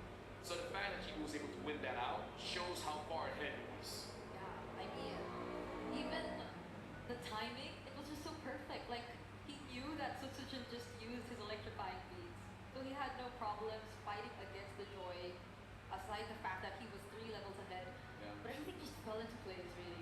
Vamos this time, it feels like the teamless is actually taking effect. Yeah, so the Joy could not drop the beat of the Flash. It was a time to drop the beat of the Flash. Will it be time next game to drop the beat of the Flash? Will someone actually pick up the beat of the Flash? Do you guys know The beat of the Flash. that Nick looks cute in the skirt? Doesn't he have a skirt on? Actually, it's got like a. It's a 1-1 line. By the way, the fastest match was actually that game, 10 minutes 56 seconds. Previously, 10 minutes 58 seconds by the game CFU going up against Team Spirit, where Team Spirit won. So by 2 seconds, Vamos was able to beat it out by 2 seconds. Can you guys imagine that was the fastest game of M6? The part I can't imagine is that they did it against RRQ. Yeah. Like one of the first teams to advance to the knockouts, one of the teams with the least games and the fastest games and the cleanest games. But like High highs, low lows, man. Like High, low, low. high, low low, bye bye. So. Go, go. Stop. yo. Right? Clean. Bang. Oh. No. Go, baby. Let's go. Hey. All right. Let's bring it back. Bring it back. Let's bring it back. So, No fight. Game 3. We talked about the Ruby. We talked about how in Game 3 RQ was like really. It just felt like they were ahead, but also Vamos kind of picked into those counters as well. Like Vamos kind of chose some heroes that just probably weren't the greatest picks. Game 2, it felt like they were in the driving seat completely in the draft. They had blue side. Vamos had blue side last game. Red side. Red side. Red So, and it seems like both teams have been kind of wanting red side. Yeah. But with RQ losing, probably go back to red side. Vamos needs to have an answer for that, right? They need to have some way to be able to take advantage. Now they did get Suyo for free in game 1. So I think in game 3, maybe still take the Suyo, but everything else needs to change after that. I actually agree with what Brigitte said. When the mid duel plays very well, right? Having the Valentina as well as the Jawhead, very aggressive, and you don't put an answer to it. Like you said, Trice, no one's really stiff arm. So I feel like as long as they avoid that situation, then they're looking good. Yeah, I mean that was even against the Cho, right? One of like the best performing Yeah. rogue heroes in the entirety of the tournament. Might be the first show he lost. His first show he lost, I think. I think we should check that. They have Or don't. And just trust Trex and just Yeah. trust without the analysis. Yeah. He's the analyst. The Analyrex. What is he name? Teamless is good enough. We're sticking with Teamless. I don't change my name to like Leatherless. We got along. We got along. Yeah, in terms of the teamless, we should just stick with the Yeah, teamless. stick with Teamless. Right? Oh my god. Let's talk about approaches because we're talking about the draft. We gotta talk about Kiskyu as well as Pubs, just to see the differences. Because honestly, they are a bit different, especially when it comes to the experience here. Because if we look at both Coach Kiskyu as well as Pubs, looking at first pick rate, apparently Vamos actually doing quite well in first pick rate. RRQ only 14%. That's I didn't notice that. Well, almost all of RQ's games were second pick. True. Throughout the Swiss stage, and I think the one time they were on blue side was their loss. So it's kind of a right.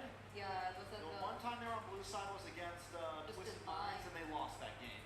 So I think that could have something to do with it. It could really be their weak point, and it could. I think for the first time in general, blue side's not winning like for a lot of teams. It's interesting. Even in this game where they fought against Twisted Mind, that was the Ruby in their hands too, which is why it has a 50-50 win rate at least for RQ. But then in certain situations, it really worked well. This was versus a pro as well, so like. Looking at the heroes as well. They won blue side there.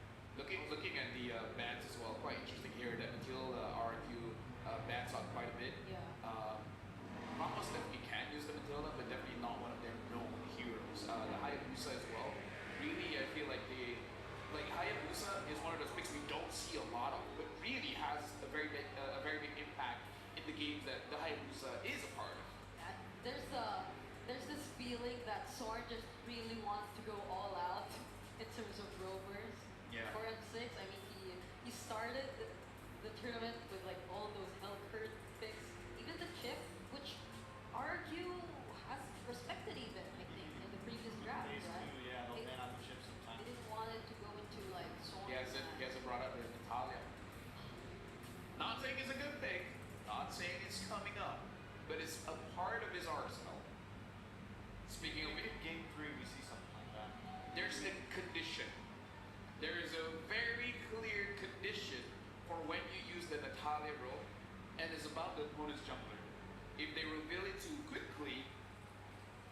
the stars might align for you to pick up that Natalia, because I was able to talk to him and he said it's a very, very niche situation.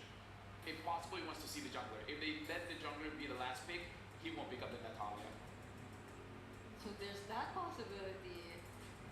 There's an endless amount of possibilities with Vamos, it feels like. I think when we get into this game, though, I did predict that if it goes to game 3, it could get a little crazy in game 3. I do hope that they kind of keep it simple. I think Vamos just had a really good draft, and they stuck with comfort, but they still played strong heroes. They played counter picks from the beginning to end the draft. Like I said, I feel like they have the driver's seat, so I think that's how they need to come into this. It's just hard, I think, to draft against RQ on the blue side right now. Yeah, like I feel like now we got to talk about RQ. What is their win condition here? And I kind of feel like they got to shut down Zorn, because Zorn is enabling the team. If Zorn is doing well, both Warlord as well as Chibi is doing well. If you can somehow stop Zorn, then all is well. So should we like not allow either the Cho or the Jawhead even? Can we deny both of them? I mean, I kind of feel like they were able to fight against the Cho, right? It's just the Jawhead they couldn't really. Because Vamos, they already learned to respect the Ruby as well. So that was like minus the problems that they had to face. But also, Warlord has been having a great time on like 2 consecutive Valentina games too. Like regardless of whichever mage or whichever mid hero he's up against, but like for 2 games in a row, He fought against Jushin. Jushin. Yeah. It's okay, right? Like, Wait, what's your point again? Where No. We were talking about how we shouldn't like allow those sword picks, but then I think. No, I feel like let Zorn pick his pick first. Yes. And then counter. Get the counter. Yeah. So you don't choose his ability later then. That's what they did with the Ruby, right? I think they can still slot something like that in, and that's what RQ seems to always want to be looking for, and I think it's why they're playing so well on the red side. They get 2 strong picks, then they get the closing pick to counter out the first phase, and they end up getting final pick as well. They get first to final, so it's just a really nice counter position in draft, and I think that's where Kes Cutie is really shining right now in terms of draft. Yeah, I feel like really where we have to see is that we're assuming RQ goes red side or second pick. I don't know. That's their best bet. Right now we have a player head to head. Looking at all the scores here, except for average turtle, is all for Suzuki. Better average KDA, better gold per minute. And I gotta say, I kind of feel like the KDA and gold per minute, that game, the Granger, again, even though they lost, I kind of feel like he got a lot of stats in that game. But this speaks so much to Chibi though, I- right? yeah. Because even when they were losing, he was getting all the turtles in game 1. He was able to pull through. And it just speaks so much to his play style of like objective base, looking for those neutrals. Yeah, I mean, on the Suyo, it kind of amplifies your capabilities to really contest the objectives, right? Yep. The Soul Silver, having that, and Thanks like to damage. decent early game, which allows you to not be that much behind in terms of levels up against your the opponent jungler. So honestly, Team Vamos, they played a very similar draft for 2 games in a row, and I don't know if RQ would want to allow that to happen once again for the 3rd game. I feel like that's one of the questions we're leaving to SQ here. One other thing, if it's hard to go against Zorn, stop Smooth, man. Smooth had a 0-0 and 12 game on that Gatot. But do we think the real person stopped? Because when in game 1, Chibi was the one who really got shut down. Yep. And I think depending on what jungler Chibi gets, RQ needs to get something that can really I mean, like, target down. I feel like that's the idea because, like I said, talking to players, they say that Joy is the counter to Suyo. But that didn't happen, you know? Because, Jawhead. yeah, the Jawhead, yeah, exactly. Such a good answer. And because the electrifying beats is literally I'm going to run around in circles on you, and Jawhead denies that completely, right? Yep, exactly. Okay. So counter to counter. Counter to counter. So similar bans still for both? RQ does take red side. So half of their win condition in the draft Is red side. is already executed. Hilda gets banned out, so Vamos wants that Suyo again. Will they let through? This is the 3rd game in a row, if ever it does happen. RQ doesn't ban out. There's a Jushin still, but if they still want to get their hands on that too, they can just let it. Seems like a lot of teams are letting through the mage. Like the Jushin and the Eve that was banned so much in the lot of teams are like, no, we're not even banning Yeah, this they're not anymore. Vamos doesn't even pick it up. So even if you let it go, the chances of them picking up Jushin is super low. Oh. They ban it anyways. It's a throwaway, man. What? It's a throw. You know the Suyo is coming.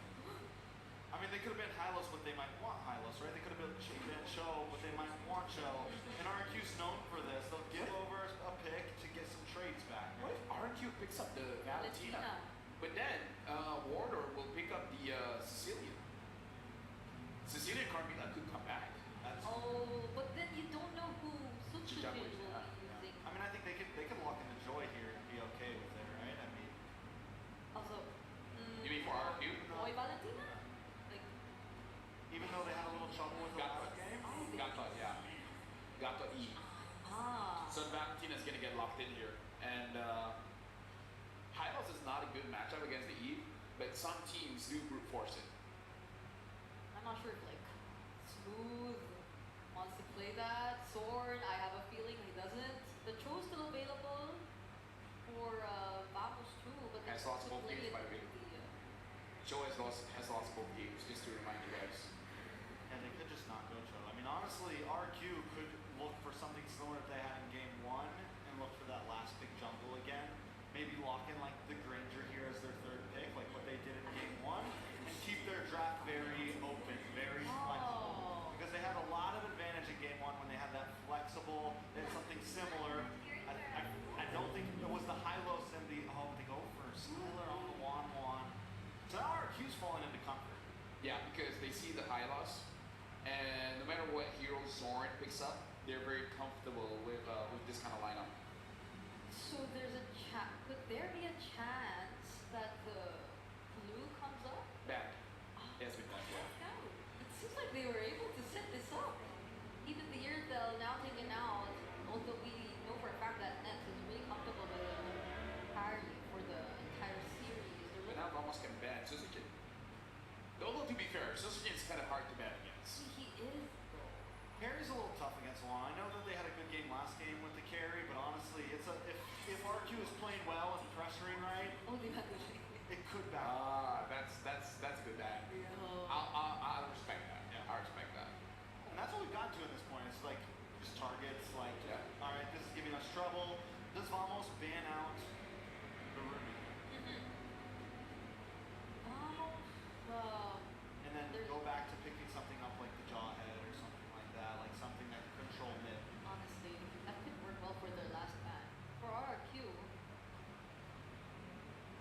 Nets, Euro once again? Or, oh, Something about that guy. I mean, Team Spirit used it against them one time. It wasn't like It was one time it was one time. But this is when- uno, dos, tres, jala, vamos. where they go for like, they can always ban out the Alpha here, ban out the Hayabusa if they really think that RQ is going to go something like Hayabusa ban. Oh, Hayabusa is banned, yeah. If they respect the joy, The Joy, really just the Joy, the Alpha, the Dona, all the things. but still though. You might have Matilda here, so does Suchi want to go for like another assassin or the Alpha? I mean, they have the Eve. I think they're still safe. I think they saved jungle for last pick, right? Yeah, pick up someone tankier here too. I mean, Ruby's open if they want to go that route. Ruby and Eve, the Ruby Eve combo is also vicious. You hold everyone inside of the RWM as much as possible. Tig also open, like you said. Oh, yeah. Option. It's just that you don't want to give one or. Yeah. Oh, Franco? Oh, wait. Franco! Franco won that. Oh, okay. This is a. This is a skill. Yeah, it's an answer. It's a skill pick. I mean, Franco's always an answer. It's always a possibility. It's a high risk, high reward, right? Dude, the Valentina will get the bloody hunt for themselves too. So, Does the Valentina want to get that close though? I mean, it's decent like peel. It's decent like if you're coming at me, but I mean, you close, it's worth it. you could. Bloody hunt is a little risky. If you can get it on the 1-1. Yeah, then you're. yeah, that Yeah. helps a lot. Although Gato can kind of stop that. Like he can talk you out of it. So Vamos, the last pick is going to be very crucial here. Harry. You pick up the carry and the jump head. So whatever worked, pick it up again. What's the jungler? Okay, Last pick jungler. what's the jump Like here? Alpha is still open. They could just round themselves out with something like that. I want to go Yeah. crazy, say Ranger, but I Don't go. Whatever you do, RQ. I mean, additional scenes would work, but Got the beat of the Flash. they're Beat of picking the up the Flash. beat of the Flash. They're picking up the beat of Flash. All right, so yeah, this time we're gonna see if Sushin gets to dance to the beat of the Flash. We're gonna see how T-Bless works. This is gonna be very interesting tracks. Let me just say, if this happens, whatever happens in the last series of the day, I respect you. I respect I you. respect you too. So thank you very much, gentlemen, Brigida, as well as Trikes. But now we have to give to our cousin, Mirko, as well as Naisu. Well, today I learned we are cousins. We're all one big family. You know, To be fair, biologically, historically, maybe. Historically, you know what? Well, going down to this again, we got a preview of the draft. Here's one last look. It's game 3. This is what we wanted, especially now that we're here in the knockouts. You know, it's down to one game. It's going to be Team Vamos here, of course, from Malaysia. Hometown villains, like they like to call them. Or it's going to be the Kingdom. RQOshi.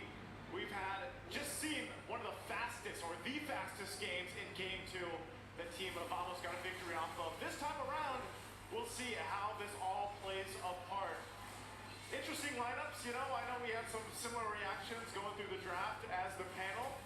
But yeah, I'm wondering if Susujin's going to have a better time in the jungle this time because we know how fast Chibi got going. Whoa. It's a focusing mark on the head. Sword, an interesting choice to go for. He didn't go for this earlier, right? I think he went for Concussive Blast. In the mid lane, Rin's almost just got a solo kill on Warlord. But yeah, everything else is quite normal, right? Tyron not opting for the Revitalize, again, the Vengeance. But there he goes, Jin winning on the Red Tree battle for the Lethal Wanderer. This is so interesting. Yeah, it was Concussive Blast previously. And that's usually what you see, but focusing mark, and it's funny because usually there are those iterations of the Franco where like they run the focusing mark too. But obviously most people now take Concussive Blast. But if Zorn finds any of the targets early on with a focusing mark, it obviously will help with a burst. We already got a preview even of last time how much damage Chibi was doing. So what more if you throw in a little extra damage, you know, to go ahead and play that part. Now, pretty steady pick so far. Nothing too crazy aside from that almost first blood in mid lane. So this will set things up really well for a first objective, the turtle take. Hooks as well from Edok, going to play a part in this fight. Chibi's going to jump in. Ooh, a lot of damage. A little bit, Jin. Walk up as well, ejector ready though. Electrify beats from Jin under the turret. Now splash some damage from Warlord. They're gonna trade back. Diamond rotating in. Oh, that's a hook. A flick around on the Purify. 2 big resources. Smooth from the top lane. Rotates into the mid lane just to get a little bit more room for Warlord to clear it out. Skyline in the bottom lane now. Inspired the 1v1. Nets has to respect this. Nets actually wants to move forward. It becomes an even trade in the bottom lane. I feel like this matchup between Nets and Skylar has been one of the most like action-packed, you know, laning like the 1v1, especially early on. Like they hear, man, everybody's fighting the mid lane. We want to fight, you know. So that's how that plays out. But this brings us now into the first turtle. RQ is gonna go ahead and set things up smooth, dropping down the ultimate. Good moves from Suzuki. Red Tree battle. Chibi again. Real world inflation. Sword gonna be caught in it. Taking mobility field. Tyron picks though. Oh, your hook. And a bloody hunt from Enoch. What a all the way from downtown. That was max range. That was on point. That's Enoch. That's Enoch's Franco right there. And, you know, there's not much you can do against that. Now here, Dyron should be fine. He does have the Vengeance again this time around with the Gatakacha. So, interesting how that first turtle played out. Of course, it went over to Team Vamos, but they lost the fight. And so for RQ, they build up. There's a corrosive side now for Skylar. Going to be the first time he locks in and prioritized. Meanwhile, Net's still working on that first one because he did also pick up those level 1 boots. So this goes back to the thing where, you know, just plays around the hook. If they can get it set up, then that's great. If not, then you wait for Team Vamos to try to do the same thing because once that flicker is available from Zorn, he might try to set it up. You want to know a fun fact, Naisu? Fun fact. Throughout the ages of RQHOshi rosters, we always have a Franco god in the lineup. Yeah. Finn, obviously Naomi, and then now we have Enoch. Oh, again? I mean, was that a hook? Was that a solo kill? I have no idea. Enoch still has the bloody hunt. Skylar still has the crossbow tag, so it definitely seems to be a hook, right? There's no way that would just be picked off randomly, or maybe over. I don't know. I mean, he did have the flicker, but yeah, it had to be a hook. Enoch clocked in, man. That was honest, when you look at it, but that's going to give Skylar this advantage that he was already fighting for and going to get a lot of extra gold now off that gold plating. So, interesting thing for Team Vamos is how do they kind of respond to this because, Prodigy or not, with this all up, The ejector to bring it back. Finally, he gets a taste of his own medicine. There we go, that's the pickoff game, and Team Vamos will be able to get a kill over. Vince thought he for some, the real world relation will lock him down though. But he will still be able to walk away. Chibi, a bit more damage with the arrow there. As Rince pops in the regeneration. And now Vamos with control over the turtle. Alright, they're going to start it up. Again, they have an advantage on this one. They want to go 2 for 2. Holding it together. Zorn zoning out. They might force something out here. Arno Young coming down. Retry, no, it's Sword. This time who wins it up. So the Jiro hitting the chase and AOG from Tyrants take the kill. He tanks up the bit of the shot, so just able to escape smooth. Running him down, Tyrant with the vengeance. Chasing Zorn down, he checked already. Zorn just walks away and Smooth gets the double. Argue Hoshi just cannot get a turtle. They can't get a turtle, but they will get some kills. But now Nets finally picking up the turret. Here comes Zeno. That's a bloody hunt. He's all alone for now, but he knows that Nets doesn't have. Oh, a blank iron hook. That's the one you don't expect to miss, but that's the one that he don't misses. Nets gets away. It's kind of amazing how it works, right? I know all the Franco players know. The point blank ones you don't hit, the far ones you do. Electrifying beat Smooth is healing through all the damage. Sutsujin will have to just back away and Vamos take back the control of the game with this momentum.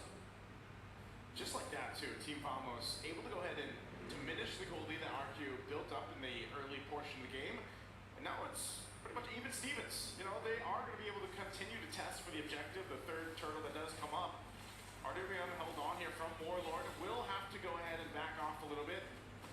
Dyran tanky enough, but this is going to be a crucial part, right? I feel like RQ Hoshi definitely wants to go ahead and contest for that turtle, make it work, lock it in if they can.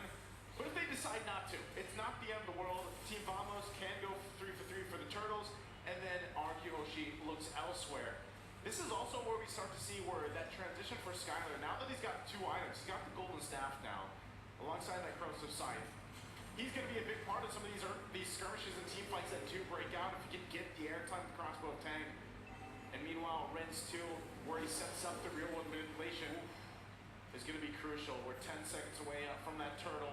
Positions already happening here, but GB will stay top side, pushed into that tier 1. There's a hook. Iron hook over to Zone of Bloody Hunt as well. Skylar will be able to get all the tags, all the Venus points. Crossbow tag ready with the real manipulation. Oh, Warlord gets some of the AOG. Sutsujin. Electrifying beats. Now it's Skylar. There's not damage. Oh, didn't fade away. Last hit. Doesn't get it. Skylar with the double. GB very low. Able to run away from that. But gets slowed down. GB weaves one more hit. But he gets taunted. No, Byron Rinse a few more shots on the Void Blast. But GB is able to walk away. 4 for 1 trade. GB. That's a dangerous game. Oh, Rinse with a flicker forward to take GB down. And Skylar gets the turret. Finally, Sutsujin will get a turtle. It's one of those things where you're like, is this the right choice? No, it's not GB. Not only did he go for the wrong target or couldn't capitalize on the kill, but then gets punished for overstaying on his side of the jungle. So they lose a whole lot in that fight. Now RQ Hoshi, when I said it was even Stevens, they heard that and said, no, not anymore. 3K ahead now. Plus that last turtle of the game. Holy Crystal picked up by Sutsujin, so now he's going to hurt even more on this Joy. And so, advantages for RQ Hoshi. Massive right now. Skylar sees 4 from a Team Vamos. They're going to back off here. Wow, Skylar has actually opted to go for the golden staff. So, that's the behind the power spike. Almost gets that hook in the bush. Or good read to space out just a bit more. This is actually not the most common build, but it is the build that Skylar has gone for most of the time in the M6 World Championship. He always likes to go for the golden staff. Usually we see Windtalker or even Melting Gun here. Oh, no, sorry. Oh, okay, force used up. Darren just walks up and dashes away. Sutsujin? Alright, they're chill. At this point, I feel like Team Vamos needs to bring it down a little bit. Because of that whole last team fight, it feels like things got a little too chaotic for them. They need to kind of, chill down a little bit. Hook's not going to land there. You always got to catch your breath when that hook is going out, And, nail biter. Yeah, it is. And for Team Vamos, they're feeling it. They're biting the nails right now because of just how much of the scaling is happening for RQ Hoshi, and it's not happening for them. They definitely need to buy some more time, and I feel like this is also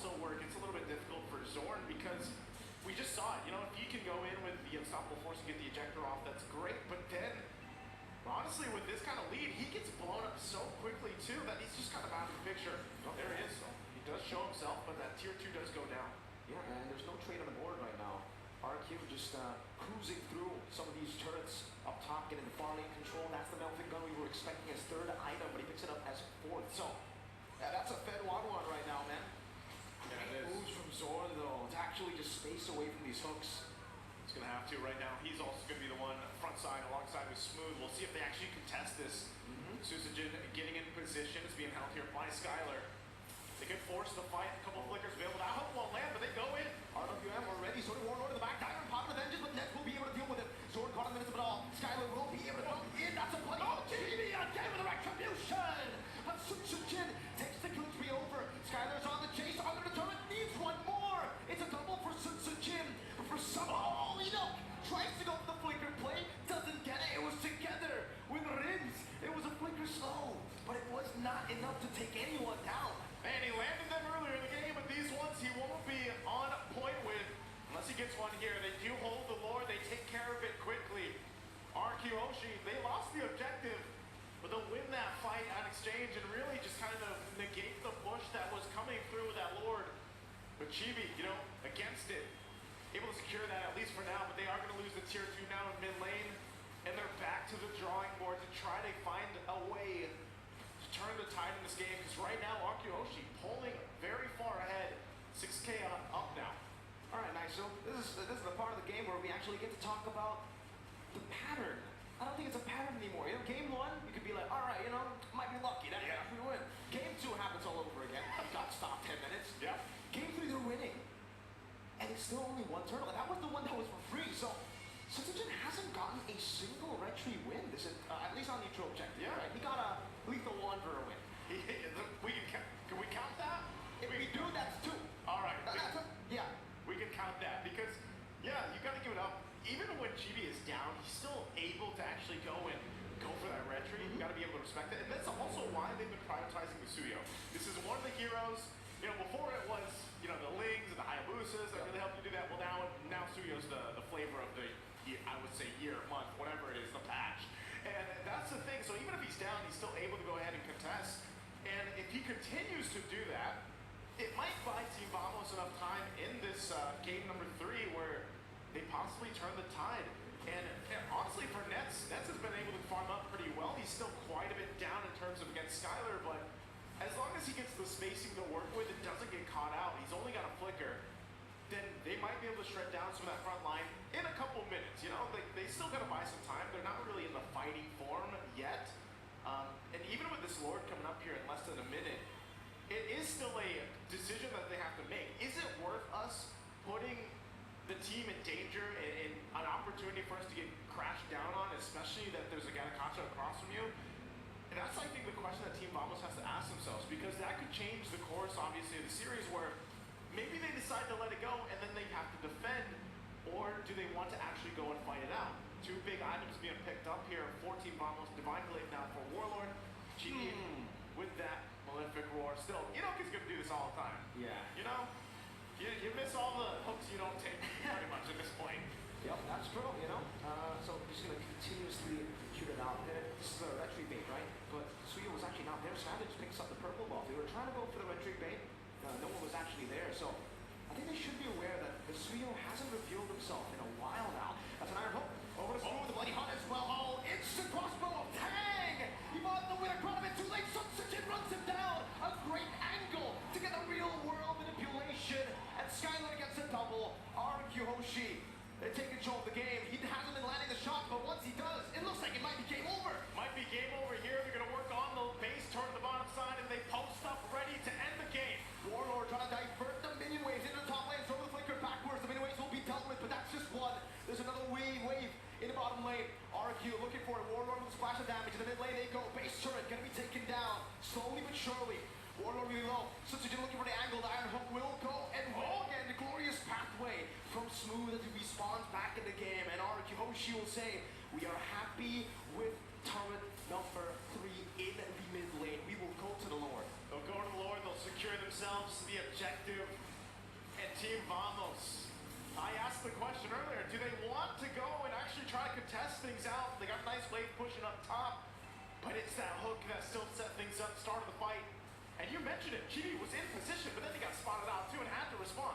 For a second there, I assume? Yeah. I got deja vu to the CFU game. It was a 1-1. It was two members. I would be lying if I said I wasn't shaking. You know what? I think a lot of people can't count out any Malaysian team at this point, but here we are. Lord pushing into the mid lane. We'll see if they're able to defend against this. He gets a turn over to GB. Picks up skill 1. That's an iron hook and the crossbow attack ready. Skyler can wait out with a crown. Eat up with a flicker around. Now crossbow attack to Smooth. Now to Warlord. Skyler's going crazy with a crossbow attack. Immortality back from Edo. Sutsujin buys immortality as well. Now next, free hitting. It's going to be Sutsujin to take the kill. That's a monster kill. Even with the shutdown. RRQ Hoshi will prevail 2-1. And the kingdom rises, cutting down the hometown villains with a decisive strike. RQ sends Vamos to the lower bracket, proving their dominance once more. A phenomenal performance from both these teams. RQ Hoshi came in swinging in game number 1. Game number 2, Vamos. It's the high highs and the low lows of Vamos. When they get rolling, when they have the momentum, you see a 10-minute game. Yeah. But when they don't, you see game number 1 and 3. Definitely a great performance, great series. Let's throw it over to the panel to break down the game. GG's for both teams, but it's high highs, low lows. GB's either the MVP or, he just gets shut down over and over again. To be fair, he still was able to secure the objectives a bunch of times, but that didn't make much of a difference when it came to Skylar being online and just looking for all the targets and constantly being able to stack the crossbow of 10. Yeah, also Kez Cutie being so strong on that red side draft with relying on the 1-1, knowing that the Franco was probably going to come in later, which supplies a very similar thing to what the Cho supplies for them. Same thing that the Ruby Duke gets the shutdown, it can pull people in, and Edok, man, just showing continuously that he's got something else up his sleeves and is able to make plays for his team. I mean, just Edok's mere presence on the map, it felt like Sorn wasn't able to do Sorn things. He felt afraid of actually going out. And I mean, we saw the emotes, but like in terms of being able to get in ahead of the brushes and positions, it didn't feel the same. They were so restricted in terms of movement, and I think that's one thing. Like there was a lack of face check in terms of the Team Vamos and their previous lineup. Vamos definitely has a lot to figure out, and they potentially have a lot of time because they're dropping to the lower bracket, so that's quite a lot of games. But before we even talk about that, before we even go and have a discussion about the game just now, after this we will be having an interview with Rose as well as RQ, where again they did phenomenally well, and Skylar's 1-1 that game probably has the fastest Trinity build that I've seen in a while. Like usually we see it in 8-9 minutes. I feel like he just finished it around 7. But with that being said, looking at the stage, looks like everything is all well and ready. So we're throwing it over to the stage with Rose as well as 2 members of RQ. The Kings of the Kings has just dropped the anti-hero to the lower bracket. And with me here from RQ Hoshi, we have Sutsujin and Dyron. Hi guys, how are you? Are you guys tired? Very tired. Very tired. Dyron, how are you? I'm fine. You're fine. Are you tired? No lah. No, not tired. Because Because you guys won. You know what? I agree. If you win, you are not tired. Okay, maybe you guys can take me back to game 2. Sutsujin, what happened in game 2?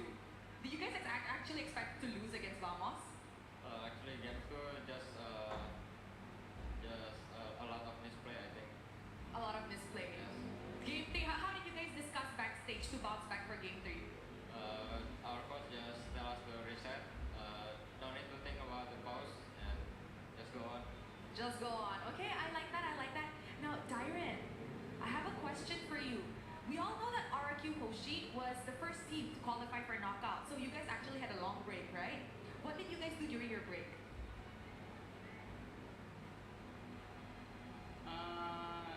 Kita latihan aja sih di hotel, kayak nonton gameplay semua tim. So you guys just studied and watch all the gameplay, you guys didn't go out and enjoy like other teams? Because I see other teams, they went out, go Bukit Bintang, go E, go KLCC. You guys didn't do that? Kita pergi makan. Makan? Makan aja? Makan apa? Makan di Alor Next Street Food. Oh, okay. They went to a pretty touristy spot to eat. Was it good? Ya. It was good. You ate a lot? Sangat good. Makan banyak? Banyak kali. Banyak. Okay. Now, Sujin, another question of mine is, why did you guys decide to pick Ling? I feel like now in this patch, we don't really see Ling much, and if we do see it, it's a 50-50% chance of winning and losing, right? Yeah. So, what made you guys pick Ling? We already training Link so many times, so that's why we like we confident to play Link. Oh, that's why you're confident to play Ling. Yeah. Will we see any other like good or unorthodox pick from you in the jungle? Yeah. Confirm. Confirm. Okay, Dyron. Later's match, TLID versus Team Spirit, will determine who you guys will meet in the upper bracket. Who do you want to meet, Dyron? Do you want to meet Team Liquid Indonesia or Team Spirit? Upper bracket. I choose Team Liquid. You choose Team Liquid. Why? Ya, Team Liquid harus Team Liquid harus win karena nggak boleh kalah kalau dari Indo. Oh, okay. Team Liquid has to win because they cannot lose since they're from Indo. Okay, I like that. So, but what will happen if you guys meet them? Will you win or will they win? Bila jumpa di upper bracket, siapa mau menang? Ya, I confident. You're confident? Ya, Berapa persen confident? 95%. 95% confident that he will win up against TLID. Okay, so Sujin, before we started the game, right, we saw a quote from you that the only person you miss in Malaysia is actually Smooth. Why do you miss Smooth? Because Smooth was very nice to me back then at KG. Oh, he was nice to you? Yeah, he was very nice. He takes care of you well. Yeah. So, now that you just met Smooth in the international scene, how was it like? Very proud of him. You're very proud of him. Do you have anything to say to him? Because now he's in the lower bracket, he only has one life left. Any words of motivation for your old friend? I think just good luck with lower. Good luck and just, keep going, right? Yeah. Okay, one last thing. Sutsujin, the reason why you're playing extra well today, I heard is because you have a special buff. Guys, Sutsujin's mother flew in from Indonesia. So, Sutsujin, what do you want to say to your mom? For my dad and mom, thank you for coming here, supporting me. Don't forget to come again tomorrow. Oh, that's so cute. I'm sure your mom and dad is very, very proud of you, Sutsujin. Thank you very much, Sutsujin and Dyron. Congratulations as well. And with that, let us throw it back to the panel to talk about what happened in this amazing Best of 3 series. A lot to dive in for sure, but maybe we should talk more about Sutsujin. Just for a little bit. He was so good. His Shin was So amazing. good. I mean, One of the best junglers I've ever seen. yeah. That joy performance. Dude, that was insane. And I think the best part was in game 2, he had a rougher performance. Yeah. And then was able to brush himself off and come back game 3 and just played phenomenally. From even securing a few more objectives, Yeah. to getting those kills, to always being in the back line, to being an aggressive but also supportive jungler. I mean, like, Suya was deleted. Like, he just came in and dropped the beat of the flash. Tough to beat a flash. It seemed like he wasn't even afraid to go up against Sword or like get past Sword even in that entire game of the joy. Also accompanied by, of course, that Franco 1-1 duo that I feel I hit Franco, man. I don't know. I was thinking like even if Team Vamos did want or try to focus on the gold lane, it felt like Aidon was always there too. I mean, like, again, they're playing goal lane weak side, so they're not gonna be traveling towards the goal lane that often. Like, if they do, it severely slows down their rotation. And we saw that they do visit the goal lane every once in a while, and that did, in fact, slow down their rotation. I think where the Franco really shines so much, the Valentina's weak against it because there's no way to really poke and check pushes. They had no way to push check at all. There was no long range poke on their team at all. So pretty much you're either going into a bush and risking your life, or you're just not checking them. And once the fear of Franco gets put in you, once a couple hooks land, then you could already see Vamos was even the timings here because Skylar completed his 3 items in 7 minutes and 30 seconds. Now that's fast, and to put it into perspective, Nats finished his 3 items in 10 minutes and 57 seconds. Over 3 minutes worth of difference there. Yeah, and I think at less than 5 minutes into the game, or at 6 minutes, we've seen the 2K gold lead between our gold laners just keep on growing. And I really agree with what Trix has mentioned earlier about range. There was little to no range for Vamos, and it felt like they always had to fight against RRQ head on. They always had to put themselves out there. But RRQ were okay with that because 1-1 likes melee targets. I mean, let's talk about the real manipulation as well. Once Vamos feels like they're in an okay positioning, all of a sudden Eve is there and it's like, you think you have good positioning? Right? There's no such thing as good positioning here. Yeah. When you're up against these heroes, and I think that was definitely, like I said, RQ. Their draft right now feels very comfortable. They're not willing to. I mean, they're very willing. Kesky is very willing to kind of break the rules a little bit, throw in something like the flame though, and that's what we're seeing so many teams shine, where they're able to throw in that one hero here and there that shakes things up, as long as it works. And RQ knows how to make it work. Yeah, it's honestly like a very pick-off-oriented composition, or at least for their win conditions in the early for Team Vamos, against RRQ Hoshi, whose lineup really thrives in like all those AoEs, all those means to just zone out and provide the box for their other members. And so they were really able to play around that, just that. So Team Vamos, it felt like their most crucial condition in the early was denied completely by RRQ, simply because they couldn't set things up. If they did go to, or if they did go and try to attempt for at least an ejector play, there could be immediate answers. There could be Avatar of the Guardians, real manipulations, as you mentioned. All types of things. You know, we saw it happen at GB very early on when a fight could have gone to them. But before we get to that, MVP is going to be Skylar once again, 5-0 and 6 on this 1-1. And this is because, I mean, right now I feel like he's one of the only marksmen right now, gold lane players, that can just play this hero free will, like over other things that would be considered meta, instead of the Granger or something like Yeah. this. And the team has faith in it, and he looks good on it. He doesn't exactly need to play the Bruno or the Granger, this or that. He can pick up the 1-1, it is still something you have to deal with. I couldn't count the number of crossbow attacks I've seen during the entire series. You know, and I think against a lineup whose heroes are very high in terms of mobility, it wouldn't be as easy of a task, especially if there's this hero assigned to always hunt you down. But that's another thing, I feel.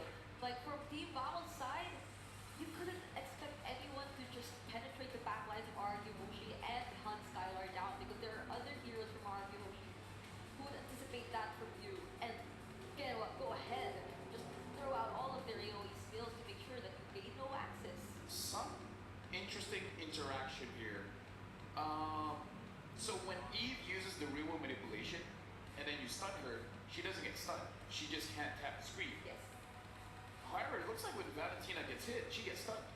Oh, she has the real world manipulation up, then Yeah. he gets stunned. Because I saw the Gacha land the Avatar of the Guardian. I don't know if Warner just canceled it early or that attribute of being CC immune is not registered. Exclusive to Eve. It's very possible. I could be wrong. Like Warner could have canceled it. I haven't played a lot of Valentina into Eves, but I just saw the interaction. I'm just wondering if that is it. That might also be the weakness of a Valentina, where just because you're going up against an Eve doesn't mean your real world manipulation is free. Again, speculation. I need to test out for myself. You know, and what's big about that fight right there, that fight was a moment where I thought, okay, as long as Warlord can have the real world manipulation, they have a chance of winning these fights. Because when Franco hooks, everyone wants to close in on whoever he hooks. Warlord drops real world manipulation, and now we have a good, clean fight where we can actually, you know, go back and forth. But from that fight on, I don't think Warlord was ever able to get it again. Yeah. He was never able to steal it. He was never able to really get any big power ults. Yep. And that was all due to Franco. Warlord couldn't get close. Warlord couldn't do anything. But yeah, I think that was going to be a big win con for them. And RQ saw right through it. You know, they found an answer. They found a way to deal with it. Kes Cutie. I mean, truly right now, they just, in terms of drafting,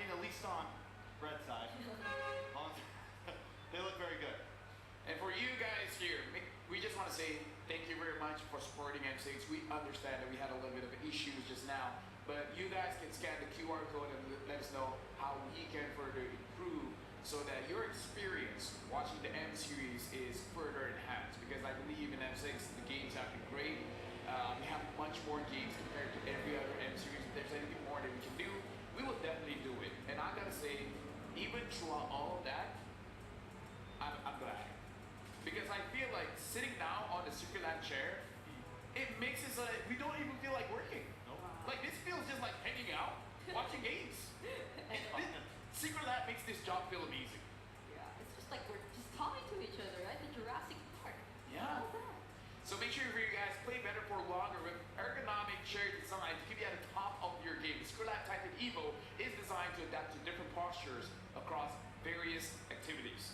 When you're playing games, when you're watching a movie, when you're watching MPLs, when you're watching the M series, when you're watching Brigitte going up and down on her chair.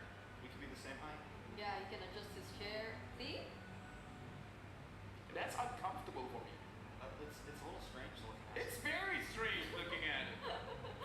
Like, I don't know what's stranger, Trex being short or Brigitte being tall. But again, shout outs to Secret Lab. Make sure you guys grab one for yourself. And don't miss the M6 Battle Night happening from December 28th up until 29th. That's going to be after the M6. So we're just going to keep reminding you guys to enjoy exclusive bonuses, including a limited time 25 Epic Skin Trial and All Heroes free trials. Again, it's 28th until the 29th. So it's going to be quite after M6. So we'll just keep reminding you guys. Yep. That was an amazing series, but we have one more after this. It's going to be TLID going up against Team Spirit. So another Indonesian team. And you know what? Both Malaysian teams are in the lower bracket. Gotta At watch least out they for made it that. to bracket. What? At least they made it to bracket. And at least we were double eliminated. Yeah, but I mean, there's a chance they won't get into Axiata. And that's... I don't think there's a world where both of them can. No! Oh, there's They're on opposite. They're opposite sides. They're opposite sides. They could both make it To the lower bracket height. somebody home. to the lower Well, through the lower bracket. Lower bracket quarterfinals or semifinals. After this, TLID going up against Team Spirit, that's going to be very, very interesting. And we heard from the interview where RRQ, they want TLID to actually go defeat Team Spirit to stay in the upper bracket. But now we got to look at a bit of the brackets here. Just do rub salt in the wound just to see where the Malaysian teams are at. And yes, folks, both Malaysian teams are at the bottom here. I just want to point out that I don't think Brigitte. I think Brigitte knew that they could both make it to quarterfinals and be there. I just don't think she thought that was possible. Yeah, she feel like they will lose Yeah, before like, that. no way they can make it to Axiata. That's what I heard from Brigitte. No way Vamos can beat TLID or Team Spirit. You don't make me the enemy here. No, you don't have to. You just do it by yourself. I did not say that. Just for the record, So tomorrow's gonna be a banger as well. Tomorrow's going to be upper bracket. So we know that Fnatic on the Philippines will be going up against Falcon, and RQ will be going up against TLID or Team Spirit. At least the low bracket gets some rest. It's important that they get a lot of rest though and preparations equally.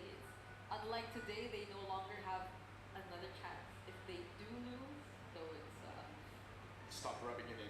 they have to crawl all the way Stop rubbing it from in. the lower bracket up until the lower bracket. Someone needs to talk to her. She looks nice and sweet, but when you get to know her, you understand that that's not the case. Looks are very deceiving, folks. Look at Brigitte. You would assume that she's a type of person that would give cats food and stuff. I just want to say it's the lower bracket. They literally have no second lives. Let's look at the oopsie moment, because she's lying to you guys. You know, just looks are deceiving. Now we gotta look at an oopsie moment here. What was the moment here? Oh. I don't know. Oh, just missing looks? Oh. I mean, like, whoopsies. If this is how you make Vamos feel better, I don't know about that. I'm sure they appreciate it. Yeah. But in the end, it's not the hooks that miss that matters. Is the hooks. That land. That hookah. You didn't have to rub it in. No, I was just giving. That's like it's like wise words given to the people. You know, it's not how many times you lose. It's about how many times you get up and try again. I get it. We're going for a break. After this, TLID Spirit. See you guys.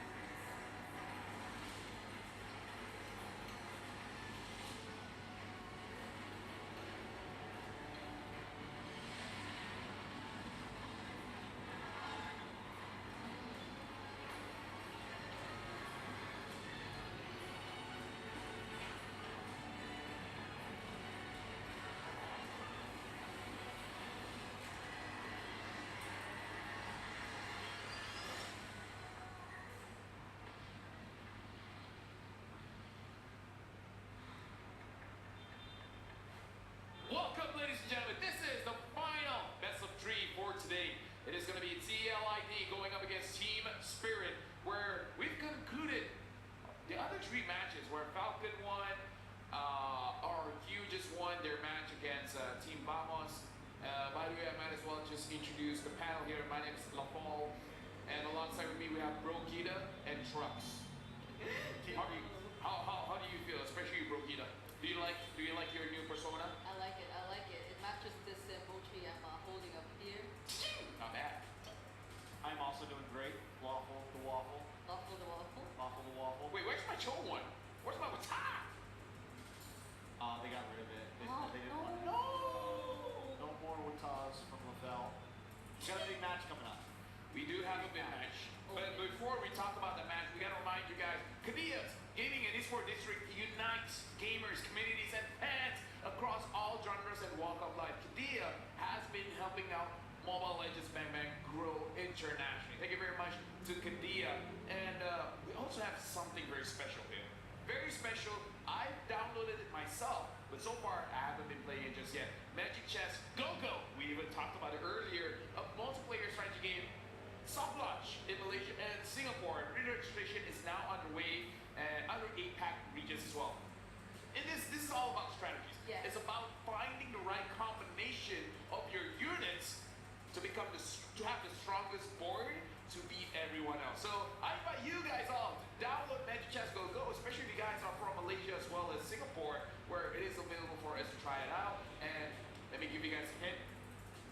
Probably gonna need some professional players in that game as well. It's the perfect game for me, for an old man like me with like fingers that are moving slow now. Your arthritis is kicking in. Yeah. It's very macro orientated and not as micro orientated, right? So if you are having a little trouble on Mobile Legends, then you just go over to Magic Chess Go. I just don't know why I remember him saying that he was carrying us the other day. You remember that? It says a lot about you guys. He said it the other day. That was actually Renmar and Nysu. Oh. No, it was about us. You said No, you were carrying us. That was not Redmar. I never shared the desk with Redmar. Oh, no. We remember that Oh, one. you trucks. No. Who's No. Drops? You said trucks. Dude, we just keep on changing our names, all right? Now we gotta let's talk about something here. Let's talk about something because for you folks at home, this is the round 2 fight. They fought against each other before, where TLID they were like, no way, one shot, use the fan, and let go of the fan, and Team Spirit capitalized on the misjudgment of TLID. Now round 2 fight. Destin. Oh wait, actually, I should try it. This is the best poster of the day, right? Let me try. Wait. Round 2 fight. Oh. Not bad. Imagine. Imagine a world where TLID gets to meet up against Team Spirit in an epic rematch, where this time TLID has figured out that the fan is a dangerous pick to let one-shot use. However, Hecomania as well has been showing an amazing battle so far. Yeah. Will TLID this time be able to conquer Team Spirit? I think they should. I mean, the last time they did, they let go of the Fanny, but it's not just that. They had literally little to no crowd control. They had the focus on the XP lane, if I'm not mistaken, and the Gato on the rope. Or, yeah, was the Gato on the rope? So Either way. However the draft went, to kind of throw something out there, is that's the first time Team Spirit has ever beaten a Filipino or an Indo team. It was a best of 1, so for me it's still not completely it yet, but them beating TLID today would be huge. It would be a big statement for ECA. Even though they had wonderful placement back in M5, they were not able to get a big win against a Filipino or an Indonesia team. So that's what I would love to see from them today. I think to really put themselves on the board, to see them really be like big dogs, right? I mean, they've been improving, right? They've been improving every single time. And now, personally for me, they're a big threat. But we were able to talk to Aaron Shiki, and apart from finish, he said, I feel a sense of contentment for reaching the top 8. Similar to how I felt from winning MPL and making it to M6. However, when I look at the bigger picture, I feel like it's just the beginning. because until I earn the title of world champion, there's still more to prove. And this is just a winning mentality. You never feel like winning one thing is ever enough. Yep, and I like it because it sort of reflects the entire idea of TLID or their entire image heading into M6 because they're really, we know that a young team, a new team, rookies. And if we're talking about rookies, there's definitely hunger. There's definitely eagerness to prove that, or your capability is that you can go head to head up against all those teams who've been long holding those top positions, top spots in these kinds of international tournaments. And that hunger is something we've seen from them, enough to push them to even adjust so much. That if initially we would think that TLID were kind of stubborn, they still wanted to like keep using these signature picks, these combos, these kinds of drafts, that they show us no. They learn how to adjust. They can also discipline themselves really well. Remember what Fabian said. Kick off. I will solo kill you. Just substitute King Kong for anyone else, and that's his attitude. Right, Trex? That's the whole team's attitude, right? And I think the hunger, I love the idea of I'm still not really happy with the position we're in. I want to be a world champ, right? And that's what we see from the best players in the world. That's what we see from the people who become champions. It's not just about being here. It's not just about winning a few games. It is about being the best. It's about being greedy. It's about always wanting more. Be like, I have one apple, but wouldn't it be great if I had two? That's the attitude that we have, and now we gotta look at Hiko here. Hiko Mania, having a savage, being as young as he is. That's amazing. I mean, he lost the game. Still, he got a savage. It's a statement right there. One of the youngest players, one of 16. the players who historically had a savage in the world stage. It's just that, yeah, you mentioned it. Probably the game, the moment was too heated, but they need to be mindful of those kinds of engages and situations. It's definitely that those should be the fights that would give them the win, and not just for a moment, but in the long run, in the entire game. And this is what's the savage. Yep, what this you're is talking savage. about. Yeah, this feels like the lineup that they've been waiting for, picking up one shot, picking up Hiko, and then even Hiko, he's been on the team since the championship before MSC, when they first kind of got first place with him, and he had it then. A lot of us saw it, a lot of us saw the idea of what Hiko could become then, and then now he's finally, it feels like they've really honed in. They pick up one shot, and the team just feels like a completely different beast right now. Yeah, definitely one of the best goal leaders. We're talking about one of the best goal leaders. We gotta put Aaron Shiki in the conversation. The rap of Aaron Shiki. Like, people were talking about the hype, and then TLID didn't do all that well with the best of ones. But now, Aaron Shiki is really showing up. With the Bruno, with the Granger, it really doesn't matter. Just give Aaron Shiki any kind of hero, and he'll shoot you down. And it's literally Aaron Shiki showing us how deep his hero pool is. For the past 5 games that they've played here in M6, he's used at least a different goal later for each game. You mentioned it, the Granger, the Moscow, the Nolan, the Nathan, Mention Nolan. We've seen it up, who knows? But yeah, and that's a difference, right? Hiko, on the other hand, is the only remaining player who hasn't played the Bruno just yet. So, And I believe in the interview, he said, oh, if I got Bruno, it's over. It's over. It's over. actually, if he did though, I want to see how it. I want to see how he plays the Bruno though. Like No one else does. His opponents doesn't. They obviously don't. They don't. He's like, okay, Matrix, all right, understandable. 1-1, okay, good. Bruno, okay, you know what, this is where we're crossing the line. I do want to say as well, Hiko was the first one that we saw through the rush malefic gun on the Beatrix. We were all wondering how to deal with the Bruno, and Hiko rushed the malefic gun. It was the first time we really saw it.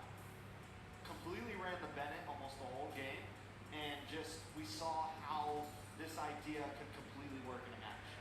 You okay with doing Team Spirit? You're okay with doing TLID? Okay. You're all good? All right. All right, because if you're good, I want to introduce both teams on the M6 stage. Entering the stage is the remaining team from the West. Can Hiko Mania carry his team a new past, a familiar foe? Roar for the Dragons of EECA, Team Spirit!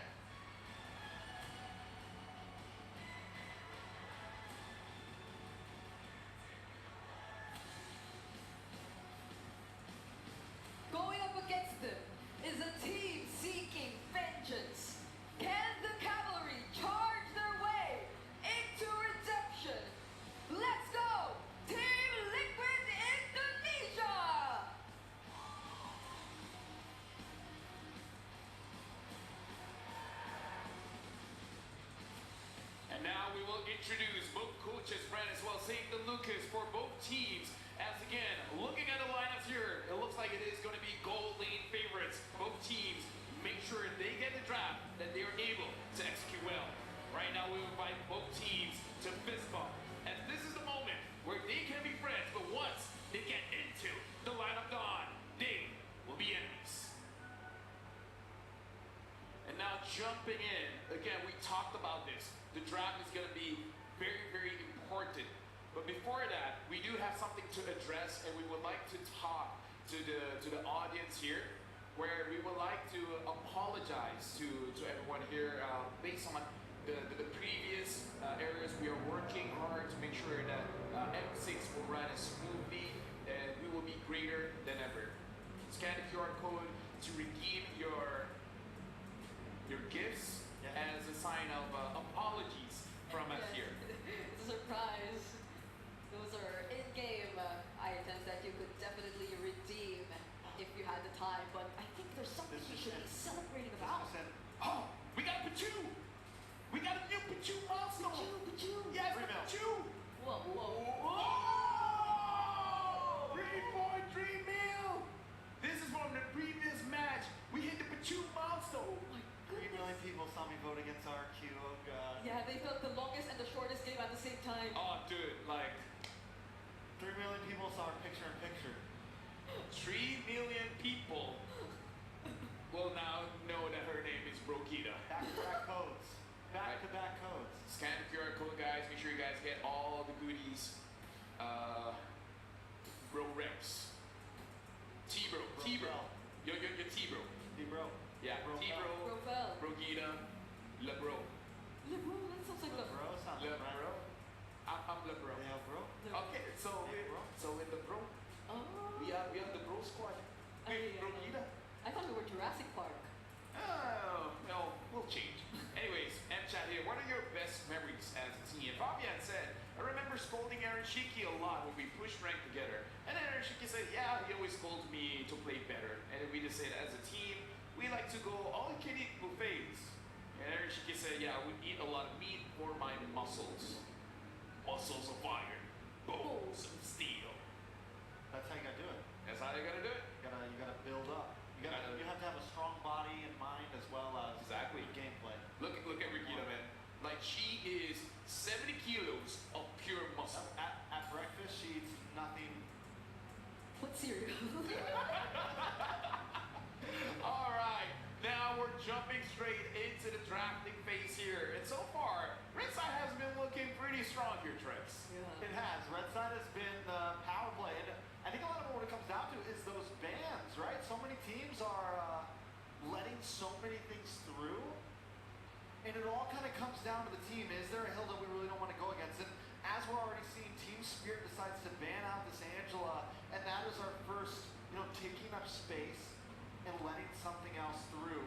Which at this point almost can feel dangerous on the blue side, whereas it used to not, right? Yeah. It used to be blue side was the side to target, but now it almost feels chancy to because you're getting two really strong picks over to TLI. Yeah, and honestly, Team Spirit, they can choose either from the Fanny and the Suyo, who's both still open right now. But I'm pretty sure they'd be careful with that, I mean, this is TLID we're talking about.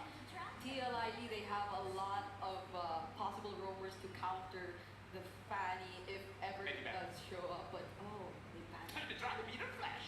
They dropped it Look at out. the joy. They banned it out. Suyo open right now. It's been one of the most popular pick ones of today, at least. And I think that could just be the walk on. Bruno's open too. One Shot's had a great job on it, so. Bruno is open too. Do we see Hiko? Finally. What's more important though? Because I feel like Bruno has been getting dealt with. Yeah, But I agree. Suyo, Yeah. you can build around the Suyo. The Bruno's a bit more like if you don't have a decent jungler, the Bruno doesn't matter. So is it going to be the Suyo here for Team Spirit? They're taking the time. Yeah. High loss. They're thinking about it, definitely thinking about it. But they go for the Suyo, alright, so. Then Bruno to TLID. And then Cheeky Bruno. Team Spirit just picks up the Granger. They have the Cho, they have the high lows. I think Team Spirit is really confident in the counterplay against Bruno. So will they this is Aaron we're talking about though. I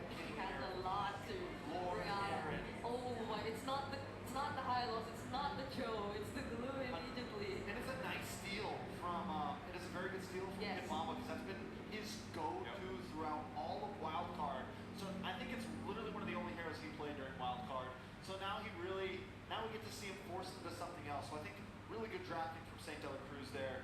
Bruno also in. Team Spirit, do they lock in the Granger Save the immediately? Lucas, right? Sorry, I went full. It's alright. My line's on St. Del. Yeah. I should not have called you out, but It's okay. I just heard it. I was like, that doesn't sound right. I should not have called. It's been a long day. We've been here since 1 p.m. Ergo. 1 p.m., right? We've been here since 1 p.m. Well, we got 3 more games to go. Hot. Oh my goodness. Okay, we need to go for the mage here. Oh no. So does okay, so if it's Yehezkiel, I'm not sure anymore. Like honestly, Yehezkiel can just pull off a surprise Louis? anytime he wants. But yeah, actually, Or they go jungle right Even here. still, yeah, Alpha straight away. Alpha straight away. Or Because- they try to pull a But he's RQ still and like there. last pick and assassin. yeah, right? the Eve's still available too for Team Spirit. So would they want to go for it? Alpha. Oh, so they still go for the Alpha. I feel like Yeve's not even prio anymore. Like it's good, but it's not always prio anymore. Yeah, but we saw that Eve is still good. Yeah, still good. Very Still strong strong. today. Yeah. But a lot of teams are willing to like, Okay, Eve is the guy or girl, probably genderless. It's an alien. I think. Right, it's an alien. So, okay, Eve is the type of alien that plays when chess goes over. Oh. And you know the macro of those players. yeah, big macros. We're Just like we're a going- player. It's a long going day. everywhere. Yeah, you gotta understand. We've been here since. Well, anyway. Cecilia Bad. Okay. Cecilia Bad. So now, honestly, if they do consider the Eve though that we were talking about, the Valentina is also still available. So like these Spirit could also have it for themselves. Wait, let's consider this. This is actually quite a good Sicilian bad here because just in case if the gradient doesn't work out well, which it's a good issue. You have late game possibility, right? So there, yeah, I wonder if because it's still idea. I always consider what if they want to go crazy something like Yeah. Xavier again, right? Yeah, yeah. Just outrage the Granger. Which is why. Right, they ban out the Sicilian. And they themselves need some kind of long range. What do they pick for long range? Who's the team? Who picked up the Xavier? It was the Still Idea, yeah, Still Yeah. It was them. It was them. Like, dude, the And far side's on the that was table. against Aurora. Yeah. Yeah, they beat Why Aurora. did you have?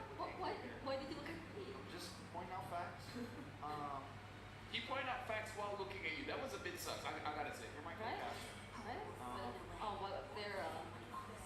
Yeah, I think those mages who would do well in the early stages too are kind of out of the picture right now, at least for Sunset Lower. So, Spirit, what do they want to take out here? If they're focusing on like the possible rovers, there's a The tot's still open. They can ban out the tot. They can ban Tigreal, out the Tig. the Todd Tigreal. Yeah, I feel like the Suyo will not be fun for the Suyo. Like everyone else might be okay, but the Suyo won't have the time. I mean, the Cho, we've seen Cho can handle the Suyo quite well. I think it takes a one. Tiggs or Gato, it will be fine. Big or red odd. Okay. And TLID's on the gun. They get first pick after all of this. They still need a roamer. They still need a mage. You mentioned the Xavier could definitely be a pickup here. But now, oh, they go for the Eve. But then there's the Valentina. I mean, we saw the matchup just now. Eve just outrages the Valentina. That's true, that's true. So it depends if they want to like play it very aggressively in the early two or just If they're local, they could go Ferris Oh. against the group. Yeah, it's already picked. Maybe so, like there's definitely It's just that possibility. Ferris is not good against the Eve, but still, you know, like, Just play around it. yeah. Take your pick. Honestly, that sounds good. I think so, I It does think sound so. good. I don't know if we'll see him pick it, but it does sound good. Louis also still open. Louis here would be clean. Ooh, yeah, and what else is available for Sawo? I think there is live. Oh, so they go Louis. What's Arlen, haven't oh, seen the Arlen. OG. Yeah.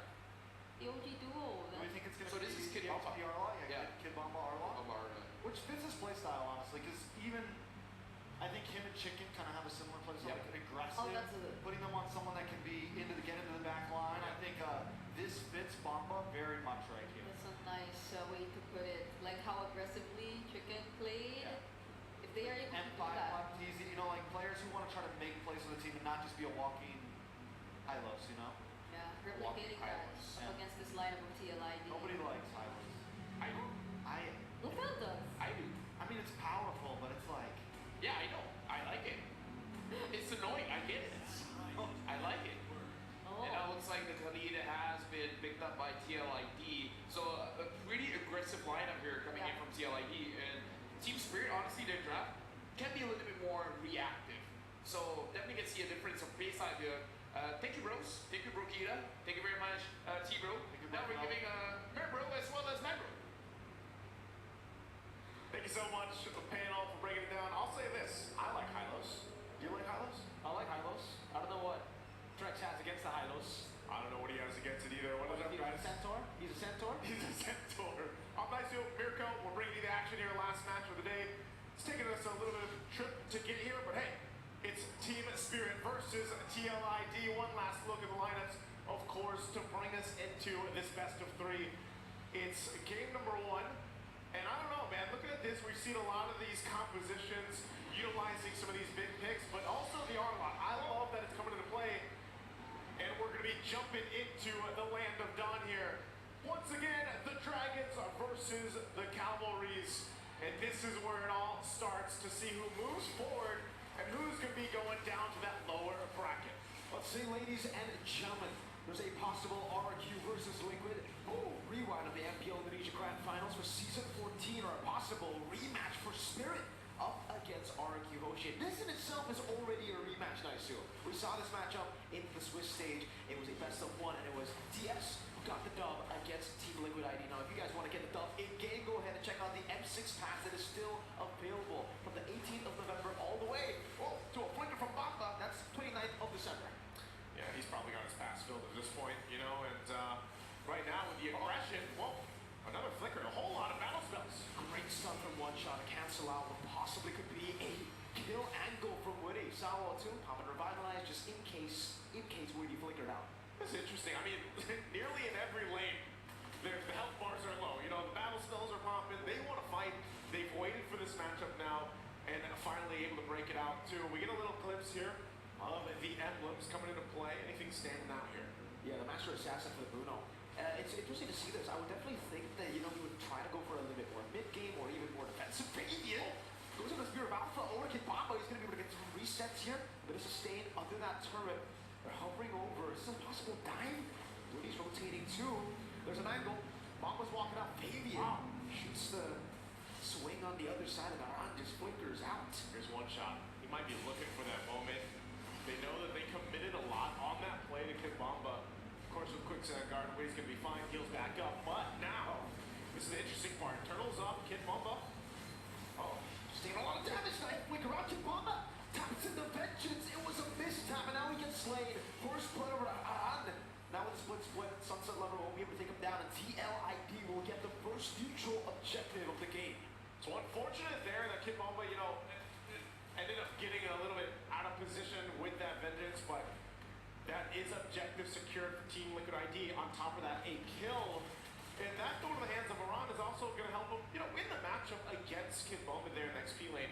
So we'll see how that adjustment goes. Again, a lot was thrown up there to go ahead and take care of him, but you can see this again. Hiko mania.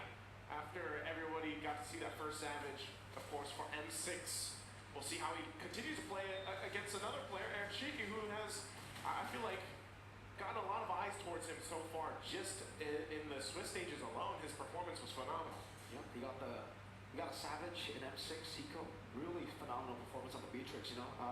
Changing to weapons that normal players would never think of swapping into. Hiko's not normal. He's not normal. He's Hiko. So I got his jersey. I just got to flex that real quick. But yeah, Spirit is going to take it slow right now. They know that they can actually scale into the mid game quite well too, and there's really no crazy pressure on them to actually get a snowball. Obviously, it would be great to have, but only the first neutral objective so far. Both of them will still just be waiting for turtle number 2. Yeah, with this again, it's kind of early pickup too. See Albert already locked in. Oh, Sauer. Ready, set, storm, and the real world manipulation from Yehezkiel. Team Liquid, second kill. It's kind of early pickup too. See Albert already locked in. Oh, Sauer. Ready, set, storm, and the real world manipulation from Yehezkiel. Team Liquid, second kill in the game. Okay. interesting enough, diversion going to be used too. Hiko obviously going to be finding a little usage in the diversion just to see what's going to happen down there. But I think that's the point. You know, he does pick up an early Seahalberd just because there's so much obviously healing that can be done here for Team Liquid ID. Even if they don't have a Revitalize, just the heroes that they brought to this game, you want to be able to go. Hiko. Great slide tackle from Aaron Shiki. Good usage of the aggression, but Hiko, Detonata. Just kites away, pops in reach, and he wins off the trade at the end. Aaron's gonna have to try to out-sustain it with a Haas Claws. I think that's the only way you win in this matchup against the Granger. Let's see this now, the Turtles up. I know you can get it mid lane. Sandstorm from Witty. I think that should actually stop TS in their approach towards the initial objective. Arando trying to cut off one shot from the fight. That's a glorious pathway already used up by Sabo. Witty is chucking it alone. The final slash only connecting onto Arando. Baby with the Spirit of Alpha. Now the real world reflection. Oh, somehow gets deleted before he can take it around. With finger forward, the slam, almost taken down. That is the split to mount him down. Witty with the sword. Bomba still able to survive right now as Fabian dives in deep. Sabo very low, gets taken out by the Void Blast of Yahezkiel. That's not from Hiko. He tried to go for the snipe, but he's unable to find it. He went in with a flicker, but he couldn't get the kill. Unfortunate for Team Spirit. A whole lot there. Just going to the hands of Team Liquid ID. And now down at Battle Spell, he's actually going to be just kind of zoned out from the turret. The information's already there. And Witty will just hold that front line. Turret goes down. Aaron Shiki secures it. So now Team Spirit in position, you know, just in that last, minute and a half or so, they find themselves now down 3,500 gold. They'll have to go ahead and play around the fact that, yeah, they have a little yeet. They can actually use the diversion to their advantage, but it's been really difficult team fights for them, especially when it's just kind of a situation in the mid lane that was forced by Witty.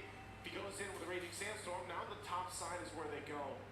I don't think they're going to really find anything here from Team Liquid ID, as they're very disciplined on how they decide on what turrets to be able to focus on or just get the objectives. But these little things are really starting to stack up now for Team Liquid ID. I don't think we expected a shutout like this at the start of the series, man. Yeah.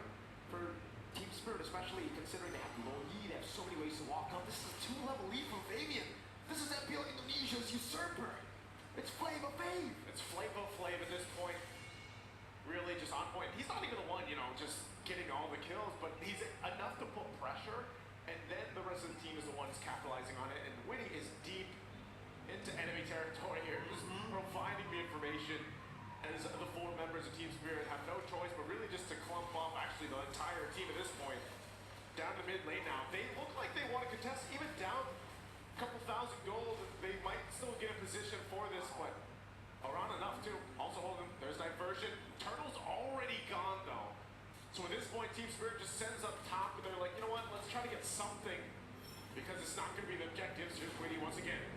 Wants to go in. I think this is just a bit of a zoning conceal from Witty. Doesn't really want to, force anything here. Again, they got the neutral objective. They are on track to get Aaron Shiki to the power spike way quicker than Hiko. I believe. Oh, Bomba! Again, that's a final slash flicker that doesn't land. This is now the 3rd time that, there's a misinput. There's something, the Arlot, when it was locked into the draft, you're thinking, oh no. Oh, Sandstorm, Witty. Witty the Wise out Sunset, 11 Glorious. With a slam, pass, gets tucked out and won't be able to use the split. But they're all going to be caught in the skills, real world manipulation. They're all zoned away. Aaron Shiki is just smashing Bomba, gets the double. One shot, can't even react. Hiko is low. 3 members down. Only traded for Aran, and there's no response. Oh yeah, he's still hunting. Okay, not going to get there in time. Hiko gets out of safety, but talk about just the sandwich play under the turret. Think about it. Real world manipulation, and then of course you have the worldly come out from Aaron Shiki. They have nowhere to go if you're Team Spirit, so it's looking a little dire at this point. Actually, even more so than that. Not in a position to really contest any of the objectives right now, so you still have to start to think, all right, Team Spirit, how do you get yourself back into this game? You already lost so much 8 minutes in, and you're probably not going to be in a position to actually contest the first Lord. So what do you do from this point? And honestly, one shot, he's got to keep doing it. He's got to keep farming. Maybe he pulls some miracles off that we saw even previously where, if you still have the Suyo like Jimmy had, he was still able to go in and somehow get the retribution off. That might be able to buy them enough time where then they can scale up. But so far, they're in this position where they're forced to stay together here. Fabian, look out. There's a final slap. After 1v5, he wants all the smoke. Spirit of Alpha defensively, and now the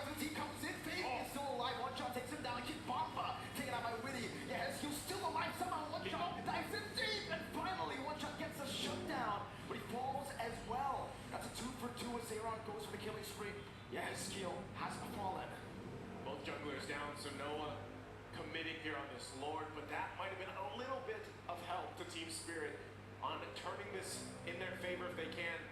Again, Hiko almost landing that Death Sonata, was nearly there, but better to stay alive instead of taking those risks at this point because they need everything they can. He does pick up a little Roar now, so he's getting the items that he needs, but they still have some ground to cover.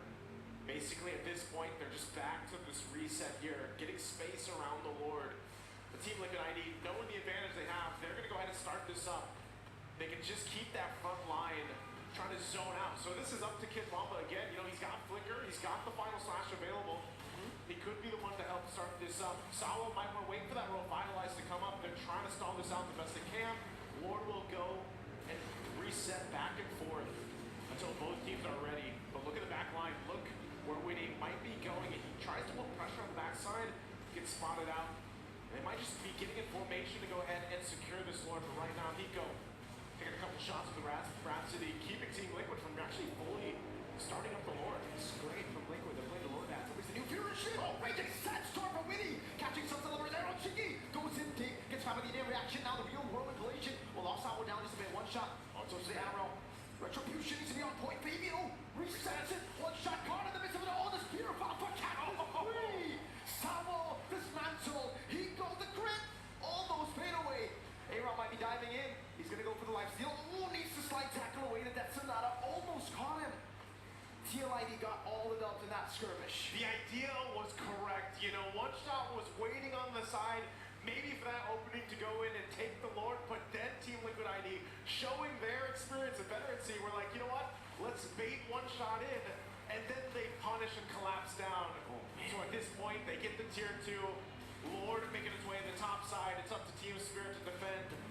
It's only that first one, so they should stay in the game, but they are going to lose a lot of these turrets now outside of the base. And you can see Aaron Shiki. He can already hit the turrets from outside of the range. Yeah. This is a Melfic Gun power spike in the 11th minute. Oh, Yin-Yang reaction. Still does plenty of damage, so they still have to respect the damage at least. Reaction is still damaging. Hiko as well has good damage on the Granger, but right now they got to defend against this. Oh, the shield. Whoa, yes, skill. Oh, the last shot didn't go and clean it up. But they hold on to the base turrets. Shields are down, but Team Spirit buying themselves some more time at this point. All shields exposed. But you can see it. The damage is there, even from Sunset Lover. It could just come down to that one diversion play. Oh, they're actually going to go for it. Uh-oh, who's the back? They're going. If don't bond, slide cycle to the Purify Kid Mama still going for it. ARG. Hiko left all alone. The glorious pathway can't be taken. 2 members have fallen from Team Spirit. Seems like Liquid ID are the ones running in. They're going to go for it. Aaron jumping in. Sunset Lover's in trouble. Raging Sandstorm from Winnie the Wise. Sunset Lover is down. So is Sawa. The cavalry just keep on charging. And Team Spirit's formation cannot hold. Can't hold. No minions pushing in just yet. They got to wait for that mid lane. Aaron Shiki. Wow. We can just go ahead and work on it slowly but surely. Slides on through, and they'll get the turret off the exchange. Team Spirit, oh, they might be looking for more. Mama's in the comments. Purify fight. Yes, can we just gun them down or drop down that damage on fire? Aaron Shiki is godlike. Hiko tries to go in with a crown from Fabian. Oh, he's taken down earlier. Hiko still able to escape with just a little bit of HP, and they will be able to keep some of the turrets alive. But in 12 minutes, it's a 10,000 gold lead for the cavalry. Massive, massive lead right now, and it's Team Spirit holding on to their spirit, trying to stay into the game. But it's looking really tough for them to actually turn this one around. Even earlier, that started that whole chain reaction. I'm surprised, you know, Hiko went in with that diversion. They tried to make a play, and even when they had that, I don't think he had the flicker. It was still on cooldown after he was taken out. He just burned it again recently, so interesting how they're going to use that diversion. And I was saying, you know, that might be the move that they have to make. But in that case, that wasn't it. So now they find themselves massively behind. They're going to get going again. Witty. Okay, they're going to go all in onto Witty, but I don't... Oh, Raging Sandstorm, no way! Witty the Wise to survive a 4-man gank! And that was a very, very costly gamble. Split up, put on the back of the mountain. Aaron Shiki just going to be able to pull him down. Fabian comes to the side, and they all get by the RWM. Aaron's just going and taking everyone down. It's a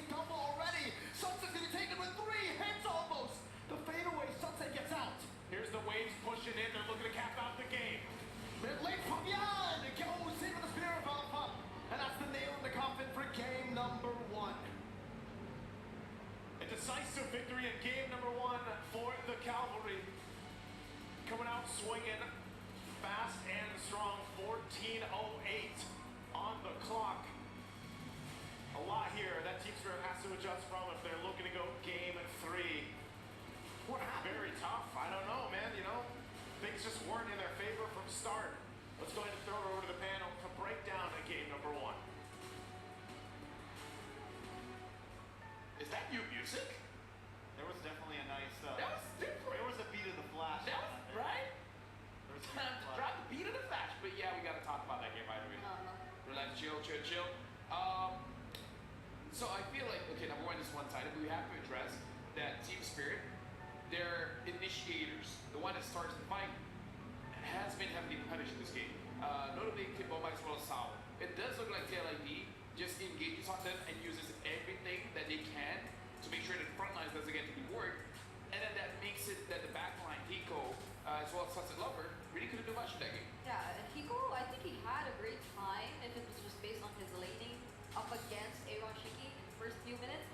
It was more of like TLID even focusing their rotations towards Kid Bomba. I think we've seen a number of rotations towards the XP lane, forcing out battle spells here and there. But it didn't really matter because even despite all that, Aaron for the first few minutes, it's like, no, I'm okay here, I can handle it. I just have to sustain and play a bit safe, then focus on the turrets. Because TS, they weren't really fighting aggressively.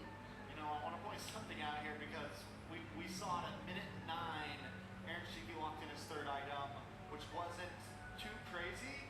But then from then until 14, he finished out everything else. Yep. I mean, from then on, he was completely online. He was already online before that. But always the thing to point out, 9-0 and 4 for Aaron Shiki. Yeah, here's the thing. Like, Bruno has already been proven to be quite busted, and you give it to one of the best in the business, Aaron Shiki. Yeah, I feel like giving Aaron Shiki one of the best heroes that you can use in this patch. Team Spirit has used the Beatrix to handle the Bruno as well, but I kind of feel like the Bruno itself isn't the problem. It's just that the Bruno in the right hands, in the right team, is allowed to do whatever he wants. And you kind of don't want a good player like Aaron Shiki to do whatever he wants. Unless you can like heavily focus that lane and find some sort of answer. But even here, we see Aaron Shiki go complete damage build, no defense at all. Hiko also goes for a big damage build, which maybe was the overconfident thing to do. Maybe should have picked up the tenacity or something of that nature, or at least some of that mid game. I feel like he should. Kid Bomba as well picks up the concussive blast, goes for wilderness blessing, thrill, so kind of a hybrid between the two. But Kid Bomba fell a little short that game. We seemed to do so great on the glue, but other than that, you know, a lot of big misses that game. Yeah, and I think TLID had relatively tanky heroes, so even up against the Arlot, who can serve as a hybrid XP lane that has a little bit of damage. We know that for a fact, especially up against squishy heroes. TLID, they didn't really feel that there was such a threat that could compete from Kid Bomba. Aside from the fact that all the final slashes almost did not connect every time Kid Bomba tried to go for an attempt, Aaron Shiki was just able to move away from all those chaos, all those skirmishes in the early stages, and by the time that he was able to join in, just expect Aran to find the right targets already. Just expect the real world manipulation to already set the space where they're able to fight, and then all the other members could just handle things pretty much by themselves. Okay, like a lot to talk about, but first we gotta jump into our MVP of the game. It's Aaron Shiki, 906 GPM, and 65,000 total damage dealt, 9-0 and 4. And I kind of feel like TLID, they understood how Team Spirit plays. I feel like Hiko doesn't have a choice. He has to go full damage because that's how Team Spirit plays. They all play for Hiko, where everyone else is utility. They're the protection and the enabler. And then if you see what TLID did, they shut down the protection and the enabler, right? So we're starting to see a pattern of how Team Spirit plays, and TLID just like, okay, we don't have to deal with Hiko. He's good, but he can't be all that great when everything around him starts to crumble.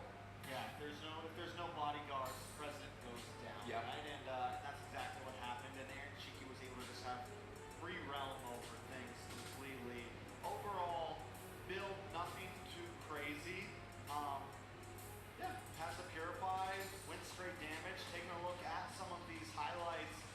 we're 7 minutes in right here, and Team Liquid ID is already 4,000 ahead. And at this point of the game, it just felt like they were completely in control.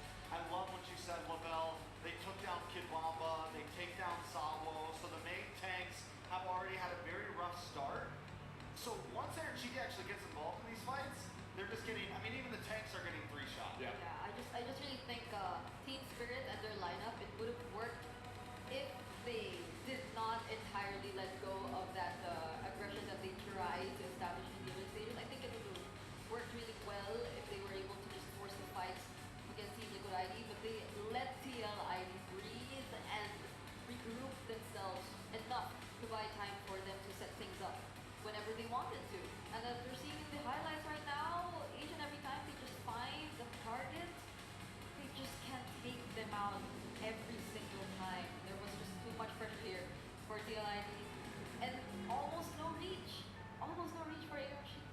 Something that we have to start discussing, and it's Kid Bomba. One of the things that I want to talk about is his hero style, because this is Team Spirit style. Look at every single hero that he has used so far. He used the glue. We just saw him use the Arden. He's used the Akai before. He uses the hero that can start the fight, that can initiate the fight. And maybe TLID is seeing through that. And usually if those kind of heroes cannot do anything, then the entire composition crumbles. It's kind of like going in with a draft that has an Estes, and the Estes is not there. The entire draft loses its core component. It's Team Bomba, Kid Bomba. He felt heavily punished.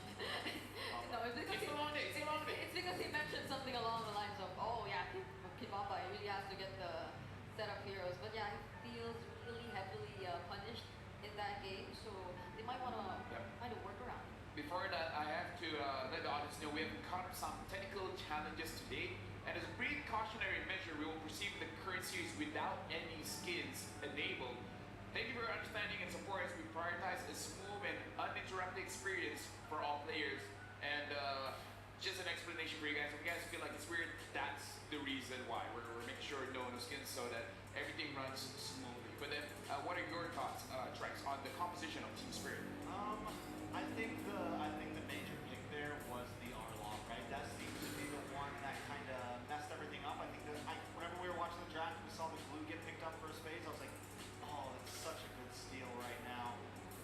And I think we're seeing why the Arla isn't as meta. A while back, you got that nerf which first kind of heard it, where the ult, you know it's coming. Yep. And we've seen so many teams dodge that final slash with the simple flicker.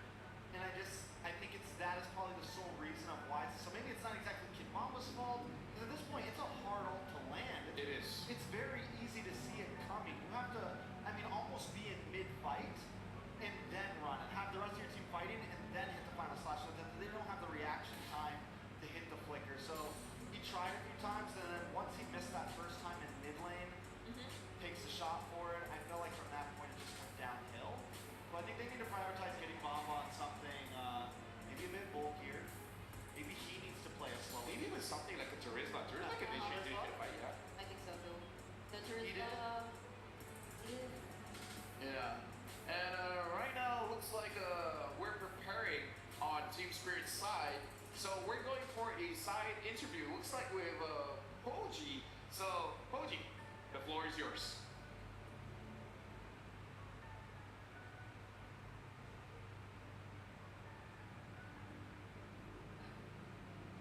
We have Destroyer and as well Jay Little. How are you right now? Привет. By the way, hello everyone, Malaysia, we love you, bro! Guys, everyone, you are amazing! First of all, Kuala Lumpur, really appreciate to be here. And как ты ощущаешь себя здесь, в Малайзии? Волнительно, тут так много энергии, так заряжает зал, и это мега круто. It's so exciting to be here. It's so charging, like a lot of energy. And the venue, Guys, it's all because of you. Thank you, Rich. But as for those who don't know, Destroyer is also a caster from the NCC, and as well Jalia is a streamer. For those who don't know, maybe Jalia can introduce herself more to the audience. Yes, of course. Можешь немножечко представить себя и рассказать, чем ты вообще занимаешься в Mobile Legends? Я Джелитл, я стример по этой игре уже как 5 лет, по-моему. И мне очень нравится эта игра, я ее обожаю. Как думаю, мы все. So actually, she's a streamer. Already 5 years, by the way, guys, 5 years. And she really loves Mobile Legends. She's like, it's part of her life. Nice, nice. Thank you very much for loving Mobile Legends. There's a big part of me in my heart also love you as well because you love Mobile Legends so much. But here's now a question for you as well, Destroyer. Because just now, Team Spirit has lost the game. What do you think that can make Team Spirit to bounce back to win against Team Liquid ID? First of all, come on, give one shot funny. Boy, guys, give one shot funny. First of all, the second thing, respect Bruno. Respect Bruno. It's definitely the thing that you should respect. And you know, in our region, the Team Spirit is nearly all the time going to the lower break. Even if they go right now, we are pretty sure they go to top 4. But Kid Bomba, actually, he promised us to go top 1 for our region. We trust him, Kid Bomba. We trust you. Kid Bomba rocks! Now as well, there's a question as well for Jelio. I love your spirit for just now, but there's a question as well for Team Jelio. For you, what do you think for this matchup? Because previously, Team Spirit wins against TLID in the best of 1. For this round, it's best of 2. Do you think Team Spirit can win against Team Liquid? В общем и целом, понятное дело, что наши парни обыграли в БО1, но сейчас Best of 3. Это очень тяжелое противостояние. Насколько наши ребята, думаешь, смогут победить? Насколько ты уверена в их победе? Наши ребята могут, всегда могли и всегда будут мочь. Поэтому верю в них и верю в их победу, и верю в следующие 2 катки, которые нас предстоит увидеть. So basically, guys, we trust in them, we believe in them, and no problem. 2 games more, just 2 match, 2 maps you're gonna see. Best of 3, cool. True, true. Udachi to Team Spirit as well. But for now, maybe for both of you can cheer a bit to your team as well because they need the spirit, they need their energy. Maybe you can give the crowd a little bit of cheer to raise their energy. Definitely. Давай как-нибудь поддержим. Начнем с тебя. Как ты хочешь поддержать Team Spirit сейчас для всего чата, для всех зрителей, которые смотрят онлайн и офлайн? Я хочу попросить чат, бросайте драконов больше в чат, поддерживайте команду и свой регион до конца. Ну и, ребята, выигрывайте, мы вас верим все. So guys, in the chat, everywhere, please support Team Spirit. And from mine, personally, I want to tell, Зверя нет сильнее дракона. Spirit, гордость региона. Team Spirit, let's go! That's a very, very nice shit, and I love it very much. But now, we have to turn it back to the panels. Let's go! Love the energy. That's what we need, man. That's the kind of energy we need. And shout out to Destroyer, man. Very good translator. I approve. I approve. You know, whether Team Spirit wins or loses, Destroy just made me a super fan. Oh, yeah. He's got me on the train. Oh, Nothing Destroyer. He's got me on the train with him right now. I am riding.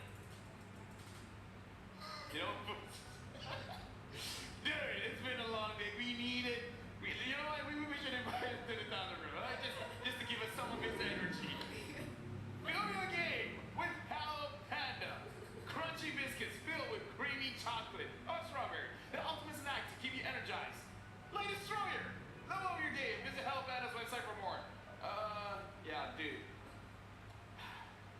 We need more of VCA. We need more of Destroyer. I think I Tighten up, people. You know, it's good. Yeah, it's not. yeah. Alright. Come on. We're professional. We're professional. Okay. It's been a long day. It's been And I just want to thank, I want to thank Destroy. Are you crying? Yes. You want to thank Destroyer? Oh my goodness. Alright. Don't cry. Celebrating 1.5 billion registered MMPB players from the 6th of December to the 23rd December. Join the event and complete tasks to get a random epic skin for free. Thank you for your unwavering support. We all love MLBB. You love MLBB? I love MLB. This is I great. love MLBB. You know, several years ago, this glad to be here now. This is an amazing job to have. Let me just say that. So, What was it, December? let's get back to the game. Full screen quote, Kid Bamba. Yeah, sorry. So now This team is going to be number 1. Kid Boma said they are going to be number 1. So we'll see what he has to say here. A renewed spirit. Everyone's been talking about other teams because of their legacy. But why did people stop talking about team spirit? Just because of one bad run in NFC? We came into M5 with 2 newcomers and achieved so much, but suddenly all the attention disappeared after MC. That's why I'm feeling fired up and ready to prove ourselves again. Yeah, I think Team Spirit, like formerly Deus Volt, formerly Unique Debut, they've come a long way, definitely. If we were like to recall their previous standings way back in M1, I mean, I know they've undergone a lot of changes lineup-wise, but then every single X series that they've been in, their rankings seem to keep getting higher. Yeah. And the last one we've seen them was 4th. That was the dark horse run that they've shown us in M5. So the ranking that he set for themselves right now, he mentioned it, they're aiming for top 1. So let's see. One step at a time. If they want to go top 1, they got to take down TLID. And if they're able to take down TLID, it's the next match, the next match. The thing about M6 is there's a lot of matches because this is going to be the final best of 3. After this, it's all going to be best of 5. And we reach out to CW. Chairman, Amchat, which team do ID teams need to look out for as the biggest rivals? For team fights, Indonesia teams should keep an eye on Team Spirit and Falcon.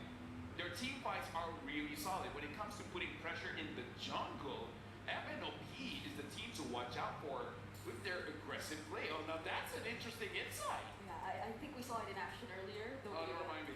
Senkai's was denied during their series against SRG.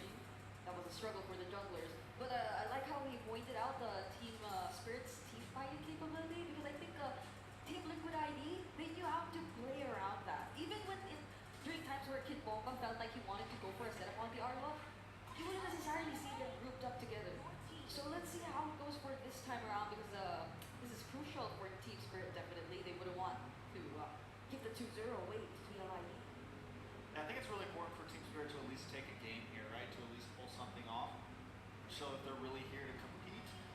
Team Spirit will be on blue side once again, right? That's back-to-back blue sides right there. They decide to take this where so many teams have been favoring the red side.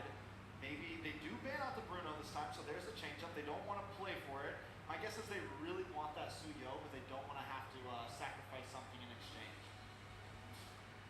Back to the same bans that we've seen earlier. So wait, I think this is one of the difference. So let's see if the Suyo will remain as a priority here Oh, this is, for Team Spirit because it's kind of like exactly the same. No, this looks like a bait. Because TLID, they ban out the Joy, and the Joy is good against the Suyo. So it's essentially saying, if you guys don't get it, we're gonna get it. But the thing is, now that they take the Suyo, what is the other counter? I'm looking at the likes of Joe. Is that gonna be the other priority here for TLID? I mean, they just played the Alpha, right? They just played the Alpha, did well with it for They did TLID. it, yeah. They go for the even the glue once again. I mean, there's no point in changing anything. They still get the steal away from Kid Bamba. It's going to be TS that has to find the answer here, right? I mean, they've been reserving Kid Bomba's picks always for second base, for last even, for like how many games now in a row, but we see how it could go wrong for them in game number 1. But they were just forced to pick up the Arlot and, I mean, at the time there was the Khalid still available, I think, but they really went or chose to go for the Arlot. So, let's see this time around. For Team Spirit, there's the gold still available, but they still want to go for like. I think the Granger's still good. I think Yeah. the Granger's still really good. They just need to have the right EXP laner in to hold down the front line. They get the hills up. We didn't even notice it. Oh, That's huge. Paired up with the Gatot. And now they have... Pico can play wherever he wants now at Yeah, now it's like it's harder for you to take down the bodies in the front. Though, just see, Hilda should be in the EXP, but that kind of does change it a little bit where Sao is usually the front line and Kibomba is the setup for the team. Yeah. So I do see the Hilda going to the EXP, but that's going to be a little bit different. And now the counter, true damage, the Alpha coming in is a good answer towards Team Spirit's lineup. This is so similar to what we've seen earlier. So if they wanna deny that, even if you, I think actually if you give Nico and the goal laners, it'd be pretty much fine. Like in terms of how they just played the earlier rotations for Team Spirit, I think they'll be more capable to give that space and to prioritize the lane here for Nico at least. But they take out the Sicilian. Which I think is the point. I think TLID just continues. They know, they feel comfortable, whatever. If Hiko gets a different goal liner, we can still try to counterplay. We get last pick here. Let's focus in onto Sunset Lover because, like it or not, Sunset Lover can definitely be a game-changing player. And once again, just like last time, you get rid of some of those late game possibilities. You completely cut off the head of like, oh, if this gets to 20 minutes, it's a guaranteed loss with Sicilian on the field. You know? I feel like if they want to maintain tempo, they should try to consider something with a little bit more damage coming in at mid.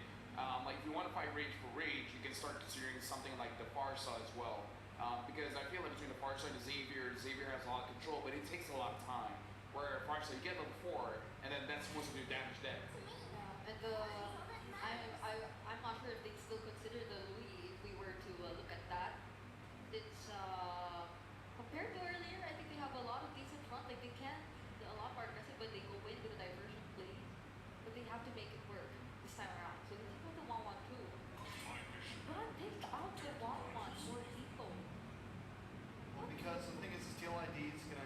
I thought it's maybe carry, so you could get rid of some of that range. They can still go Granger.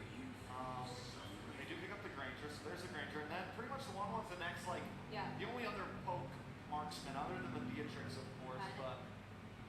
They definitely want to go into, but Hiko will get his hands on the Beatrix once again. So what will be the hero for Sunset Lover? Go to Louis again. I don't think it's bad. The problem is you get so outranged from this Eve. Yeah. I almost want to play bail. The what? I almost want to bail. A bail? Oh, Yeah. we saw a bail before. Yeah. Like a little bit longer range. Yeah. I mean, it's not completely out of the question, and it has been working for teams. It's just that whether he uses it or not. The Vexana is open if he wants to pick up the Vexana. Yeah. But I want a little bit more control, a little bit more damage. Yeah, Vexana, yeah. Go for the safer pick. And then last pick for the side of TLID. Aaron. They'll need a roamer. Is the Khalid still good here? Okay. The lead, you could go on to lead roam. I mean, they did it in game number 1 and it was clearly effective, yeah. Surprisingly, It just might not be as good against the Taunt and the Hilda. The Khalid might have trouble against the Hilda and the Taunt and the Taunt and everything, but. There's Tigreal. Edith? Tigreal, Edith. I mean, again, there's a lot of options. There's a lot of options. A lot of options. James Small. I'm just kidding. We just go on a list and name every All right, the one that we wouldn't have named. Carmilla. Without the Sicilian. Without the Sicilian. Well, it's going to be very dangerous if the Curse of Blood hits. And then if you get hit by the Rhapsody, there's a lot here. Thank you very much to the bros, and now we're sending over to the other bros. Yeah, that would have been on my list. That wouldn't have been. The Carmilla locked in here. Thank you for breaking it down, panel. Once again, this is the last look at the lineups here. Mirko, what do we think? It would be on my list, actually. The Carmilla? Because this is a witty special in Indonesia. When all the other picks are banned out, or if it's not viable up against these opponents, go for Carmilla. The good old for win, a witty man. And hey, Witty the Wise has to revitalize. He's got the revitalize too. We'll see if this lineup that Team Spirit is bringing to Game 2 will fare better because they've got to make it work to get to Game 3. Once again, ladies and gentlemen, welcome to Game number 2, Team Spirit versus TLID, the fight to stay in the upper bracket, of course. Again, no teams exactly getting knocked out today just yet. But it's match point right now for TLID. And this time, said, you know, Team Spirit, they had a rough start in the previous game, and things just kind of got out of control from there. This time around, we'll see how it plays. Look at how this rotation is happening, by the way. Kid Bomba and Salo staying together. They put the Sunset Lover down to handle and get that XP on the bottom side. Yep, good damage down here. Back to Kid Bomba. Yeah, you're right. There's going to be a lane swap here, actually. Tenacity is the choice for Aaron Shigi in the gold lane on the Granger. It is the Master Assassin for Hiko on the Beatrix. One shot with a stun. A lot of damage out to Winnie. Revitalize already. Aran will just respect the damage here that TS can provide, and it will be the lethal take for one shot. Yeah, one shot gonna rotate too. It's a shot off of Fabian. Fabian almost level 4, so once that's online, they actually might go ahead and try to start something. But yeah, interestingly enough, the choice of laning right now from Team Spirit, we'll see if that actually ends up giving them somewhat of an advantage and how long they actually maintain this. They already got that Revitalize out early on, so maybe they actually go ahead and try to make a play off of the fact that Witty doesn't have it, but still, it's going to be Team Liquid idea that just kind of plays defensively. They know that they're better off just waiting for that first turtle to come up and then go from there. The Slade though, a flicker out from Sunset Lover. The respect instantly to a possible pickoff from Witty and Aran, knowing that Aran could have possibly a slam flickered into him. So turtle coming up. Sunset Lover not level or just yet, but you can already see the damage coming out from one shot. Solid 2, Kid Bubba, almost a level 4 himself, the Unbreakable. Tempting, goes in. Oh, Fabian's gonna be caught. Bomba, Salo, and one shot. Oh, Eternal Guard from Sunset Lover. TS are finally awake. They're awake right now. That's also going to be an objective for them. So interesting. The way that how they're playing this early game might have been enough to go ahead and switch things in their favor based off how things are going. And great start for Team Spirit. Even with the fact that you already saw, you know, I was wondering if Saul would actually go in with the Unbreakable. He charges it up, gets the taunt off right on Fabian. And then we already know how the damage is with Asuyo early on. So great start for them. Also the kill going over to Salo allows him to go ahead and build up Kid Bomba. Just going to go ahead and just be a nuisance. His whole job is really to just be a nuisance around the jungle. If he can, put pressure where he can. And one shot will just follow the rest of the team. Even Hiko now on this side. We'll see how Team Liquid responds. They want to go ahead and secure the buffs the best they can. Kid Bomba, once again, just kind of giving that vision. He's quite tanky, but he's going to be able to withstand this. 4 members. With Fabian coming in, I don't really think he will be able to survive. Option Sprint actually able to survive for a bit. Fabian finally goes into the Spear of Alpha, and they will be able to catch him there. So, 1 kill on the board. Liquid have equalized the kill lead. It'll just be the goal lead next. And with that, still a minute away on the objective, Salo's going to go ahead. Spots Fabian out. They want to go ahead and put pressure. This is now, you know, now that Sunset Lover, he'll go ahead and park himself in the mid lane. Just wanted to get that level 4 earlier on. Kid Bomba too, the fact that he is just, will continue. Hold on, Flick around from Yehezkiel. Great usage of the AOG right after spawning Yehezkiel. Now, that's a big resource as they will just wait for the next neutral objective. Yeah, looking at this too. Oh, Aram might get caught. Slap, pass. Now the terrifying. And Eternal Guard, Aram with a flick around the bar. Wilderness out. Pops in the split just in time. Meanwhile, on the back line, Fabian catches Sunset Lover as a flick around. Fabian will continue the chase. Sunset has baited Fabian in towards one shot at Sawo. And it will be a kill back from TS. Kid Bomba now focusing on Witty, gonna force him out. Sawo, I'm not sure if he's gonna go for a taunt, so they back off. Turtle being up. TS will go ahead and start this up. Again, a great usage of the flicker earlier on from Sunset Lover. So things definitely going in their favor this time around. A lot of different things happening here where it's almost looking like, you know, Team Spirit, they might get caught out, but then it ends up playing in their favor. Even the amount of time that Kid Bomba bought earlier on, it was enough time to go ahead and make all that happen. So they find themselves with a minor lead now at this point. Some key items being picked up here too. Hiko just got the BOD and Counter-Strike now for one shot. And they'll continue to play around the fact that they've got the momentum. They put pressure on the jungle.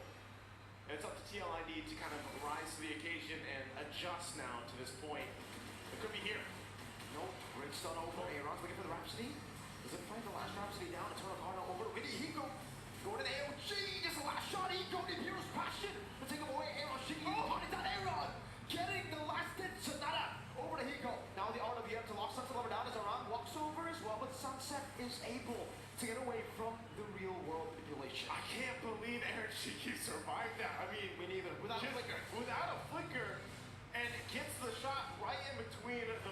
and then finds Hiko. Great response. Meanwhile, now in the bottom lane, Team Spirit will go ahead and work on this bottom turret. Aircheek is going to get sent there. Kid Bumble will block those shots, trying to get the turret. Won't get it though. We might go for this stun, but Kid Bumble going to be fine on this Hilda, so that turret eventually will go down. It's one hit away. But still, Team Liquid ID showing some fight in them throughout this portion of the game. And adjusting again, 30 seconds away from the turtle. Kid Bumble will have to hold his own against two there. AOG. Oh! Let's get Rama forward. Now he's going to be caught in a bad spot. Salvo. There you go. Chain CC. Fabian taken down to give that kill over to Hiko. Trading right now, 10 seconds on this. TLID in position. That turret down at the bottom did go down, so it was worked on, and now it looks like Kid Bumble is going to go ahead and get that last hit as that turret falls, and now the fight for the turret. RWM over Salvo. Oh, Gourmet Turtle guard from Sunset Lover. That was massive. It stopped any way from Liquid actually go in. Fabian's back up, but Heskil has to recall. TS have full control over the neutral objective thanks to Sunset Lover. Literally, that Eternal Guard changed the course of that fight, breaking out. Able to just keep them zoned out from committing to that. So right now, I gotta say, Team Spirit's pretty much locked in across the board. We'll see if they can continue to maintain it. Just barely holding on to that gold lead, but everything in their favor is working out. I mean, even Salo able to just zone out members of Team Liquid ID with an AOG alone, Avatar the Guardian. They're gonna break out possibly here in the jungle. Kid Bumble, tanky enough, does back off. You know, he's nearly, I mean, his only completed item, at least for right now, is the Athena shield, but that's enough, you know, to keep him tanky enough, to keep him healthy enough, and he can rely on Salmon to do the rest. He has the antique harass, so they're working together here. And now Warak's 100 strike now for a one-shot. Turret finally going down there. Mid lane might be the next focus for both teams as they try to get in position once again, but I gotta say Team Spirit is in a comfortable position to lead themselves into that first Lord about a minute away. It'll just be a waiting game now as Team Spirit are actually positioned to go for the ambush. Papa walks up forward, beating up Slam here. Taking a bit of poke. That's an out of two, winning the stun. Roll over manipulation. The Eternal Guard whips and that's the around. Takes the kill over. Onto Kid Bumble. Snipe last shot. Oh, Witty. Jiggling back and forth, getting away from the Renner's apathy of Hiko. Not landing those shots. Would have been great if he could have, because then they could go ahead and try to focus down on the tier 1, but right now, TLID, that's playing around the strength of the real world manipulation. You know, you can go ahead and get the slow in, get the damage off. No extra slow just yet, only the glowing wand right now for Yehezkiel. And then even this, you know, Aaron Shiki building in, already hit BOD, 100 strike, working on the next. Defensively, you can already see the glue alone. I mean, Aran is actually able to do quite a bit just by being a glue. But now this Lord is up. And with the lead that Team Spirit has, they should be able to go for it. Malefic gun there too for Hiko. So we'll see if the spacing is right. He's only got that flicker really to rely on, but they got a double revitalize. It's always something that Team Liquid ID has to worry about, the amount of sustainability and healing that Team Spirit has on their side. So they'll take their time going and start this up. Hiko will clear out that top side, and this will be a full-on 5 versus 5. They look for the right positioning, they jump in, Witty. We'll take the Terrified, Eternal Guard will connect it around the Menace Rage 2. It actually clipped the Heskil. Half HP taken away, Team Spirit with the resource advantage now. They will just look to get the prio in mid lane. Sunset Lover, that's a Wishing Lantern, a Sea Halberd for Hiko. They know a lot is down already. A lot committed to that, and then still it's Salo kind of checking things out. He could jump in if he wants to. The Avatar of the Guardian, Kid Bumble will play that front side too. It's up to them how they want to play around this. But it's more so just a standoff. Either team has multiple options to go with, and it might be better if they focus on the tier 1 turret. Looks like Team Spirit will go ahead and do that, put pressure, open up the map a little bit, but here's the clap back. Good Terrify down on Slam. That's an AOG defensively from Salo. TLID go back towards the neutral objective after clearing the wave in the mid lane. Salo stunned again. No one wants to go in. It's just a battle of poke in